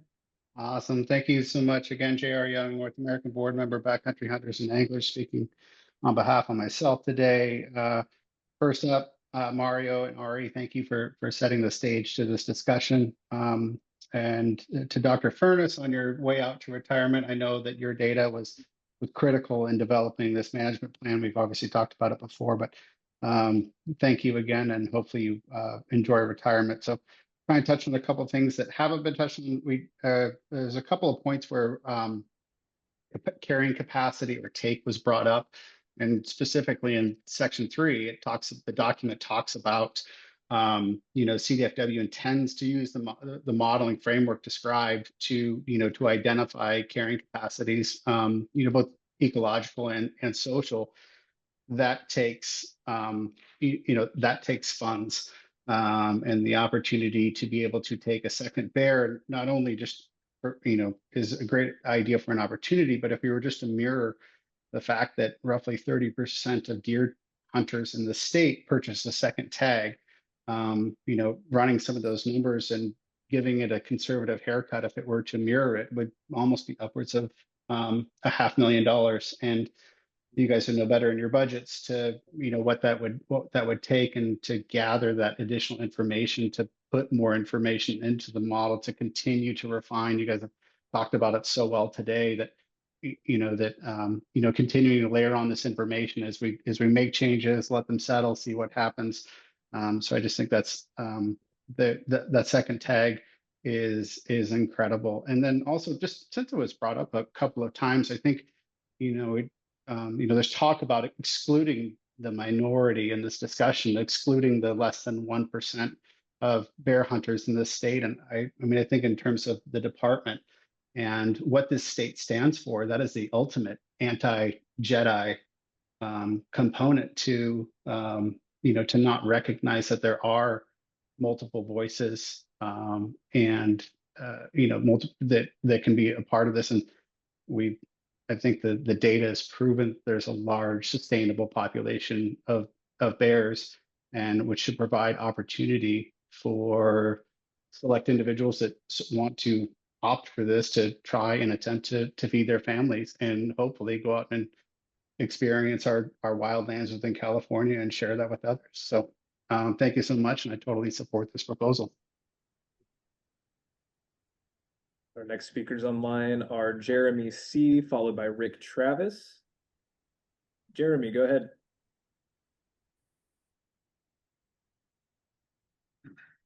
And Jeremy, don't forget to unmute before you begin.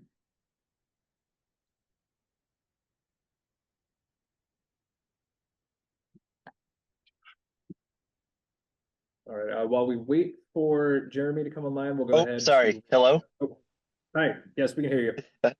Awesome. Sorry about that. Always a little bit of figuring out when it comes to Zoom. Anyways, my name's Jeremy Cutler. I live up here in the Northwest, and I'm an outdoorsman and a hunter. I want to start off by thanking the commission for all the hard work they do, as well as CDFW staff. I think we all appreciate it and can see just how difficult it can be. I want to say that I support the recommendations of CDFW staff to provide the opportunity to acquire second bear tag for hunters who want one. It's obvious from the science and the bear management plan that any additional harvest is entirely sustainable, and as the commission itself has stated, it's unlikely that it will even let us reach the current yearly threshold. I think it's a great opportunity for hunters in the state to fill their freezers with delicious, sustainable meat, as well as provide additional funding for CDFW from the additional tag sales, which we all know will oftentimes go unfilled. I think money for wildlife conservation should always be made use of, and the robust bear population is, as of now, an often underutilized resource in the state and a great opportunity to increase funds available to CDFW and availability of meat for many hunters in the state. Thank you for your time and allowing me to speak today.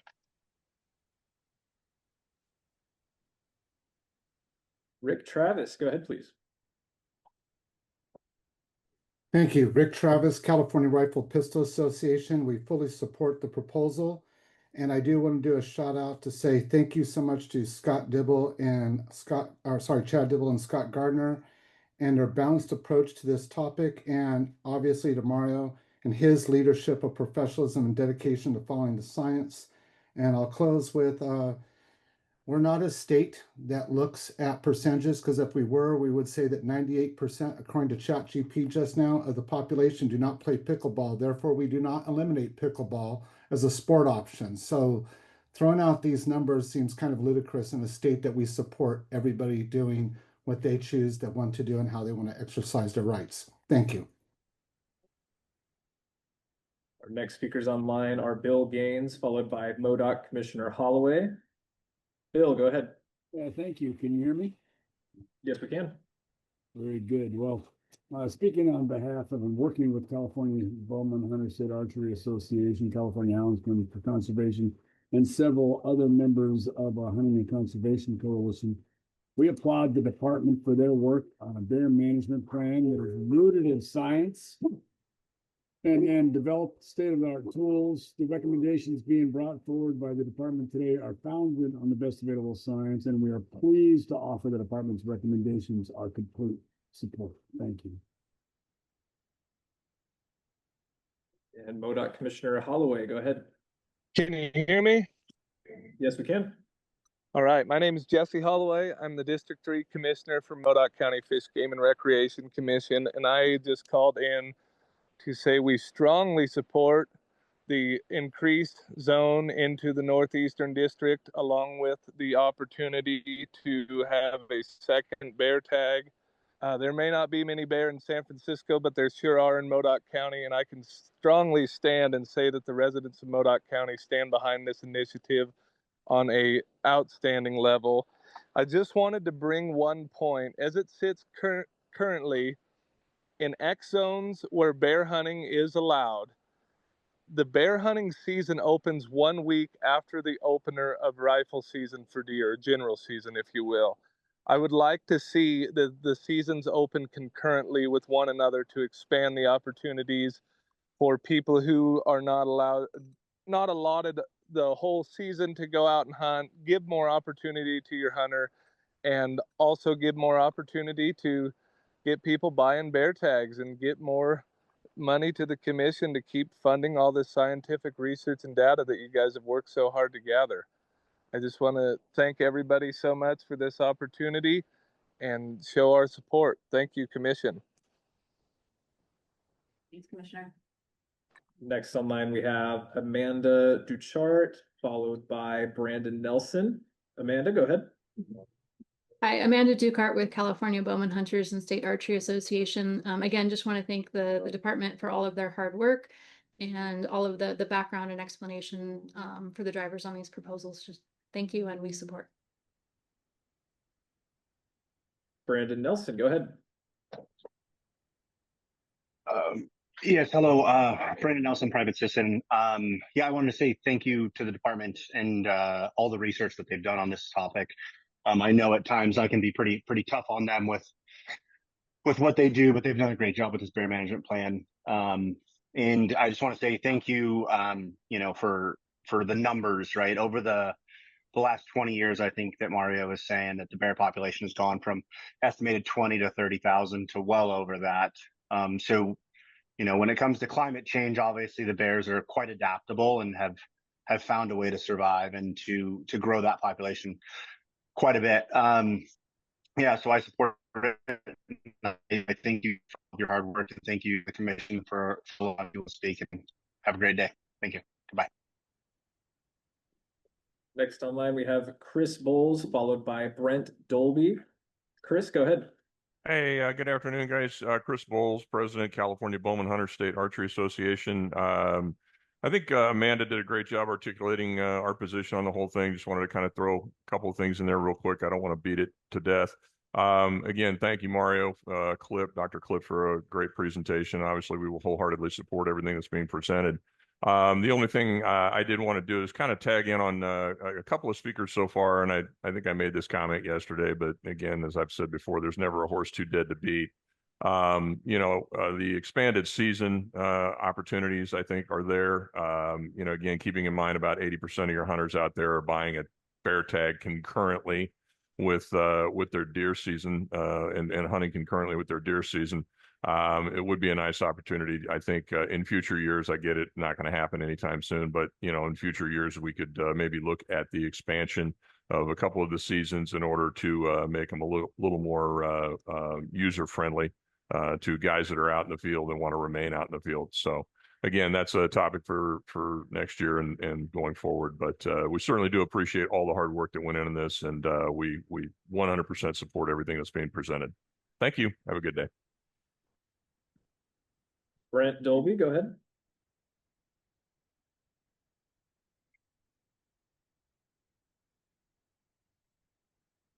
Brent, I can see that you're unmuted, but we can't hear you.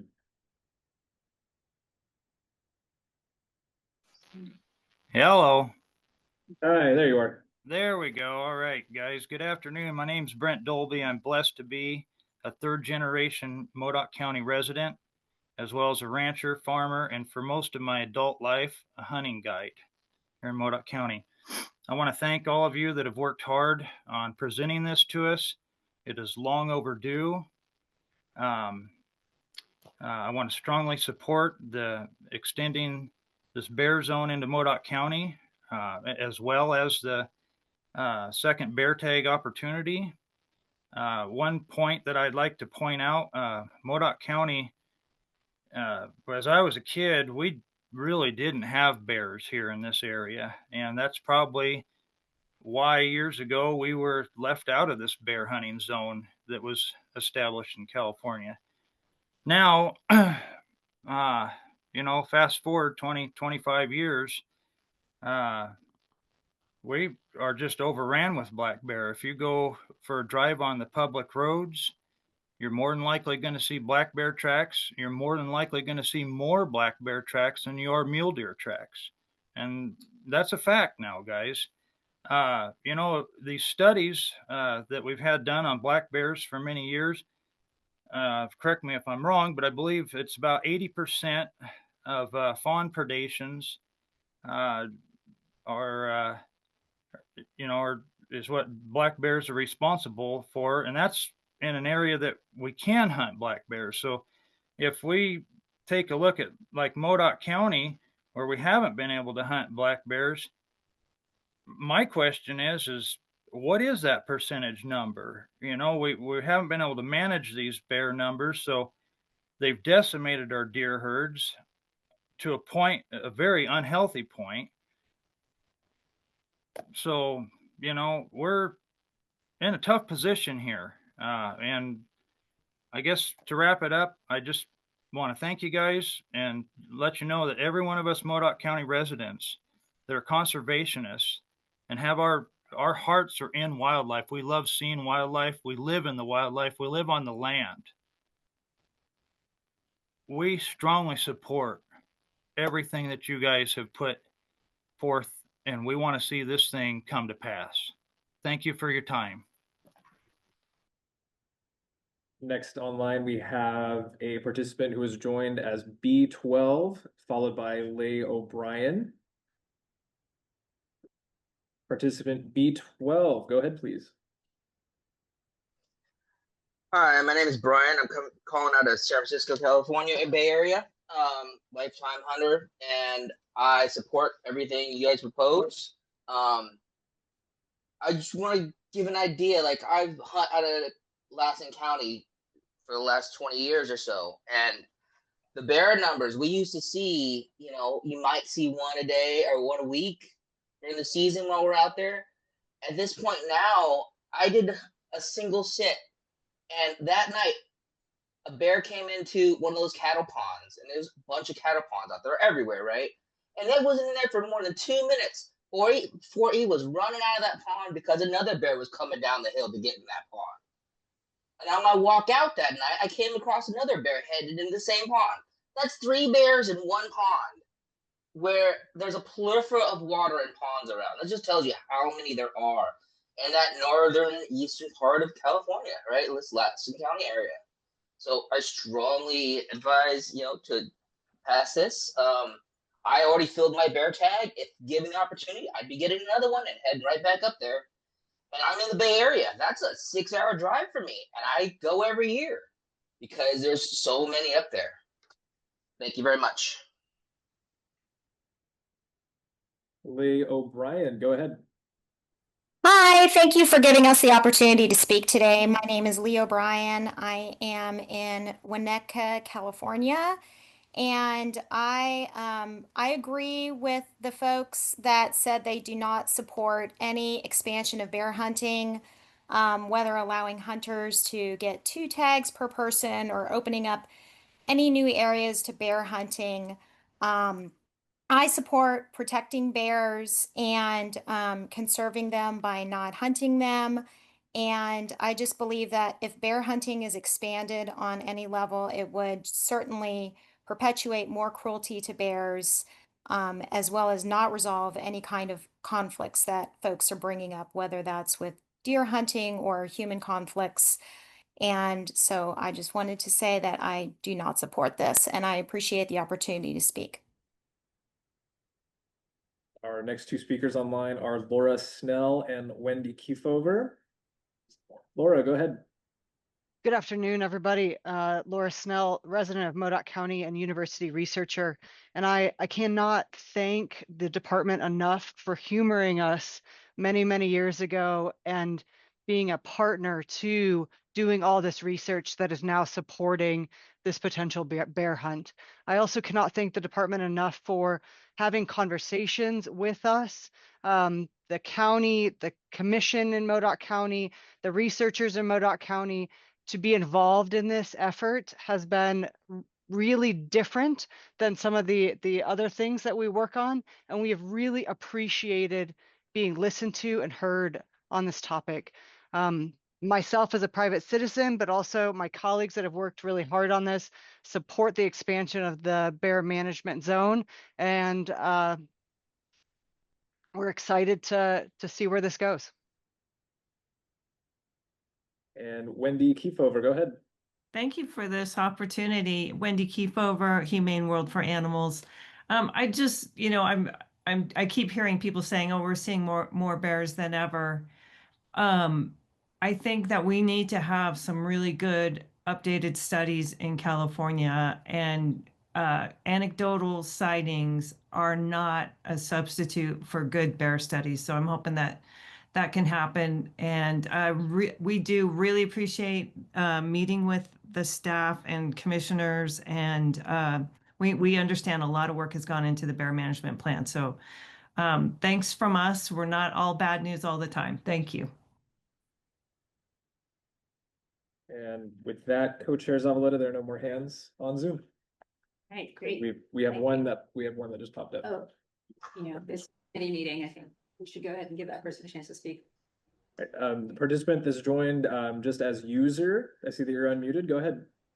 Hello, everyone. My name is Landon Pepple. I'm from Kern County, speaking on behalf of myself. I'm a longtime hunter, but first-time bear hunter here in California. The reason I purchased a bear tag is for a few simple reasons. One is there's millions of acres of public land accessible near me. Two is I've observed a lot of bears out there hunting throughout the years and enjoying the outdoors. Third, I actually want to eat and feed my friends and family black bear meat. I'm actually a vegetarian besides what I hunt and fish and go months without meat. Tells you how good I am at this at times. And I look forward to using bear fat to bake breads and cookies in the winter. Finally, I grew up in the rural Midwest, and I see how hunting and ecotourism support small towns. And I've been to places like Likely, California, and the Warner Mountains up in Modoc County. And I think this type of opportunity can benefit those small towns. Finally, as a trained scientist and conservationist, I don't think this will have much of an effect on bear populations or conflict resolution. And I applaud CDFW for developing management plans for different species in the state. Therefore, I support the department's perspective on this particular bear item, and I encourage further efforts on exploring and examining the future of our state mammal, the grizzly bear. Thank you. And we have another speaker that's joined the online queue. That is Cody Barnes. Cody, go ahead. And Cody, don't forget you have to unmute yourself before we can hear you.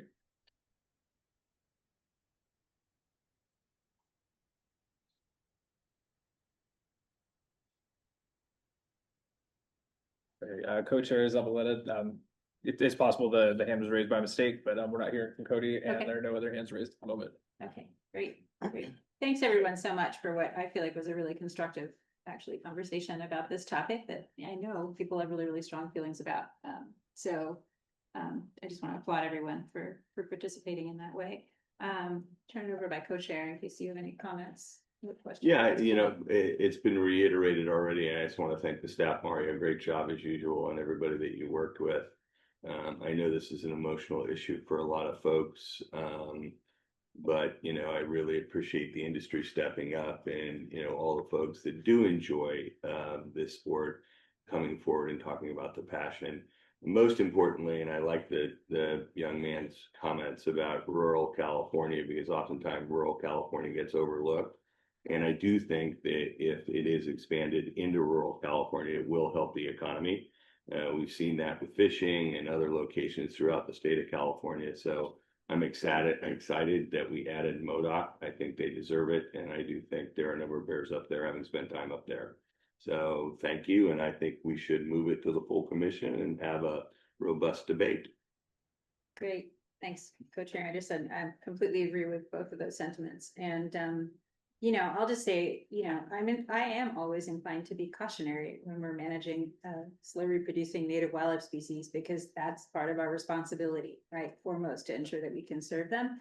And I find the proposed changes to be totally aligned with a cautionary, conservative approach that's based on the science we've been presented. So, you know, again, I want to thank everyone involved, thank the science team and the department, and thank the many, many stakeholders who've been part of this conversation.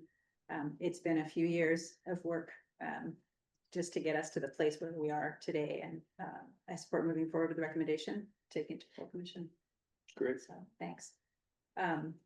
Do we need a recommendation for the whole item? Can Now we, that we've got, yeah, can yes. we just get that on the record?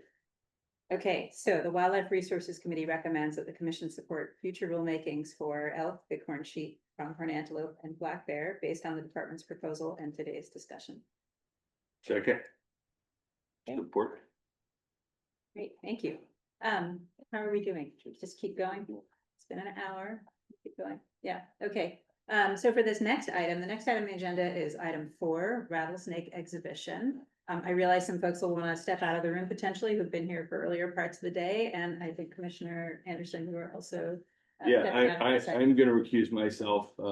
We actually have a program at Wing and Barrel where we did training. I didn't realize until I had my briefing that the individual that said he was permitted was not permitted. I didn't realize that that wasn't the case. So I'm going to recuse myself. You know, I will tell you though, because we do work with hunting dogs, and oftentimes, you know, they confront snakes in the field, that the individuals that are doing this are very successful what they do, and it does have an impact on dogs. So, and I'll step out. Thanks, Co-Chair Anderson. Okay. As folks are getting settled, they're headed out. Thanks everyone again for coming. I'm gonna turn it over to Ari to lead us off on the rattlesnake exhibition. Snakes. Snakes are cool. I love snakes too. Okay, I'm gonna start off with the message to Zoom, just in case people joined us or whatever. If you want to contribute to the conversation about commercial use of rattlesnakes and you're on Zoom, please use the raise hand button. That's likely under the reactions button for Zoom. When your name is called, you may need to unmute your microphone. If you're calling into the meeting by phone, the *9 option is not working at this time. So you'll only be able to listen to the meeting unless you communicate directly with staff at fgc@fgc.ca.gov. If you wish to contribute to discussion for this agenda item, send an email message to that address with this agenda item noted and your phone number so that we can add you to the queue. Co-chair Zavaleta will call speakers in the room if there are any, and then David will call speakers on Zoom. Now, with respect to this item, to get us started, the commission regulates the take of California wildlife species, including in most cases, the commercial use of wildlife. Currently, there's no adequate regulatory pathway for those who wish to use native rattlesnakes for financial gain or profit. We'll hear some examples of what that entails during the presentation from the department. The current recommended regulation amendments seek to establish a legal pathway for these activities. So to start us off with this topic, we have a presentation from Nathan Smith of the Law Enforcement Division.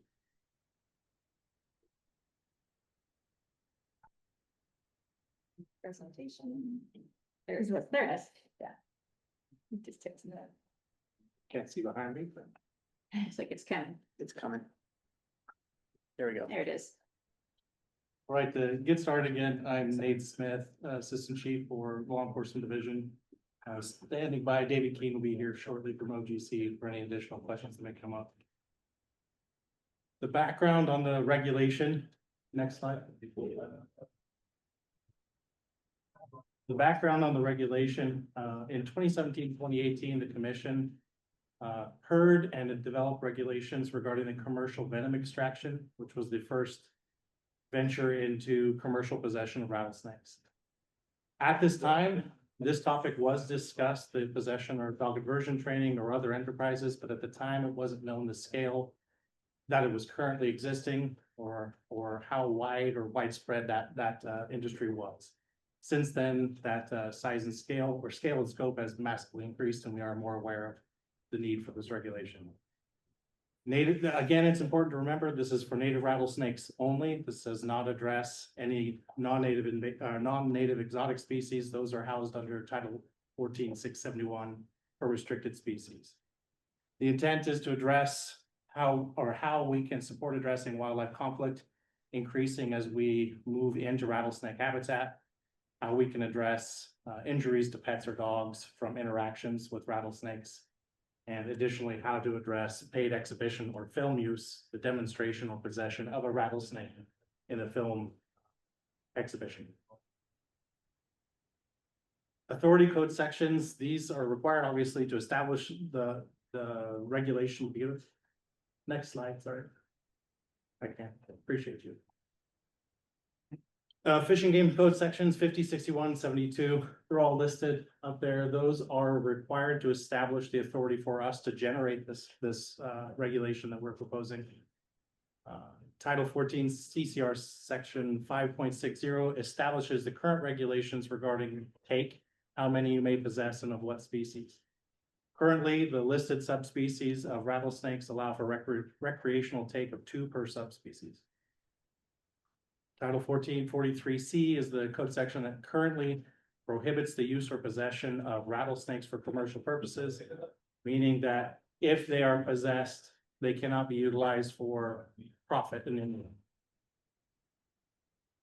In 2018, again, this lists the reference codes that were used at that time, which then included the Penal Code Section 597, which is for humane treatment of animals, as well as 5060 and 5061. Commercial venom extraction, and then that was to develop anti-venom, and that was the first attempt at, like I said, addressing the commercial regulations. Next slide. And one more. The intent of this is to create a permitting process where a permittee may possess a rattlesnake for a commercial purpose, specifically for film industry. If you have seen a native rattlesnake on display in a film and they were compensated in any way, currently that is illegal. There is no legal pathway for that to exist.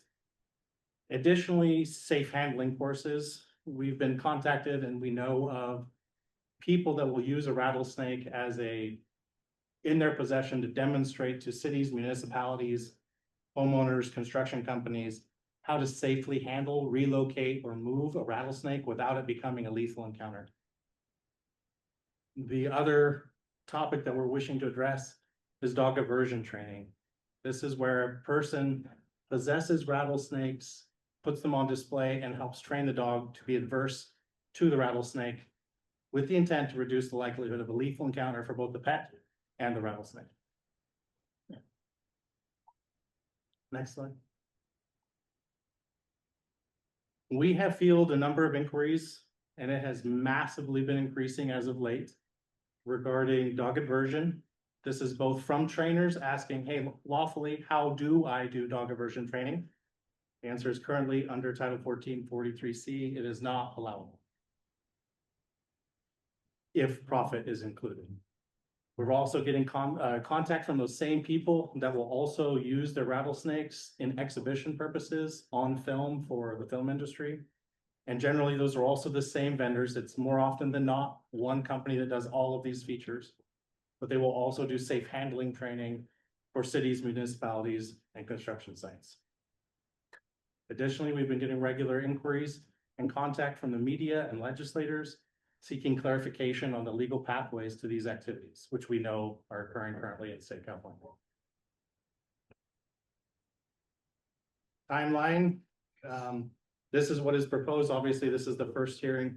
or a committee meeting here in September 2025. There's intended to have a second committee hearing and then a potential notice hearing in summer or spring of 26. Next slide. The intended outcome or goal of this regulation that we're working towards is to create a permitting mechanism for commercial exhibition for all of these different entities or programs, film industry, canine or dog aversion training, and safe handling courses, with the intent to reduce lethal encounters for both rattlesnakes and pets, to reduce human and wildlife conflicts with native rattlesnakes, and establish legal pathways for existing activities we know exist and are occurring in the state of California. Additionally, it needs to be known that if you take an animal currently to a rehabilitation facility, you get a rattlesnake, it needs to be rehabbed. Once a rattlesnake is in possession, it is no longer lawfully able to be released. So it ends up being a one-way path for that animal into a rehabilitation facility, and they're not lawfully able to release it. Which means the majority of those rehab facilities will not take the animal, will not rehab it, and it leads to euthanasia as the immediate reaction. The intent of the regulation is to allow that to be the legal source for acquiring rattlesnakes to be used in the commercial industry. So like I said, the intent there is to provide an actual legal pathway for those rehabilitated rattlesnakes. Next and last slide. Now open to any questions. Snake. I don't have any questions at this point, but I'm interested to know whether other folks have comments. I don't know that we do. Hi, David, you're here today as well. I don't know if there's anything you wanted to add or not. Okay. I see one hand raised on Zoom. Is there anyone in the room? I don't think there's anyone in the room other than, no, not, okay. Online, we have one raised hand with Michael Starkey. Michael, go ahead, please. Hi, good afternoon. You can hear me okay? Yes, we can. Great. Thank you so much for the opportunity to speak. I'm surprised there's not more people here advocating for snakes, but here we are. So my name is Michael Starkey, and I'm the founder and executive director of Save the Snakes, a Sacramento-based organization dedicated to snake conservation. Just want to say that we are in strong support of the proposed regulations to create a clear and legal pathway for the commercial use of California's native rattlesnakes. This is a critical step in mitigating human-snake conflict, which is a major concern for both our communities and for these animals. Activities like dog aversion training and safe handling courses are exactly the kind of services that help people and pets safely coexist with rattlesnakes. So by creating a formal and permitted process, the state can ensure that these services are conducted by trained professionals who follow best practices. Moreover, this directly benefits the conservation of these species. Rattlesnakes in California face many threats, including significant human persecution. And one species, the red diamond rattlesnake in Southern California, which is Crotalus ruber, is listed as a species of special concern. That snake needs more help in the state. So when people are educated and less afraid, they are less likely to resort to harming or killing a snake out of panic. So this proposal is a win-win. It increases public safety while promoting a healthier and more tolerant relationship with our native wildlife. Therefore, we believe this is a very smart and necessary step towards protecting both people and the snakes that are so vital to California's ecosystem. Thank you for your time. Thank you. Well, a lot of discussion here. Any comments at all from staff? All right, please. Melissa and I were talking the other day, and when we were preparing for WRC, and we know that the current title of the topic as it's considered now is rattlesnake exhibition, and we were noting and pondering that really this topic goes beyond just exhibition, right? Exhibition is certainly part of the film industry, part of it, but it's a lot of other uses, handling and something like that. So something that we might want to consider, we don't have to decide right now, but something we might want to consider is changing the name to be a little more inclusive of the actual uses that we're considering beyond just exhibition. But that's something that we can talk about, internally and see if that's something that we want to consider. But we thought we'd put it out here since for discussion. I don't know if you have any thoughts on that, but Yeah, I mean, hadn't thought about it too much.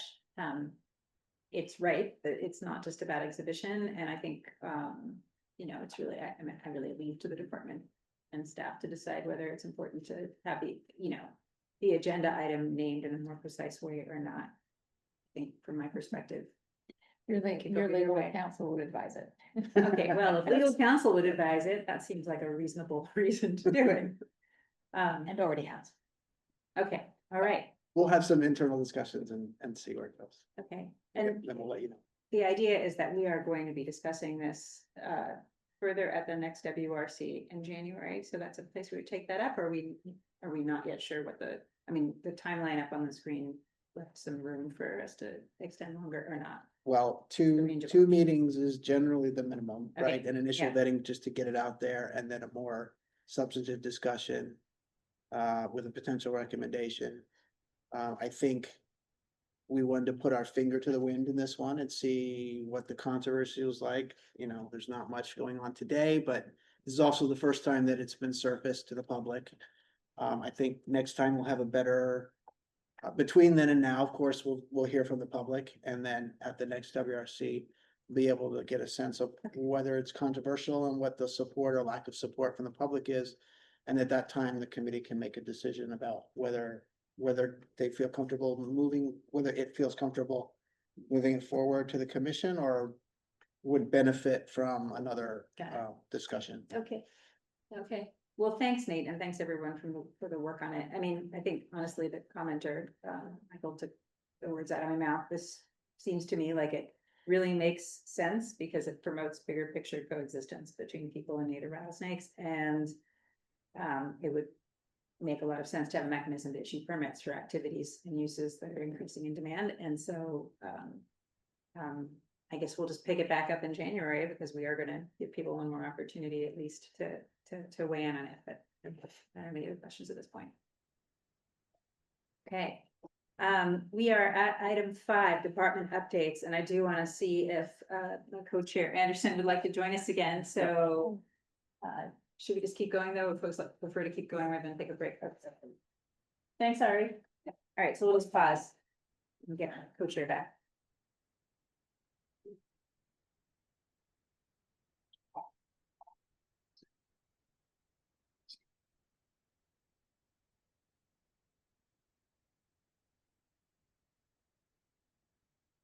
Quick. All right, so this moves us to department updates, and do I turn it over to you to introduce them? Or I generally don't do an Okay. introduction. Okay. We'll just put it over to We've the got department. 3 and updates, yeah. let them go for it. Yeah, I mean, you've heard so much from wildlife birds today. I think Jay's got an update. Okay, that's That cute Scott. All right, I actually have a few updates. One couple I think you were interested in hearing, and another was something Director Bonham and Deputy Director Dibble committed to at the last commission meeting on Kern. So first, just quickly, it looks like we had a really successful fall salmon season last week. We won't know how successful it was for another week or so, but hopefully we'll know whether there's going to be another ocean season. In the meantime, McCollum, Nimitz American rivers, or no, McCollum American and Feather rivers are currently open, and the Feather's been fishing pretty well from what we've been hearing. So good signs there. And just kind of early indications we've been seeing from those fisheries, lots of 2-year-old fish. So very, very optimistic for what's coming next year. Sturgeon season is going to open back up October 1st. As a reminder for anyone still listening, we're waiting for OAL to approve the regulation package that was approved in August. There'll be some information coming out from us on when you can get those new report cards. We'll get them out as quickly as we can, and there'll be no cost for those transition 25, 26 report cards.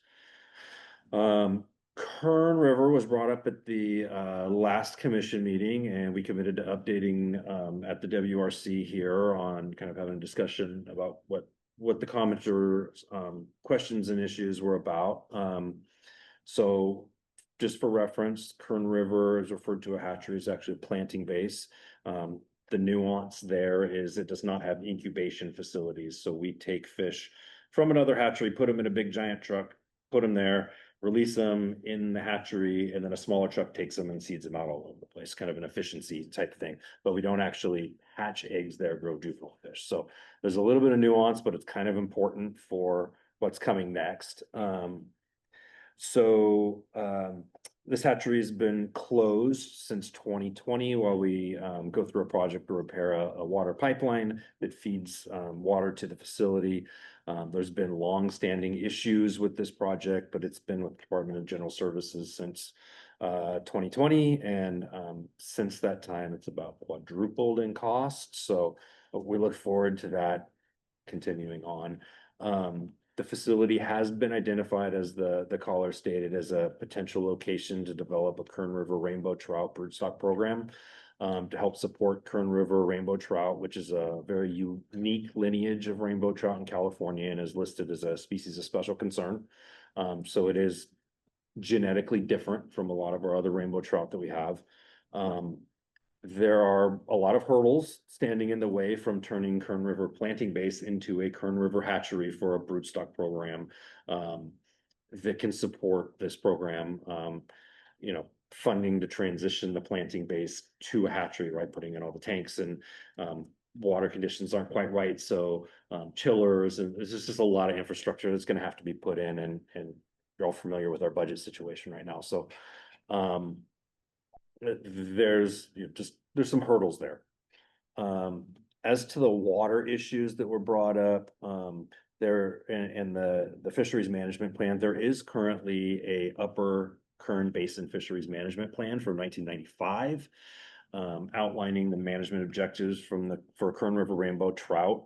The department's been working on a conservation strategy and fisheries management plan for several years to replace that 1995 plan.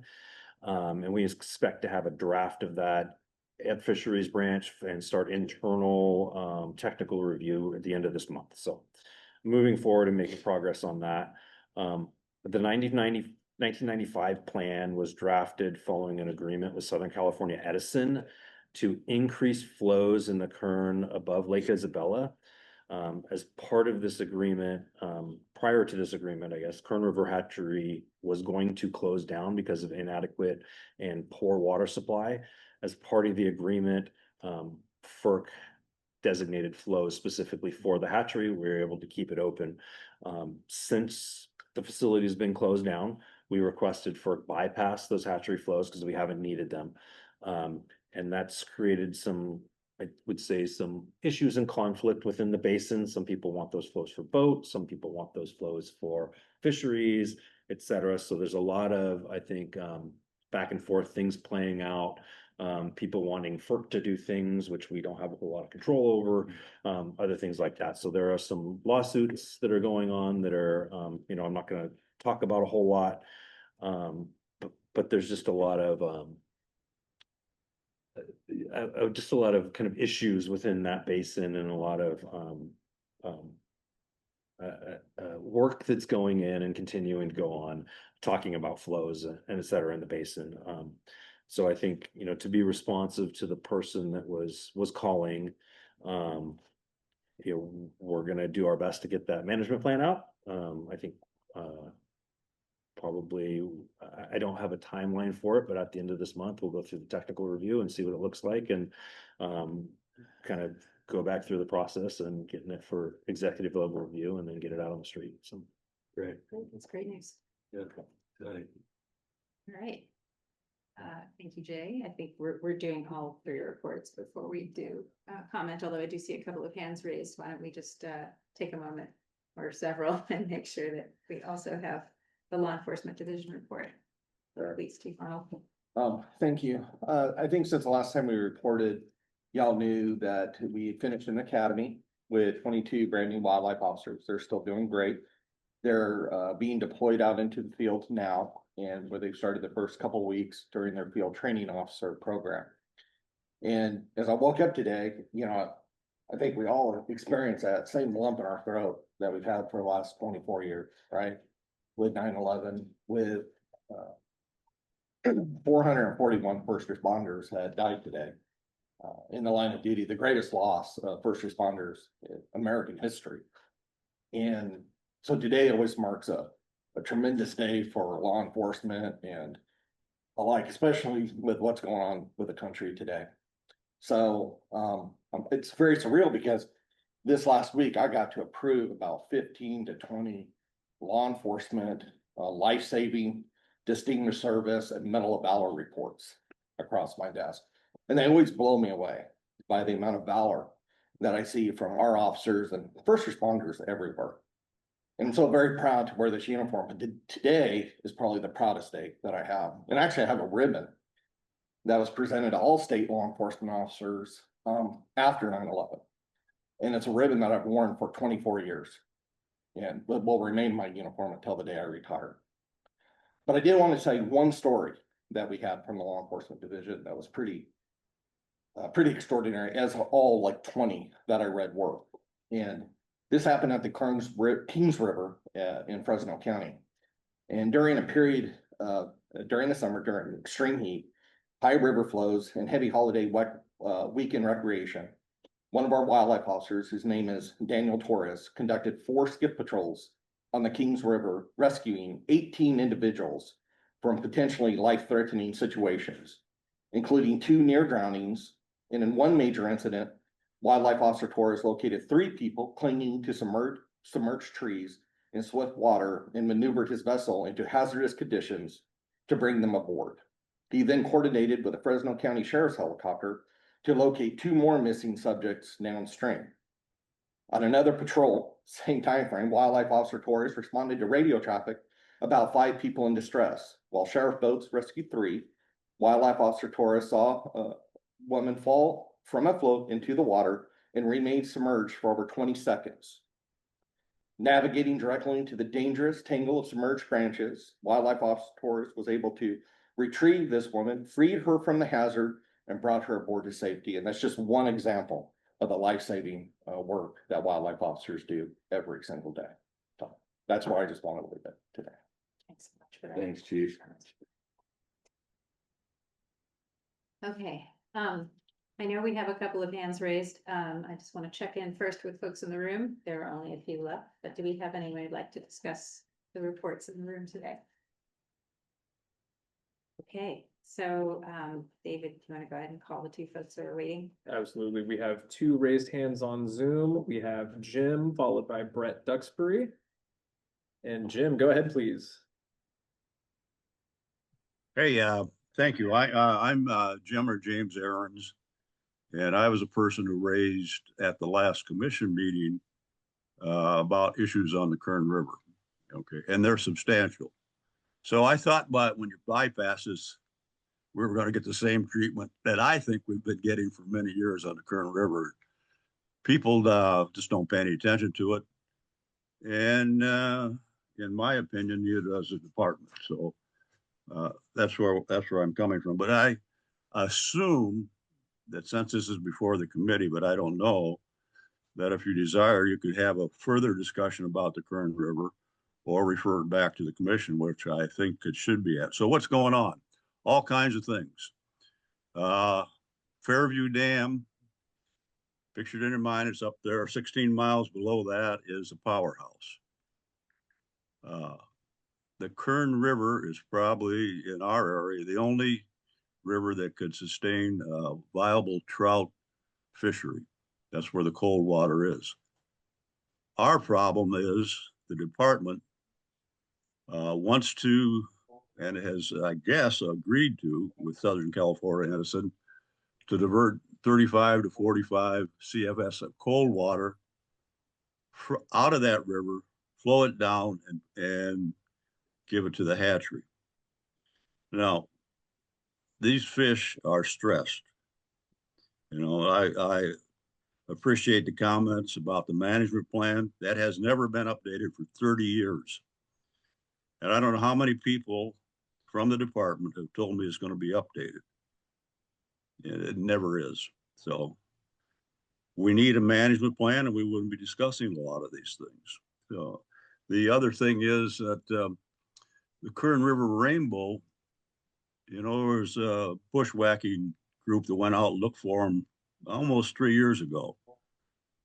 The department still hasn't done the assay work.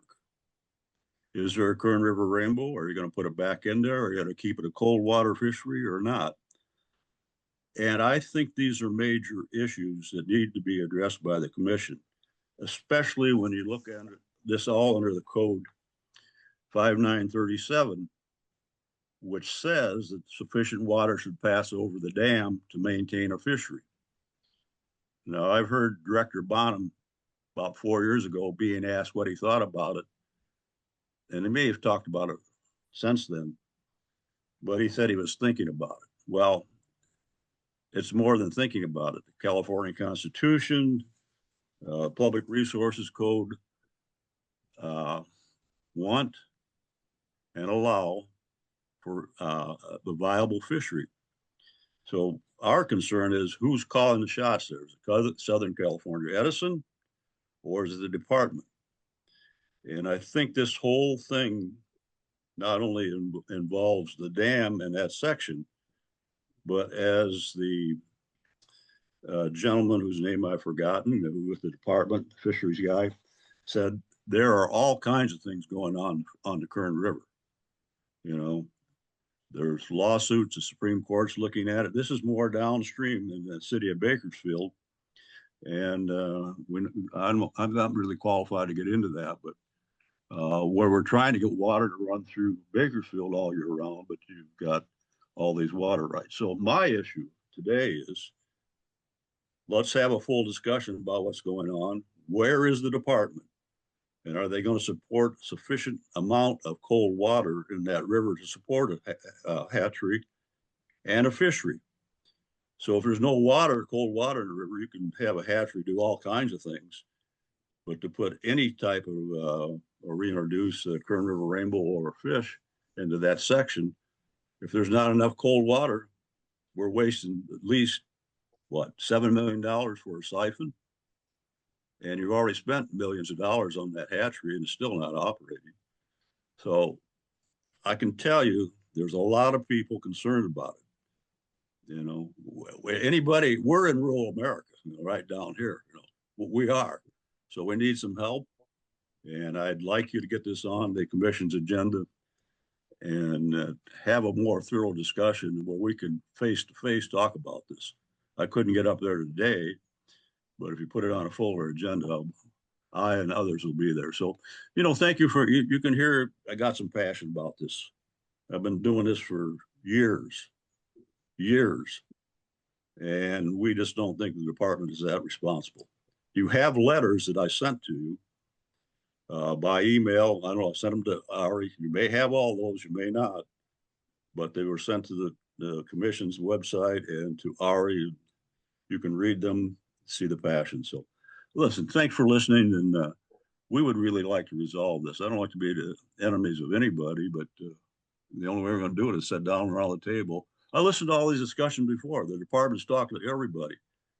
They never talked to us, the Kern River fly fishers. We've talked to them via text and all that. A meeting would really be helpful. You know, thank you. Yeah, thanks for your comments. We hear you. Does anyone want to respond to that? We could follow up with our regional manager and see if we can get some more staffing or understand what conversations might have been had or where they are. Okay, great. So you'll reach out to. Yeah, I think him it's and his I think at this organization. point, it's a regional conversation within That's the great. department or a department conversation. I don't know if it's a commission item or where to put it on your agenda, and I appreciate it being brought up and, you know, Maybe just the bring it back to opportunity. the committee.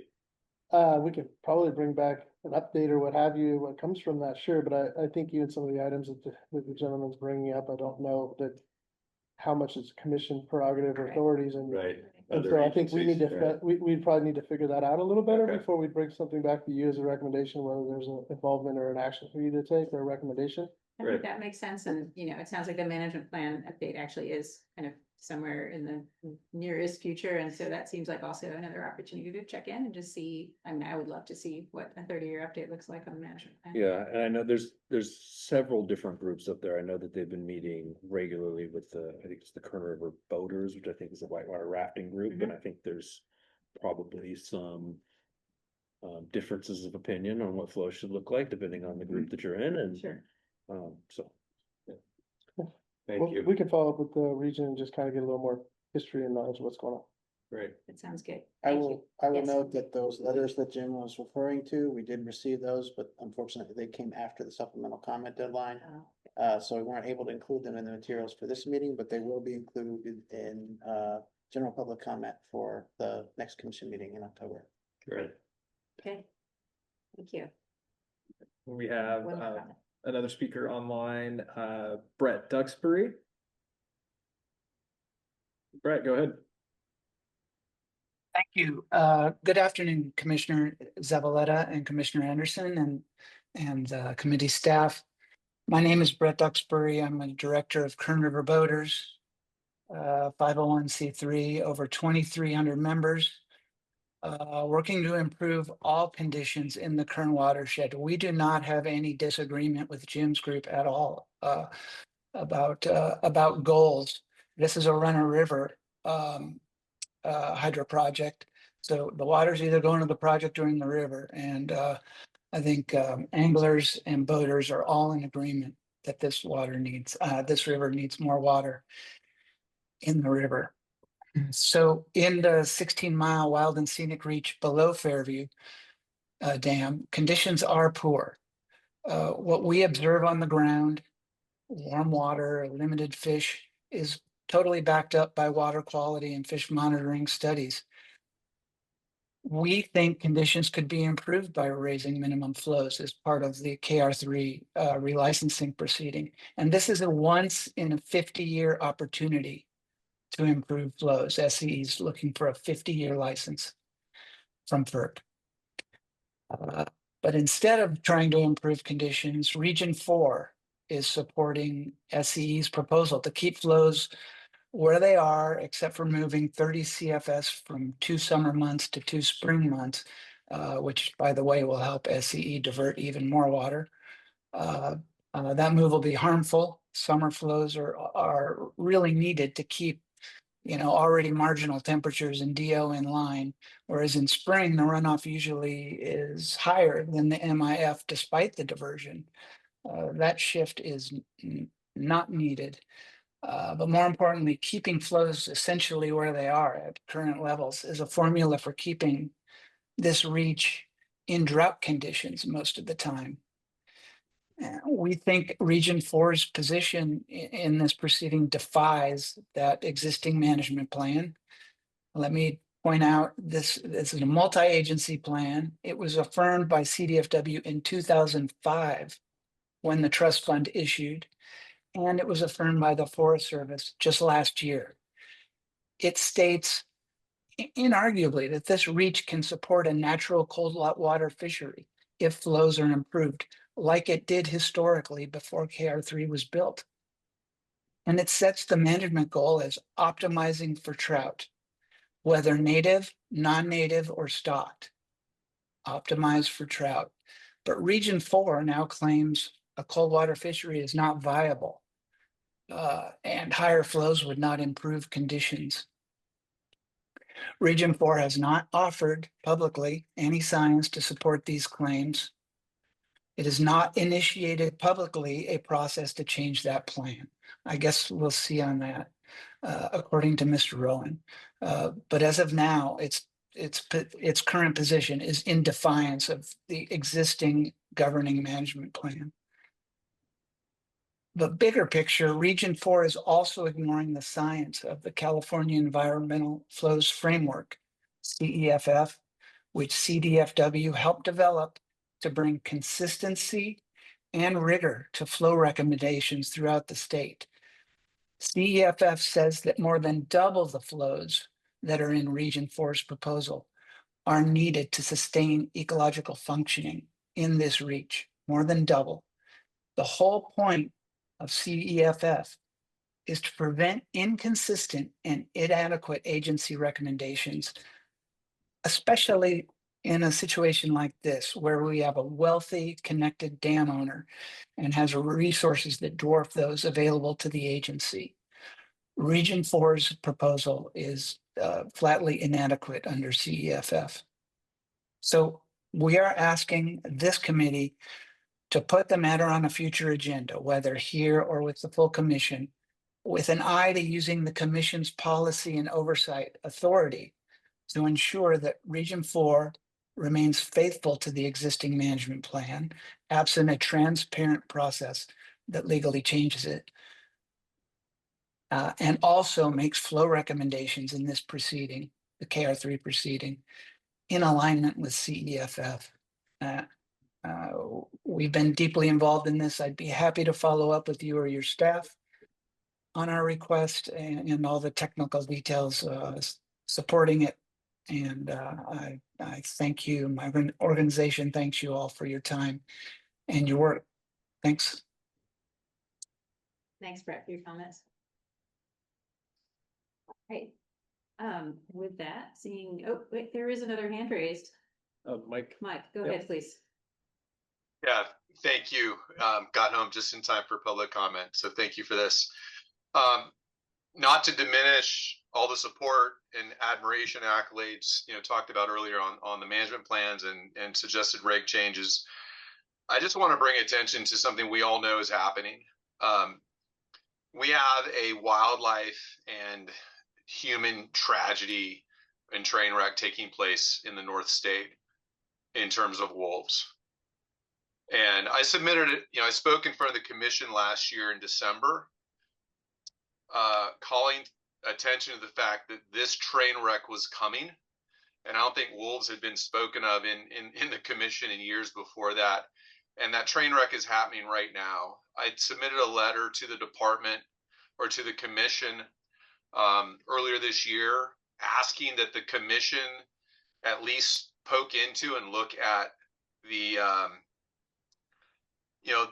the endangered status and see if maybe there's a modification, a regional modification to status could be looked at to relieve some of release some of the handcuffs that are on management of wolves. And I was told that the only way the department or the commission would consider revisiting CISA is if a citizen submitted a petition on that issue. And I don't think that's factually accurate. I believe that the department can bring forth their own suggested changes when warranted. And I also believe that the commission can do that as well without it being forced to have an individual citizen go through that process. And I'm asking, and right now what I'm witnessing as a taxpayer, as a wildlife advocate, as a fan of rural California and our agricultural economy, I'm asking the commission, and if it has to start in this room here with the WRC, to at least start the conversation about what a regional delisting, downlisting or modification looks like. Because if we are going to stand by as a society with the stakeholders involved stripped of agency, stripped of self-determination, and stripped of the ability to solve the problems on their land with their assets and livestock that they steward themselves, if we're going to strip them of that agency and leave them exposed that way, then we as a society, as a community, owe them better than what they're being served right now. And further, if we want wolves to be valued and loved as parts of the natural wild ecosystem, we need to set wolves up for success to where people don't hate them. And what is happening right now is bad for agriculture in California. It's bad for taxpayers. It's bad for wildlife. And it's bad for wolves. And so I'm asking for a future agenda to have this committee at least start the conversation about what a downlisting regionally looks like for wolves in California. Thank you. Thanks, Mike. I just want to put a pause on for a moment because I think, Mike, you hopped on probably thinking we're on item 6 and we're not quite to general public comment yet. That's okay. I went ahead and we went ahead and did it because it's relevant. That's okay. But I do want to make sure that we wrap up department updates, go to general public comment, and perhaps staff would like to respond to that comment, but we should also hear everyone else out. And I'd like to comment on Mike's comments. Okay, so given that that was intended for general public comment, I just want to take a pause and ask Ari to introduce the item. I Is that see okay? Jim's hand is up. I'm not sure if he's, We have Jim and Fred. On item 5. but I'm not sure where which we are I- now. Yeah, I don't know. I don't know either. okay, let's go on to general public comment. But shouldn't we finish 5? That's what I was. Yeah, let's finish 5 and just, All right. This is there more public comment on 5? Fred or Yeah. Jim, is your comment on item 5? Or is it a different topic for general public comment? Which item are you looking to comment on? I just want to, this is Jim, if you can hear me. I just want to know what the resolution was on the Kern River. Was it going to the committee or the commission, or what are we doing? Okay, that's He kind item of 5. he kind of butted in there, so I couldn't figure out what was going on. Okay, we'll address that in a second. Fred? Yeah, I was a general comment guy. Sorry, I just was like, I've been sitting here forever, and then all of a sudden we're talking about wolves. So I'll wait my turn. Forever is. All right, hang in there. We'll get to general public. Thank you. Okay. All right, let's circle back and answer Jim's question about the resolution. The resolution, I believe, was the department's gonna get in contact with you. The region from the department will be in contact with you for some discussions about ways forward and just the general current issues. And I think the other piece of it is update on the management plan when it's at that stage, when it's Well, ready it's to at that come stage, back what to we us. So can it's not there increase, yet. I'll check in with the region to find out where we are with the status of conversations. As the second speaker mentioned, they have had conversations. It's all new information to me. Obviously, this is a regional issue they've worked through if they're talking about FERC licensing, and that's a whole process that takes a decade to get 5 decades worth of permitting. So there's a lot of history back there that I don't have that I'll need to check in with, and we'll try to follow up with those folks as best we can. But I would agree with the second speaker that because Southern California Edison is going through an extension right now, looking for 50 years, there is a unique time and place to be able to leverage. And I think that, either through the region and or the department and or if we have a role, we should try to take advantage of that and make sure that the watershed and the fishery is protected. Understood. Great, Okay. I think that wraps up 5. thank you. Move on to 6. Apologies for the confusion. Okay, so we're gonna move to item 6. So even though we've already had one public comment, I'm gonna just turn it over to Ari to introduce public comment. Just, this is the item for general public comment for items that are not on the agenda. We already had one, but if anybody else wants to comment, now's the time to raise your hand on Zoom. And we already have a few hands raised, so let's go ahead.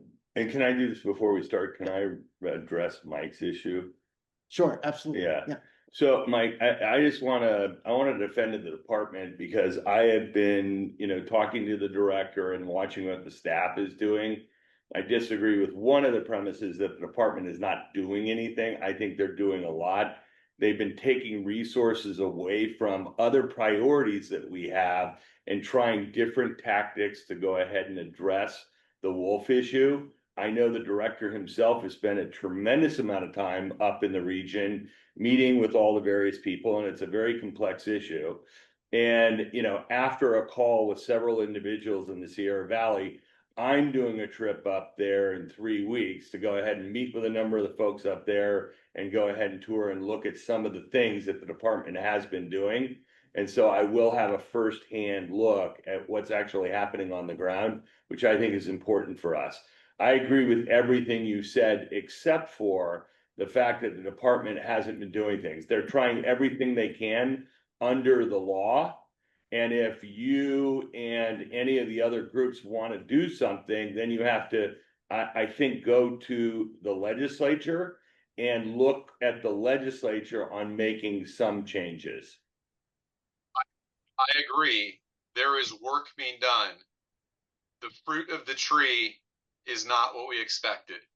And the results of what's being done isn't what anybody expected. And so that is where I'm saying we need parallel path efforts, not just waiting for one failure to happen after another. 70 to 80 cattle killed, documented in a small region in less than 6 months challenges the idea that the right work is being done. And I agree that it's legislature, it's federal, but the commission as leaders could be speaking to the legislature and speaking out on these issues. So we need work in parallel that's being done, not done in series where it's one thing after another. That's my view. That's my request. And Mike, I think we are all in agreement that the situation demands action. And I think I would just appreciate the comments that Commissioner Anderson made, because I do think that we are all in conversation on the regular about this right now. And, Well, you and I do please. think that the director has done a great job. As you know, Mike, it's not just the wolf. It's also the farmers and some of the practices that the farmers had with regard to the bone piles and other things like that, where we all have to come up with a working solution that'll work with the wolf, that'll work with the cattlemen, and then it'll work with our regulations as a state. So I hear your frustration. I get calls all the time. And that's why I decided to go up there, because I literally get 2 a week. I know the department probably gets 10 or 15 or 20 a week. So it is an issue, but we're also, our hands are tied with regard to, the current listing and how, state law works. Yeah, just following from that, I will say, I do not believe that the commission can initiate a CISA action on its own. There's no mechanism to do that. The department can. It specifies a third party. Right. Well, and that's why The I department referenced, can bring something to the Yeah. commission. They that's why I essentially, referenced Mike going. essentially petition Yeah. the commission, or an outside party, third party can submit a petition. Yeah. But the commission can't decide, we want to take this CISA action. It needs to be through a petition, either submitted by an outside party or the department. Thanks for Thanks clarifying for that. giving me that. Absolutely, appreciate it. Pretty relevant. Okay, I do want to make sure that other folks who are waiting to make public comment have the opportunity to do that. So we've got 4 more hands, and I'm going to pass back over to David to call in. You got it. All right, Fred, we're ready for you. Fred, go ahead. All right. I've sat through snake presentations, bear presentations. I've sat here a long day for my 5 minutes of fame. So I'm going to use every 5 to 10 minutes of it that I can. So bear with me here, please. I'm a big time duck hunter here in the grasslands. Every year around the end of August, we are given the proposed changes for the refuges, et cetera, et cetera. And this year we were informed that we could no longer pick and choose who we wanted to take in on the lottery system. And there was a big uproar. There were some letters written, and the CDFW came back and said, geez, we're not going to do that because we've upset a lot of people. But to preface that, the CDFW, headed by Brian Olson, had put out this survey to a bunch of people in regards to what they wanted to see changed at refuges, et cetera, et cetera. And, they never bothered to ask the guys who hunt a lot. It was a random survey. They took the results of the survey and basically with their random questions. And one of the questions was, how do you like the cell service on the refuge that you hunt? Which I don't know what that would have to do with hunting. But anyways, those kind of questions led to this idea that they could take the data, massage it how they wanted, and then make the rules, because they want to make the North the same as the grasslands, the same as the South and the Northeast. But that won't work because it's too dynamic, et cetera, et cetera. And I don't know why they're allowed. Why is the North, first of all, my first question is, why is the North allowed to make decisions for everybody? It seems like these decisions came out of Sacramento, and you either like them or you don't. But I don't understand that, because all the areas are totally different. So that's my first question that I would like to have answered somewhere along the line. And then I want to talk about, a lot of these questions, or a lot of these surveys, we saw the data, came back and it was 1 to 5 year hunters, and what they propose, which they think will make hunters hunt more. But realistically, when it comes to duck hunting, it's all about the averages that are posted on the internet. When the averages are 0.25 or 0.5, people don't go duck hunting. I hunt 43 out of 43 days. I can tell you opening weekend, it'll be packed. 3 weeks later, there'll be 12 people and 8 of them will be the same guys that you'll see every single day until that number hits 2.0 on the internet, and then everybody decides to go. So I think what I would like to see, and what I've heard a lot of these other people that have presented, you know, they have these meetings with people who have the passion and the knowledge that have been there for years and years and years. But you got somebody up in Sacramento sitting behind the desk, putting out a survey, and then just saying, well, this is the way it's going to be. Well, I don't think that's the way it should be. And I don't think that's the way it's meant to be. The system, according to what I've heard about the wolves and the fish and the bears and oh my, oh my, oh my, it just seems that everybody else had all these meetings, but when it comes to waterfowl, nobody seems to include anybody except a year-end meeting when they just tell us what they're going to change, which is not how, it's not a due process, right? So that's my big thing. And then the second thing I'd like to propose is this, is that CWA, who's a huge supporter of a lot of projects here, and we all know that, same with Ducks Unlimited, etc., Delta, they put a survey out, which was much more specific, and I brought it up a long time ago about, you know, we currently have youth hunt days, and now we've got veteran hunt days, which I totally support 1,000%. But in thinking as I'm getting older, almost 65 now, I'm thinking, well, you know, for 40 years I bought licenses, stamps, area passes, etc., etc.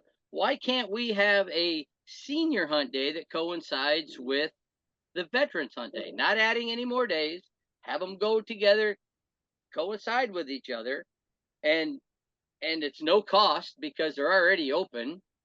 Employees are already there for the veterans hunt, and I'll bet you that it's no extra days, and I'll bet you a lot of the seniors are already either veterans or they hunt private clubs. So I would like to propose that as a viable opportunity. You know, the word opportunity is thrown around a lot by DFG, and you know, here's another opportunity for people who have supported hunting for years and years and years, and probably are the reason why there's a veteran program and a reason why there's a youth hunt, because of all the monies that we paid over the years to help sustain this stuff. So I'd like to get that somewhere on an agenda if we could. And please tell me why Northern California gets to make decisions for everybody, because I don't get it. Did I use all my time? All right, thanks, Fred. Yes. And oh, by the way, I'm very passionate about this, and I won't go away. So I anyway, appreciate your passion. We still have 4 other people who would like to make comments, so let's let everyone make their comment, and then their responses will consider them at the end. Next up online, we have Wildlife Emergency Services. Go ahead, please. Hi, thanks. It's Rebecca Dimitrick, Wildlife Emergency Services and Humane Wildlife Control. Thanks for the opportunity, Commissioners Zavaleta and Anderson and Chief Gardner. This is for you guys. On August 22nd, just recently, a deceased juvenile coyote was recovered, and just 4 days later, another coyote was observed reportedly ill, both in a community where less than 1 year ago, an adult coyote tested positive for antifreeze and 6 rodenticides, including 3 restricted second-generation anticoagulants. Given that history, one would expect the department's wildlife health lab to be eager to test this coyote, but instead, I was told yesterday that they would only perform a general necropsy, and if trauma was found, like being hit by a car, toxicology would not be pursued, even with my direct requests and my offer to cover all associated costs. This, I'll say seemingly new policy, because I've never run into this problem before. It's not only disappointing, it falls short of responsibility by the trustee agency. It falls short of science and good stewardship. These trauma cases are exactly the ones that should be tested because we know sublethal exposure can suppress an animal's immune system and weaken its overall fitness, making them more vulnerable to fatal outcomes like a vehicle strike. Was this juvenile coyote impaired by rodenticides? We won't know until the tests are performed. As trustee, the department has a duty to protect wildlife from preventable harms, including toxicants. Failing to conduct such an investigation is inconsistent with the department's responsibility. I don't understand the lab turning away this opportunity, especially given the history. And I don't understand why it feels like I'm having to fight to get the lab to perform the very work it was created for. Very frustrating. Will the tests reveal limited exposure? Or will it reveal a continued problem in the community? The point is, we don't know. And the investigations are how we find the truth. That's good science. That's good stewardship. The lab's current position to not conduct the tests is simply negligent and a blatant disregard for valuable data. Chief Gardner, I'm not sure if you're the right person to approach, but perhaps you can ensure that a comprehensive toxicology is performed on this particular animal. But looking at the larger picture, I respectfully urge the commissioners to take whatever steps to ensure that rodenticide screenings are performed opportunistically, like in this case, a potential trauma case. And also, make it easier, make the lab more receptive to third parties, such as communities, willing to fund these tests. Perhaps this issue deserves a broader conversation here at the WRC or internally, but I hope it's not ignored. Lastly, and closing, this is our wildlife. It's held in trust for all Californians, and all Californians deserve to know the truth, how deeply our wildlife and ecosystems are contaminated by rodenticides, by cherry picking which animals are tested, and narrowing the definition of casualties to only those showing hemorrhaging, which is the case. The picture we Californians are given is incomplete, misleading, and unacceptable. Thank you so much. I greatly appreciate your attention to this.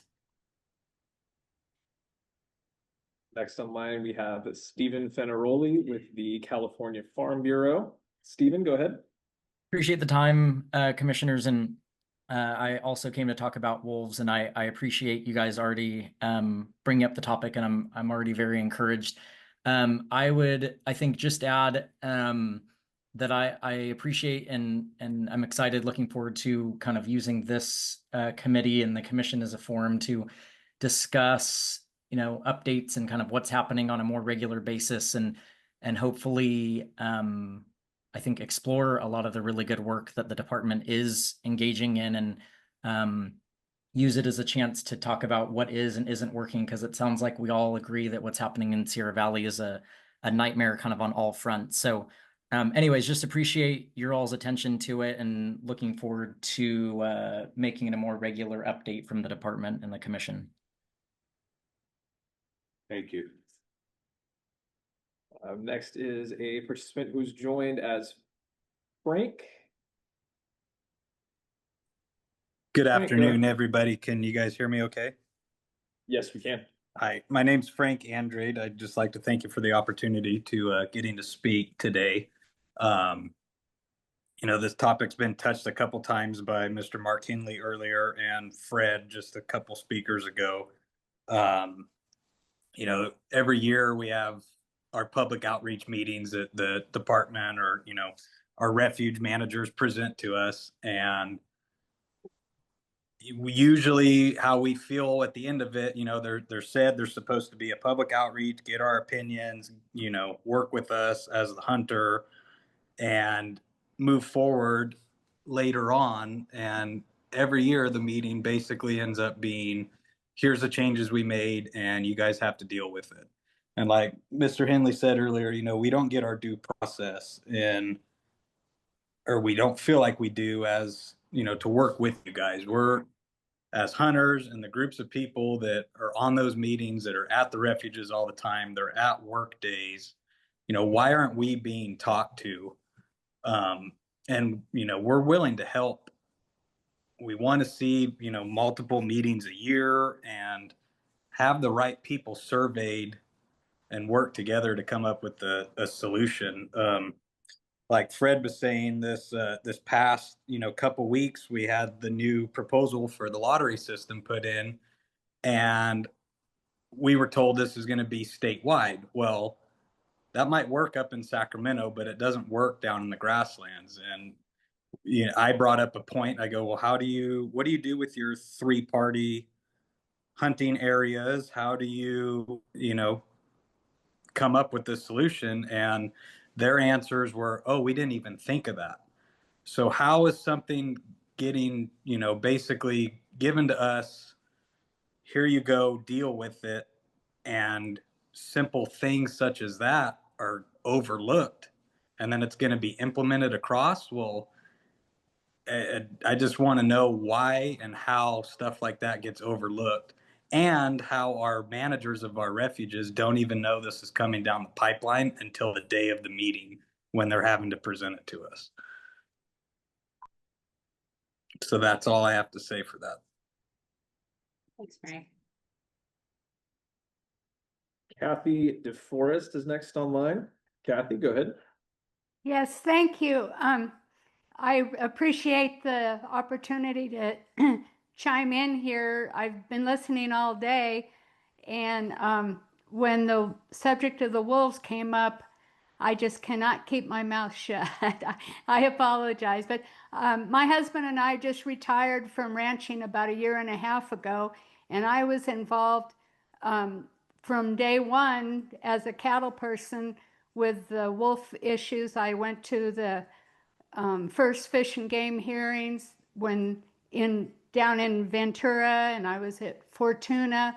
My husband and I have opened up our homes and our ranch to anybody that would come and talk to us. And so it's been going along okay until this last 3 years, when the wolf numbers have really started to increase. And that's what the goal was, to have more and more wolves in California, and with the hopes of having the numbers so that they could be delisted.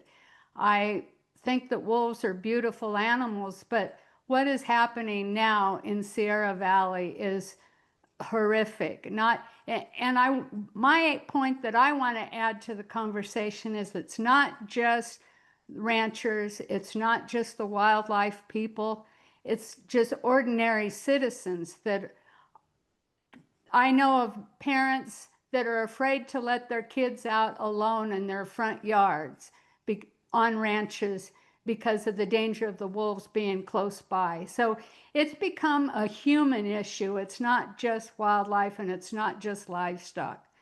And I appreciate you listening. And I'm very grateful to hear that Commissioner Anderson is going to Sierra Valley to talk to people. That's what we need, is more open communication. And one question I have that doesn't quite make sense to me is, I know you folks were not on the commission when the wolf was listed in California, but the commission is who listed the wolves. Why cannot the commission step in for an emergency situation for problem wolves? That's my question. Thank you. Thanks, Kathy. Is that our last speaker? That is everyone who had their hand raised on Zoom. Great, thank you. I wanted to start by just asking my co-chair whether he's had anything he'd like to respond to. No, I'm good. Okay. I can address the senior day request for waterfowl. That's come up before. The commission has been petitioned on that. My understanding is the only reason that we are able to have Veterans Days and youth hunt days is because they are permitted in federal regulations. So we're allowed to have that because that's a special exception that's made for only certain people allowed to hunt on those particular weekends set aside. We don't have the authority under federal regulations to set aside any other special types of days that are limited. And so we don't have the authority to do that, to be consistent with federal regulations. Okay. That's the answer for that. Thank you. To a couple of people, Frank and Fred both just sort of wanted to talk broadly about process and opportunities for participation and decision-making around waterfowl hunting. I thought that'd be worth just like giving you all an opportunity to speak to. And I'm not sure that I understood what part of the process, you know, you were affected by or referring to, but, you know, because today was the first day that we talked about options for the waterfowl package, I just wanted to sort of check in because I know that there've been a lot of opportunities for conversation with the department leading up to today, but also today, I'm not sure whether either of you had, there's nobody during that item earlier today expressed a desire for there to be a different idea. So it may be that you're talking about some different part of the process. I just wanted to clarify that and maybe also give the department an opportunity to speak to opportunities for input, because I think we all agree that's really important. I can touch on it. Sure. Drill in as much as you want to. They're correct that the department did conduct a survey of about 2,000 respondents, which is pretty significant. So we had a variety of input from that survey. And a lot of it was at us enforcing regulations that existed. And we took in those responses.